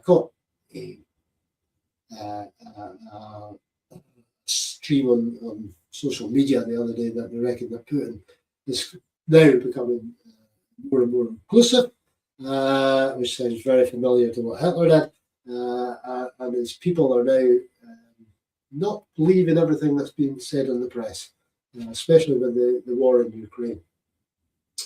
So, they will become rather unstable. And the fact that Sweden and Finland quickly joined NATO during the start of the Ukraine conflict shows you how worried they are about Russia. So, Scotland will need a defence force. I'm not saying people will invade us, but people might want to cause us harm. That's the difference between that, causing us harm. So we will need to be able to defend ourselves. If NATO acts within its territory, let's face it, Article 5 of NATO has only been declared once, that was by America, and everybody went out to help them. Right? But if it sticks to its own territory, then NATO is a good thing. Right? It's a balance against aggression. What type of navy do we need? We need one capable of watching after our offshore assets, maintaining our subsea services. Right, and if we start building tunnels between the islands, as the Faroes have done, then we'll need them to guard those things. As far as the military goes, the army goes, we'll need infantry. You also need infantry, unfortunately, boots on the ground. So we'll need some sort of infantry. We'll need engineers. We'll need a medical unit. And we'll need an air force to be able to move this stuff around the place. Guns as well, the artillery will need. So we will need a sizable force, one that's able to do its job. Because the last thing we want to do, especially if we sign up for the UN, right? If we deploy as UN forces, right? Let's be honest here, right? Everybody seems to think, UN force is great, it's fine. Some of the most harrowing times I ever had in the army was wearing the UN beret, right? And that was out in Bosnia because they didn't care we were UN. Now I was in a big white vehicle, albeit a track vehicle, big white vehicle with a dirty big red cross in it, with black writing UN written all over it, and we were still getting shot at on a regular basis, right? So being in the UN doesn't stop you from being shot at. Right? So if we deploy forces in the UN, then they need to be able to defend themselves. So they need to be trained. They need to have the correct equipment. We need to have clear guidelines about getting into that situation, and more importantly, getting out of that situation. We don't want to be stuck in an endless environment like what Afghanistan ended up. Right? Suddenly it was cut off and all hell was breaking loose. So if we're going to get involved in these things and put our troops, guys and girls, in harm's way, we need a plan of getting them out of harm's way as well. The Dutch buckled out in Bosnia in '93. Yeah, I know they did, buddy. We also had a number of our troops taken, looked after, I think the Serbs called it, but they were taken prisoner. They were allowed to keep their weapons, but they were taken prisoner as well at one of those places. Yeah, you're on about Srebrenica. That was an absolute disaster. So being part of the UN is not all sunshine and Volvos, as the Swedes used to call it for Cyprus. It can get very, very nasty, and I've seen it getting very, very nasty. I've experienced it. So please, when we're doing these things, wondering where our boys and girls, how they can add to humanity, how they can add to defending people that need defending, then we need them to A, be able to do the job with the right equipment, and B, we need to be able to get them out. Right? The easiest thing is deploying troops, the hardest thing is getting them back. So, where are we on our tally for the moment then? We have got, where are we? Still 45 seats I've got on here. It's all good, it's good. If the Scottish people were really, really hacked off with the SNP, we would not be sitting on 45 seats. So, what are we doing? Let's get back onto this.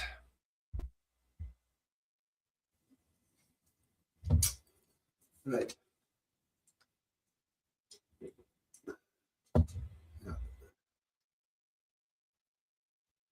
Yeah, sorry, all back, just seen your comment there. Yes, we'll have more of a marine military contingent. That's huge, you're probably right. We've got a huge coastline. Right, and we've got to stop drugs coming in. Yeah, but that's another thing that annoys me. That we're, illegal drugs is not a devolved issue. Yeah, Scottish government are trying to set up clean rooms and stuff like that. These people are addicts, and they need help. And if we can provide help for them, then that's absolutely fantastic. But that's the Scottish government doing it off their own back. That's got nothing to do with Westminster. In fact, Westminster doesn't like the idea. But why on the earth? Why is the big issue at this moment in time with reform about migration, immigrants, right? Why is it about that? Because the biggest cost we have to the NHS service is illegal drugs. So why aren't reform trying to say, right, we're going to provide better border security? We're going to uprate the Navy so they can actually get out there and catch the boats that are bringing this stuff in. Because it has to be coming in by some means. And I know Arctics have been taking them in as well. So it needs the border security for that. No, they've totally ignored that. Why? Why do you think that is? Well, I've got one idea about that one, because who takes it? Yeah, the poor, the deprived. Yeah, so it keeps them out of the way. Righty. I'm just going to just delete that comment. Yeah, sorry. Just had a space invader come on.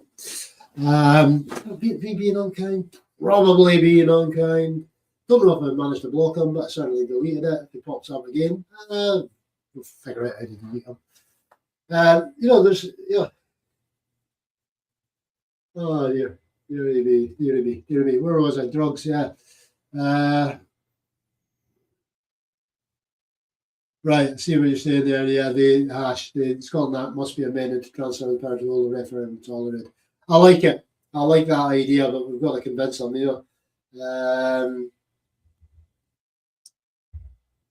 Right, hang on. My co-host is asking me if I will be finishing at 5 o'clock. Well, I'll just let him know. Well, hang on, because he's want to come on as well. But we'll have another time out before 5 o'clock, because my voice is really struggling. My wife is chuffed. My voice is struggling, by the way. Apparently, I'm a loud oaf. We'll hang on for you. See, I can multitask. Anybody that now turns around and says that Cliff cannot multitask, well, we've got the evidence that we can do it. Yes, yeah. Ash, I think I've deleted that comment about that. Yeah, you're absolutely right. We voted to stay in the EU, and that wasn't good enough. And we were dragged out, kicking and screaming. And it is.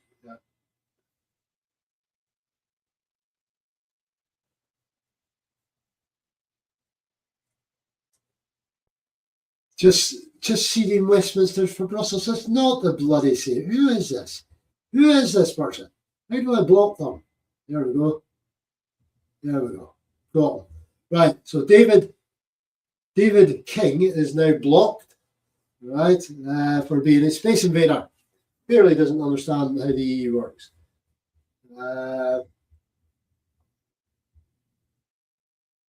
Right, so my co-host Russ will be coming on at 5:30 as well. So what I'll do is I'll be taking a time out, just rest my voice, and then we'll do the last stint from 5 to whenever we think we should wrap it up. Guys, please stay tuned in. You've been absolutely marvellous. Yeah, you've been out. So I'm just watching what Russ is texting me. You've been absolutely marvellous. It's good to keep things going this way. I was wondering how I was going to manage it, but you guys have been chipping in there, doing your bit, doing a marvellous job. It's absolutely fantastic. So I'm going to take a time out until 5, and I will see you shortly. Please keep track of things, and if any more Space Invaders come on, just hoof them off if you've got the facility to do that. Back shortly.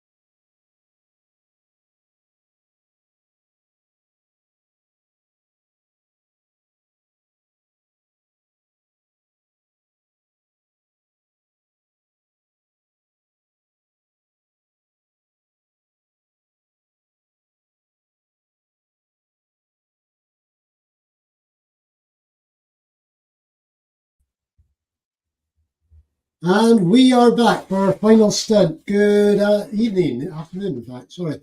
Right, so where are we at? I'm showing 50 seats for the SNP, 4 for Conservatives, 4 for Liberal Democrats, 2 for Labour, 2 for Scottish Greens, and nothing for Reform. Everybody want to do a happy dance about that one? I certainly do. Right. Right, so we're looking at the list votes now, are we, folks? That's good. I'm not altogether sure how that is calculated. I do know the percentage figures, but my colleague Russ is a better one with the facts and figures. With the figures and stuff like that. He's far better than me. Right, so where were we at? What's been going on? Let's have a look through this. Yes, I've seen the latest report from, who was it? Some Tory guy. Here we go. Right, so the former Scottish Tory chairman, Craig Hoy, he looks really, really poor. A vote for reform is letting John Swinney off the hook. Former Scottish Tory chairman has said a vote for reform hands potentially pro-UK seats to John Swinney and the SNP. Oh dear, how sad. What do you mean? Nigel Farage is splitting the vote. What did you think was going to happen?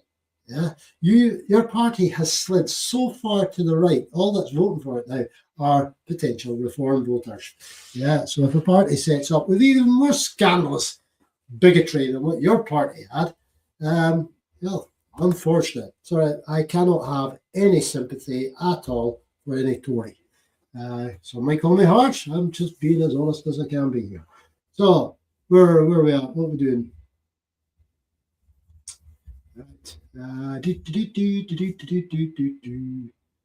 Right, so go up in the chats, yeah. Cheers, thank you. Regional list vote is divided by the number of MSPs already elected plus 1. Thank you. Cheers, Ash. I'll leave that for us to work out because all my calculators are being used for other things at the moment. Right, so what we doing? So 51 seats for the SNP now. It's getting closer, folks. It's getting twitchy time, but I don't think we'll do the 65, unfortunately.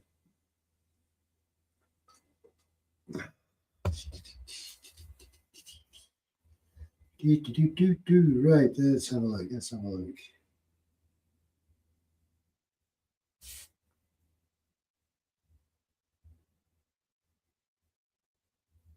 We're working at constituency votes.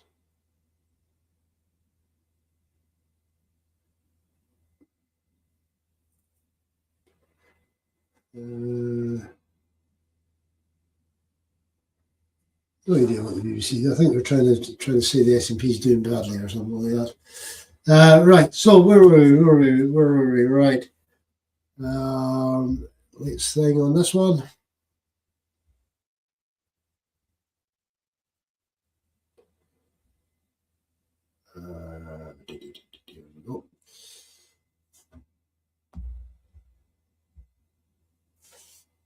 What was that? 1703, Midlothian, South Tweedial, and what's up? Well, go away, election that, yeah. And Lauderdale, SNP hold.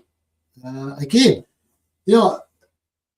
after this length of time, the BBC are just giving an example of how it works. Cheers, Ash. I've actually got the sound switched down. Is that what the guys do? Thank you. I will take your word for it. Okay, buddy. Right, what are we doing? Yeah, again, getting back to the length of time the Scottish National Party have been in government, the fact that they're holding these seats, I'm taking as a win. Well, they are winning their seats, obviously, because they no longer with the MSP for that area since Parliament got dissolved. So that's good. That's all good stuff. So, Hash, have they predicted how many list seats the SNP could get, or are they not going in that far?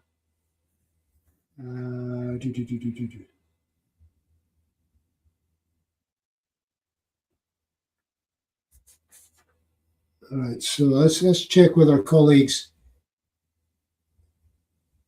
let's check with our colleagues down in Wales, see what's happening down there, folks. Right, so Plaid Cymru, 30 seats, Reform 22, Labour 7, Conservative 5, Green 2. Right, so 29, 30. Ooh, that's not nice. That's not nice. And they've got another 30 seats to declare. 49 to get a majority down in the Senate. Back to Scotland, folks. Cheers, Ash, for that answer. Thank you. Probably not yet. Right, that's good. That's good. Right, this is all getting twitchy. I don't know how you folks have been feeling today, but this has been it's getting nip and tuck. This, Jordy, thank you for your compliment. Right, no problem at all. On that time out I had there, I looked at my watch and turned around to my wife and I said, "Yeah, I've been talking for 5 hours." And she said, "And the surprising thing about that is, you know what, Aberdonians." Right. Where are we? Right. So let's see what's happening in England. Right. Where are we going? So, Reform have got 895 extra seats down in England. Oh, grief. What are you doing down there, guys?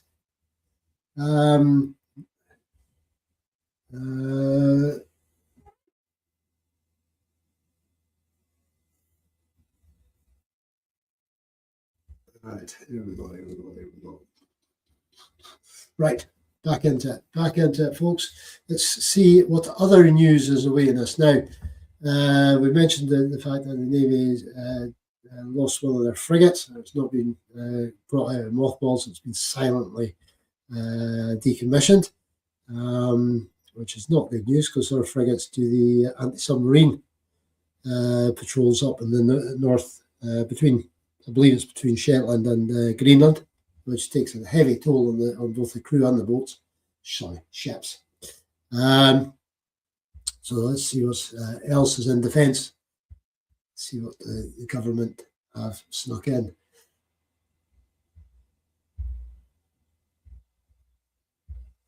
Right.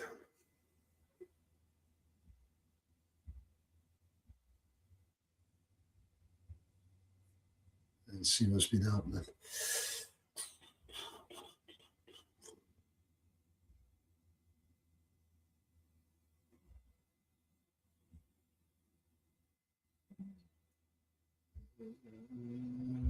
Right.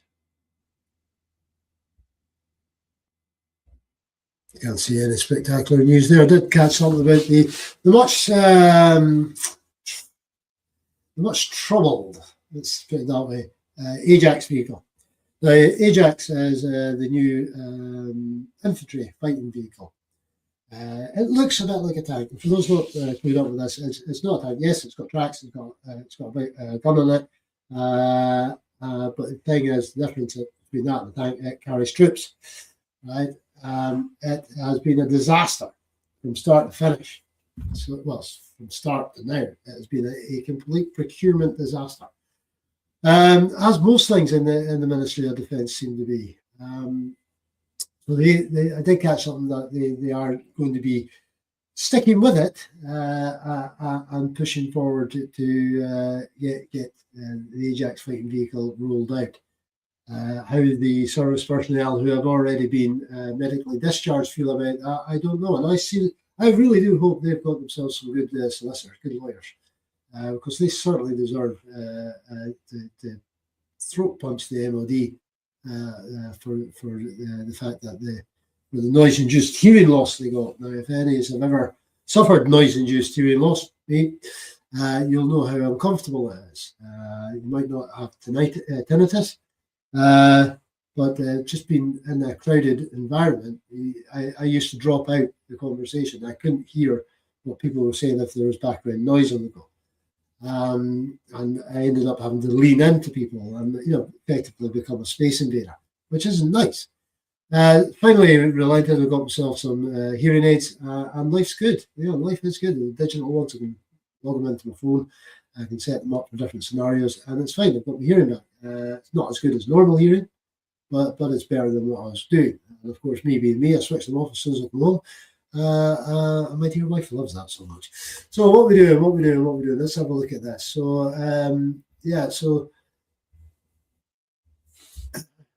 it's getting back to providing the best kit for our troops. If our troops are going to be put into harm's way, then they deserve the best kit as possible. And I don't think Ajax is. I don't think it'll ever be what's supposed to be said on the packet. It has been a procurement disaster, but not as big a disaster as what's ever happened in the MOD, because the MOD did a sensible one with General Motors, and they tied General Motors into producing the vehicle that the MOD wanted, not what the General Motors was going to end up providing for them. So a lot of the cost has been met by General Motors. Our new airborne early warning system, I think it's called Wagtail. Again, it has been a disaster. We've got huge chunks of our commitment to NATO has been lost now because we can't keep these airborne radar platforms aloft. So we've got so few of them. I've got Flight Radar 24 on my iPad here, and quite often you see NATO countries covering what used to be covered by the UK as far as air defence goes. So, is this another UK value, Great British value, is it? Because the MOD hasn't been wound down, certainly not.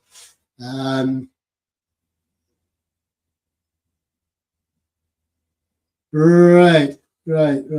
Just caught that one, Hash. I hate my last name being used like that. Right. Who the heck is he? He's twisting the words while not explaining the democratic route to independence. Yeah, absolutely. They will do everything they can to ensure that we don't get our second vote on this. And it will come back to haunt them. 52 seats now, folks. It's getting nip and tuck time. It's slowing down. What's it slowing down? 64 seats, 129 declared. So there's still another 75. Yeah, there's still another 11 seats, constituency seats to declare. Where have they gone? All right, let's get on to find out.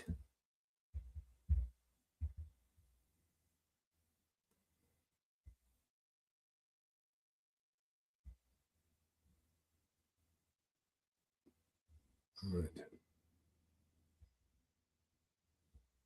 All right, here we go.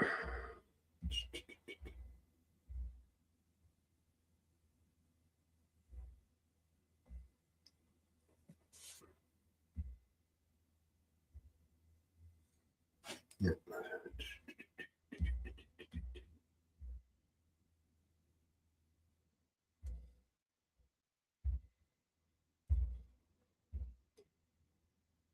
Right, nothing else on there. They will. Sorry, I was just checking on that. No move. We're in a bit of a pregnant pause here, as we used to say.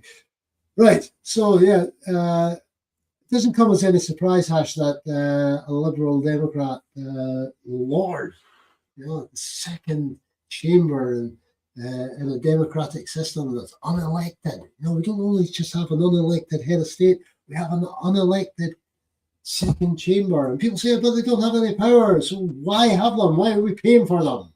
And they say it's for experience. They bring experience to it, and they can subtly change the laws. No, they can't change any bloody law. Parliament overrides them. Experience, yeah, we've seen that with the COVID disaster. How much was being siphoned off there? And again, that's something that's still in the investigation, so I've got to watch what I'm saying there. So yes, again, along with the unelected head of state, I have got little or no time at all for the unelected House of Lords. So that's two parts of this so-called democracy that I would gladly see fall into the murky mess that is the Thames waterway. Westminster itself, Westminster needs rules. It's guided by convention, and there's some arbitrary rules there. But convention is normally what runs it. We need a constitution. Yeah, we really do need a constitution. But they won't do it. Westminster will never change. Why won't they change? Because they like what's happening.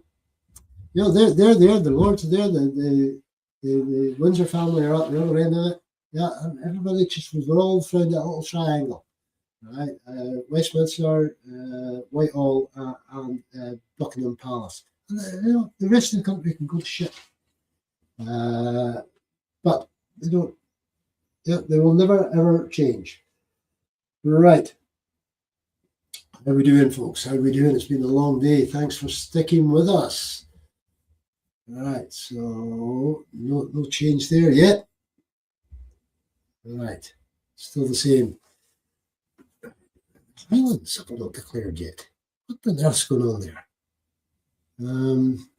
Okay, so next thing's up. What are we doing? What can we look forward to with the end of this? Well, what's going to happen is the papers tomorrow will be full of no second referendum. Right, that's what the papers are going to do. They're going to. I'll print their storyline for them. How's that? I'll get the wages off them. Yeah, there'll be no second referendum because the SNP will not get the majority. All right, they'll totally ignore the fact that independent supporting parties are in the majority in that parliament. That won't matter to them. Right, and there we have the democratic deficit. That is running up and down the spine of this bloody union, right? Right. Oh, hang on. What's that, Hash? The cost and timescale and estimates for the refurbishment of the Houses of Parliament are now out of date, but even the shortest time is years away. Absolutely. Yeah. Personally speaking, I think Guy Fawkes had a good idea about Parliament, what we should do with it, but hey, not one to encourage violence. So yeah, he's probably the last person that entered. Wasn't the same. The last person to enter the Houses of Parliament with honest intent was Guy Fawkes. So yeah, why should we? Yeah, again, we will as taxpayers end up paying for that, right? And it will be tendered out. The refurbishment will be tendered out to somebody's pal in the House of Lords, and it will cost a absolute fortune. I remember being loosely connected with procurement in the military, right? And that was local procurement. So we were out about in the world and we needed wood or whatever. You go to the local wood supplier and you get a deal. And there was rules and regulations that you had to abide by. That didn't seem to apply anywhere else but the military. You know, with all the expenses claims, the procurement disasters, the overspends, the underestimates. Yeah, and nobody seems to be held accountable. So some junior Whitehall civil servant will get a job shift, but they will not get sacked. No one at all seems to be held accountable for what's going on there, and that's what's another thing that's really annoying me. You know, we are all accountable for our own actions. Yeah, and that as individuals and as professionals. And yet the professionals seem to, you know, that we would think are professionals, seem to be nowhere near the mark. And again, COVID, the PPE, and the RPE, the respiratory protection disasters that happened there, highlighted that. You know, rank amateurs getting contracts to provide PPE who have no idea what PPE is. They were given the contract, given the money, and off they went to get it. And yeah, this money has, for the moment, seemed to have disappeared. Right. Anything else coming in? I mean, who in their right mind is happy with a situation like that? Well, obviously, the people that vote Reform, the people that vote Tory, the people that vote Labour. Say that's all Westminster. People vote Lib Dem again, Westminster. So yeah, they're all happy with themselves because they can't say shit. Do these people not know how to get off their knees? You know, it's constantly bowing down to the top table to possibly get a crumb from that table. It's got to grate you, folks. It's got to upset you, right? So why not vote for change? Right? Why not vote for an independent Scotland? Why not vote for a country that can set itself, it can look to the rest of the world and goes, right, that works, that works, that works. I did similar when I was teaching, right? When I was an instructor. Yeah, I used to look at people and think, that's a good way of teaching that. That's a good way of teaching that. Won't do it that way, but that's a good way there. Yeah. And that's how our parliament, that's how our country can set up. We can look to the rest of the world. We can see, right, that's working, that's not working. We are never again going down the Westminster route. Yeah, but that is working. Do we need a second house in Scotland? Do we need a second chamber, I should say? I don't know. Can we afford a second chamber? And how, if we do have one, it needs to be elected. But then that's just adding another layer to things. We might get away with just the one chamber. Why not? Right, so we've got our guy on mute as well. Right, Jenny Minto, SNP. Right, it's a hold and a majority of 2,551. That's good. That's good. Again, it's a hold.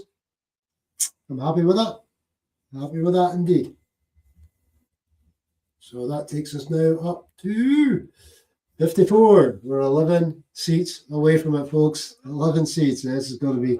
It's going to be mighty close. It's going to be mighty close. And then, of course, the Scottish Greens are going to top up the independent sport parties. I don't know if anybody else will get in from the independent side of things. I have no idea. Has anybody seen any estimates of how the other independence parties are doing as yet? I'm not picking up anything on this. So any conversation added to that would be of great help. Now, let's find out who this Lord Purvis is, because I don't like my last name being used that way, and it's spelt the right way as well.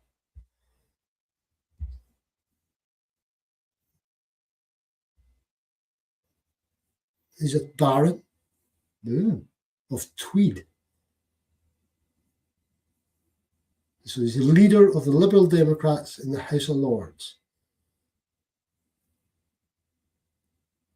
Berk upon Tweed.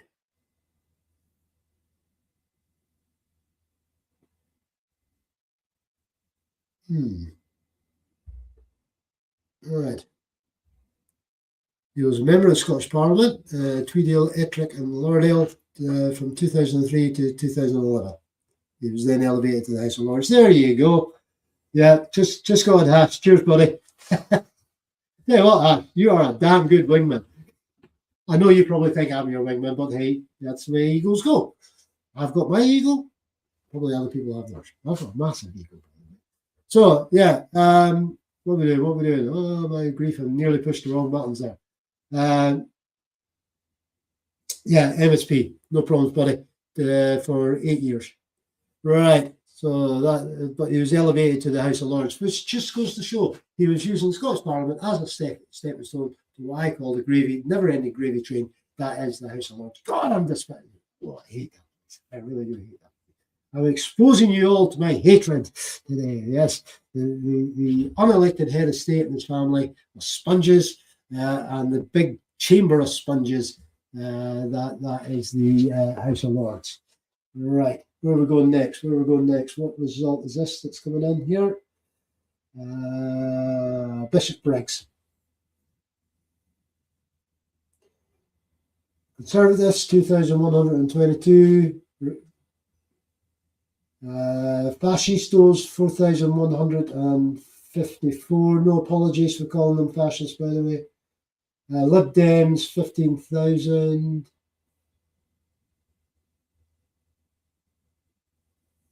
Bears Den goes to Lib Dems. Yeah, great. Right, it looks like, yeah, so it's the Bears Den. I'm just seeing that result come in.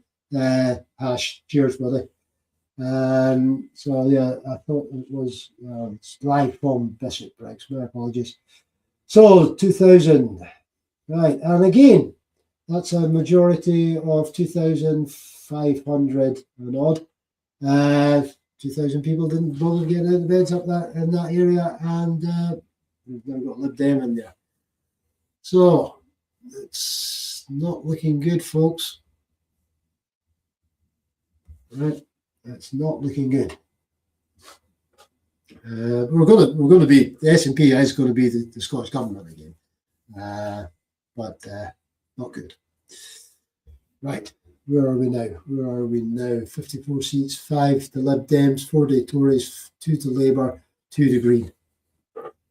Yeah. Right. Okay, where are we? Right. My co-host should be joining in shortly, and he can take over talking for a few minutes, because my voice is probably going to pack in for the rest of the night. I apologise if my coffee cup, the click on it is annoying, folks, but if I don't have my caffeine, I get a grumpy click. What are we doing? We are there. Yeah, so the House of Lords should be abolished. So in independent Scotland, what are we going to have a set up? Well, we're going to have our councils. We're going to have our parliament. Do we need a second chamber? Do we need that expense? Roughly, probably not. We can get it all done in the committees, and we can get it all done in the chamber itself. Because why do we have the House of Lords if we already have parliamentary committees? What's the point in having the House of Lords? Answers on the postcard to Recce Report, June. Here we go. Now, so we could get that done in the committees, as happens in the Scottish Parliament already. So probably no second chamber. What about our head of state? What are we going to be doing about that? Well, like I said, I've fallen out with the monarchy. My oath to them expired on the 31st of May 2002, which was the day I left the military. And I have no problems at all in saying that I would like a republic. Do we need to be part of the Commonwealth? That's another decision for people of Scotland, I think. I don't know. What advantages, as a trading organisation, what advantages would it bring? I don't know about the Commonwealth. You know what? Hang on. I'm pushing the wrong buttons here. Yeah, I don't know what value being in the Commonwealth would be. Could someone clue me up on that? The advantages of being in the Commonwealth. So we are sitting on 54 seats. I think Russ is probably going to be the more accurate of the two of us today. I think 57 is probably going to be a good one. What are we up to? 67 seats declared. So there must be 2 regional. No, sorry, what I'm saying, there's another, 75. So there's another 8 seats to go. Let's hope for some good news for the SNP on those 8 seats. And then, of course, we've got the regions as well. But that, even if we got those 8 seats, that would take us up to 62. So 3 seats from the region. It's looking dodgy, folks. It is looking dodgy. But it's still a good result. It's still put us with an independent sport party in charge, which means we are not going to lose our free prescriptions. It means reform are going to be ridiculed. And all right, my battle buddy has just rejoined. Right, there he is, Ross. Good Cliff, afternoon. how you doing? How you doing, mate? I want to take this opportunity, mate, and everyone to say thank you so much for all the work you've done today. You've certainly slogged through it, buddy. No, thank you. No, it's been an absolute pleasure, buddy. And you know what I'm like when I get a mic in my hand. I've just seen it, mate. I see the Lib Dems have just took a seat from the SNP there. Yes. Strathkelvin and Bearsden. So yeah. Yeah. Well, again, that's not surprising for Bearsden.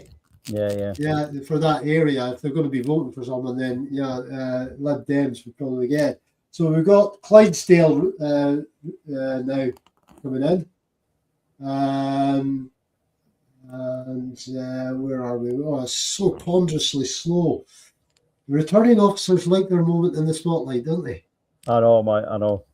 There's, I think there's about 6 constituencies still to declare. Yeah, about that. I got it at 8 on my one at the moment. Yeah.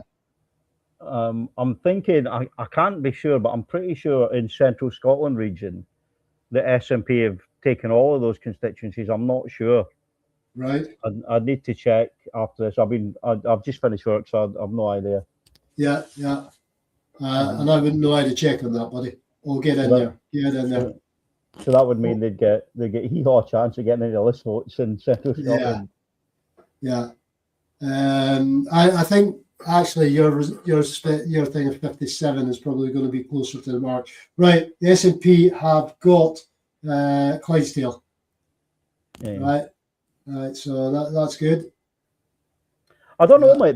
The two green seats, the two seats in Edinburgh that went green, I think that will bump up maybe the SNP list chances. Yeah. This is why I'm kind of sort of Hash was doing a good job at trying to educate me on how the list worked. And I goes, pass it on to Russ because he does facts and figures. He does the figures. Yeah, he's commented there. The SNP have lost seats across the Central Belt. Right. All right. Yeah, of course they have. They've lost in Edinburgh. They've lost in Glasgow. No, that's not in Central Scotland, is it? The Central Scotland region. Oh, Central Scotland region. Sorry. Yeah. You said Central Belt. I didn't say Central Belt. Hash said Central Belt. I said Central region. Okay. See, we weren't having an argument until you popped up. I don't know. Let me do some Googling. Yeah, because you can multitask better than I can. So far, I've nearly switched the feed off twice. Let me see. So that includes, he says, if Google would hurry up, Airdrie and Shotts, Coatbridge and Christon, Cumbernauld Ultra South, Hamilton Larkhill Stonehouse, Falkirk East, Falkirk West, East Kilbride, Northern Wishaw, and Uddingston and Bells Hill. Right. So that's what I talk about when I'm saying the Central region. Righty. Central Scotland. So I'm pretty sure. I've not checked, but I know they kept Hamilton, Larkhill and Stonehouse, I believe, and Coatbridge and Christon, and Motherwell and Wishaw. So I'm not entirely sure of the rest of those. Right. Yeah.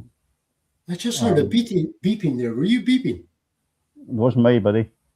Right. Why am I beeping? I don't have anything in here that beeps. Yep. No.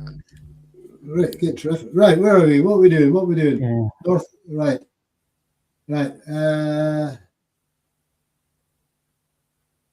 Right. Okay. There's Haas. Next prediction.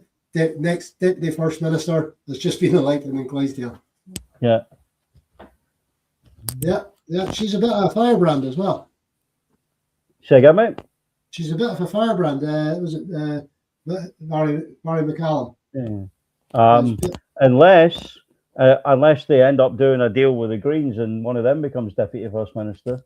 Well, they got Greens have got 2 seats at the moment. Plus, they're going to pick up Shed on the list as well. Well, I reckon they're going to have about a dozen all told, mate. Yeah. When you've done the list vote, so that will be quite substantial. Yeah. If they do that. Yeah, and again, as a commented on earlier on, that's then going to put this huge majority of independents supporting MSPs in Parliament. How the hell can Westminster ignore that? Oh, they're going to do it, mate. They've been talking about it. I've been listening in now and again to the coverage, and the unions are like, no, you can't have it. John Swinney said that it needed to be an SNP majority. They're not going to get that, so it's back in your effing box. And you're like, oh, mate, what the hell? Yeah. But the truth is that the way it's currently set up is that it's reserved. It's reserved to Westminster. So actually, even if there had been an SNP majority, Westminster could still have said no. Yeah. There's nothing. There's no lever that we can use to make them. To make them say yes. No. And the truth is, unless there's a revolution, baby. Yeah. Then. We had a chat about UDI earlier on, buddy. But that's just it. It's not feasible, mate. That's the thing. Yeah, exactly. It's just non-workable. It's not feasible. We're stuck in this kind of constitutional grey area. Yeah. We've had a couple of Space Invaders on. Yeah. Yeah, that have been hoofed. Hashes seems to be blocking more than I have. So that's been quite entertaining. People that don't understand how the EU works, because we had a little chat about should we rejoin the EU. And somebody popped up and saying, "I just swapping Westminster for Brussels." I'm saying, "No, you're blocked." That's the reform thing of these simple slogans. The truth is, you're trying to say that none of the countries in the EU are independent because they're in the EU. That's clearly ludicrous. Yeah, clearly ludicrous, mate. You know what I mean? Absolutely. And UK had veto power. UK was on the Security Council and everything. They had veto power of loads of stuff. Yep. And they did. Yeah. And they vetoed. So that and we had that lovely Dublin agreement. So that any asylum seekers were put back to their first safe country. I know. And apparently I read that immigration has increased since we left the EU. Yes. Yeah, it's ridiculous. It really is. Pause and effect. I know, but you've got to worry. But the reform vote, the rise in that reform vote is worrying. Yeah, it is 12%, 16%, probably. Yeah. Vote share consistently is 16% for. They're going to end up with probably 15, 16 MSPs, mate, on the list. Yeah, but Stephen Flynn's in, right? Yes, he is. He will eat them. He will verbally destroy them. Yeah, he'll be having reform MSPs for breakfast, lunch, and his evening tea. Yeah, well, I said it before, mate. You've got Lord Offords, who's going to be sitting in the Scottish Parliament because he's going to be top of the list, isn't he? Yeah. And you're like, how is that, mate? That is just like he's going to be the focal point for ridicule of trying to speak for working class people in Scotland while holding a peerage and 6 houses, 6 cars, and 6 boats. Yeah. Well, first of all, he's got to renounce his peerage. I don't think you've renounced membership of the House of Lords, but you don't. But he's still a Lord. Right. Okay. So he's still a Lord, but right. Yeah. Oh, that's going to sit well, isn't it? Yeah. I mean, how the hell can they class him as a man of the people? Yeah. Sorry. Are you reform voters? You reform specialists? Whatever? Are you actually brain dead? Yes, the millionaires will work for me. Yeah. Yeah. Absolutely. Freaking yeah. I'm so glad you've joined in because I can go off on tangents now. Mine is the voice of reason. We are truly in a peculiar spot. So it's clear that SNP are going to be the largest party, which is a good thing. So it's a 5th consecutive electoral win. They're making a big deal of the vote going down, but I think as someone pointed out, the vote may have gone down, but there are actually increased majorities in a lot of places because the vote's gone down across the board.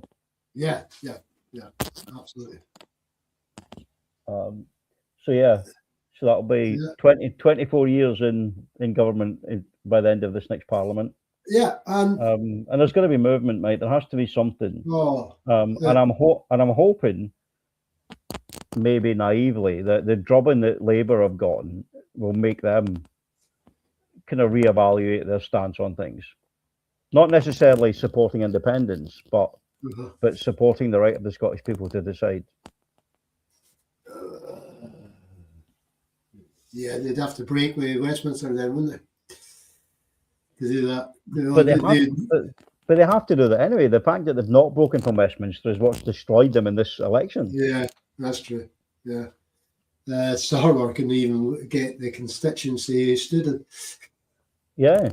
I mean, he called for Keir Starmer to resign, then you turned when it didn't happen. Yeah, big career move, that one. Oh, he'll probably get replaced. Right. Oh, definitely. I mean, they've been proper dropped in the local elections in England, so most people are saying that he's probably gone by the end of the month. Right. That's Starmer. Yeah. So I think Starmer will go. Right. Has Bailey lost her seat? Or she? Has that been called yet? Which one, mate? Jackie Bailey. Has that been called yet? I'm not seeing that, mate. Where is she? Well, she's up Helms for us, so. I mean, you've got 3 screens, mate. I'm not even watching. I've got 4 screens, right?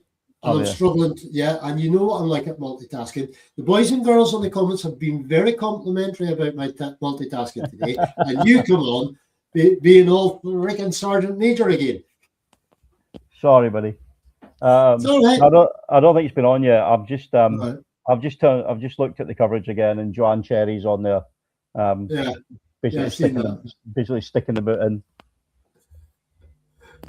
Right. She does not like the greens. No. Right, where are we?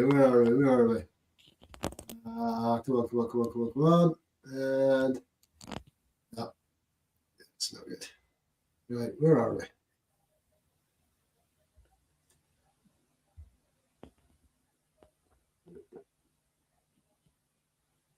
Because I seem to recall it was a little while back. There was a similar drubbing in local councils down south, and the Prime Minister stepped down not long after. Yeah.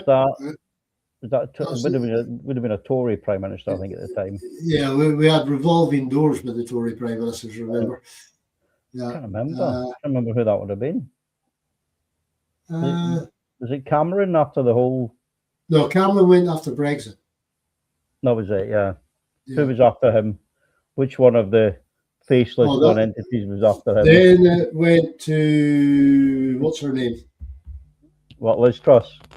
No. Oh, yeah. Yeah, I know who you mean. Yeah. Then it went to... Was it Boris Johnson? Yeah. And then it went to Liz Truss. Then it went to Sunak. Yeah. And that was it. Ended on Sunak. But right. So what's happening here? We've got Kelso, we've got Arbroath. What's happening? Right. Come on, guys. Let's get a grip. Some of us are... It's dragged on a bit, mate, innit? I've got to dive off and get some tea in a minute. Oh, really? Yeah, I've been working all day, mate.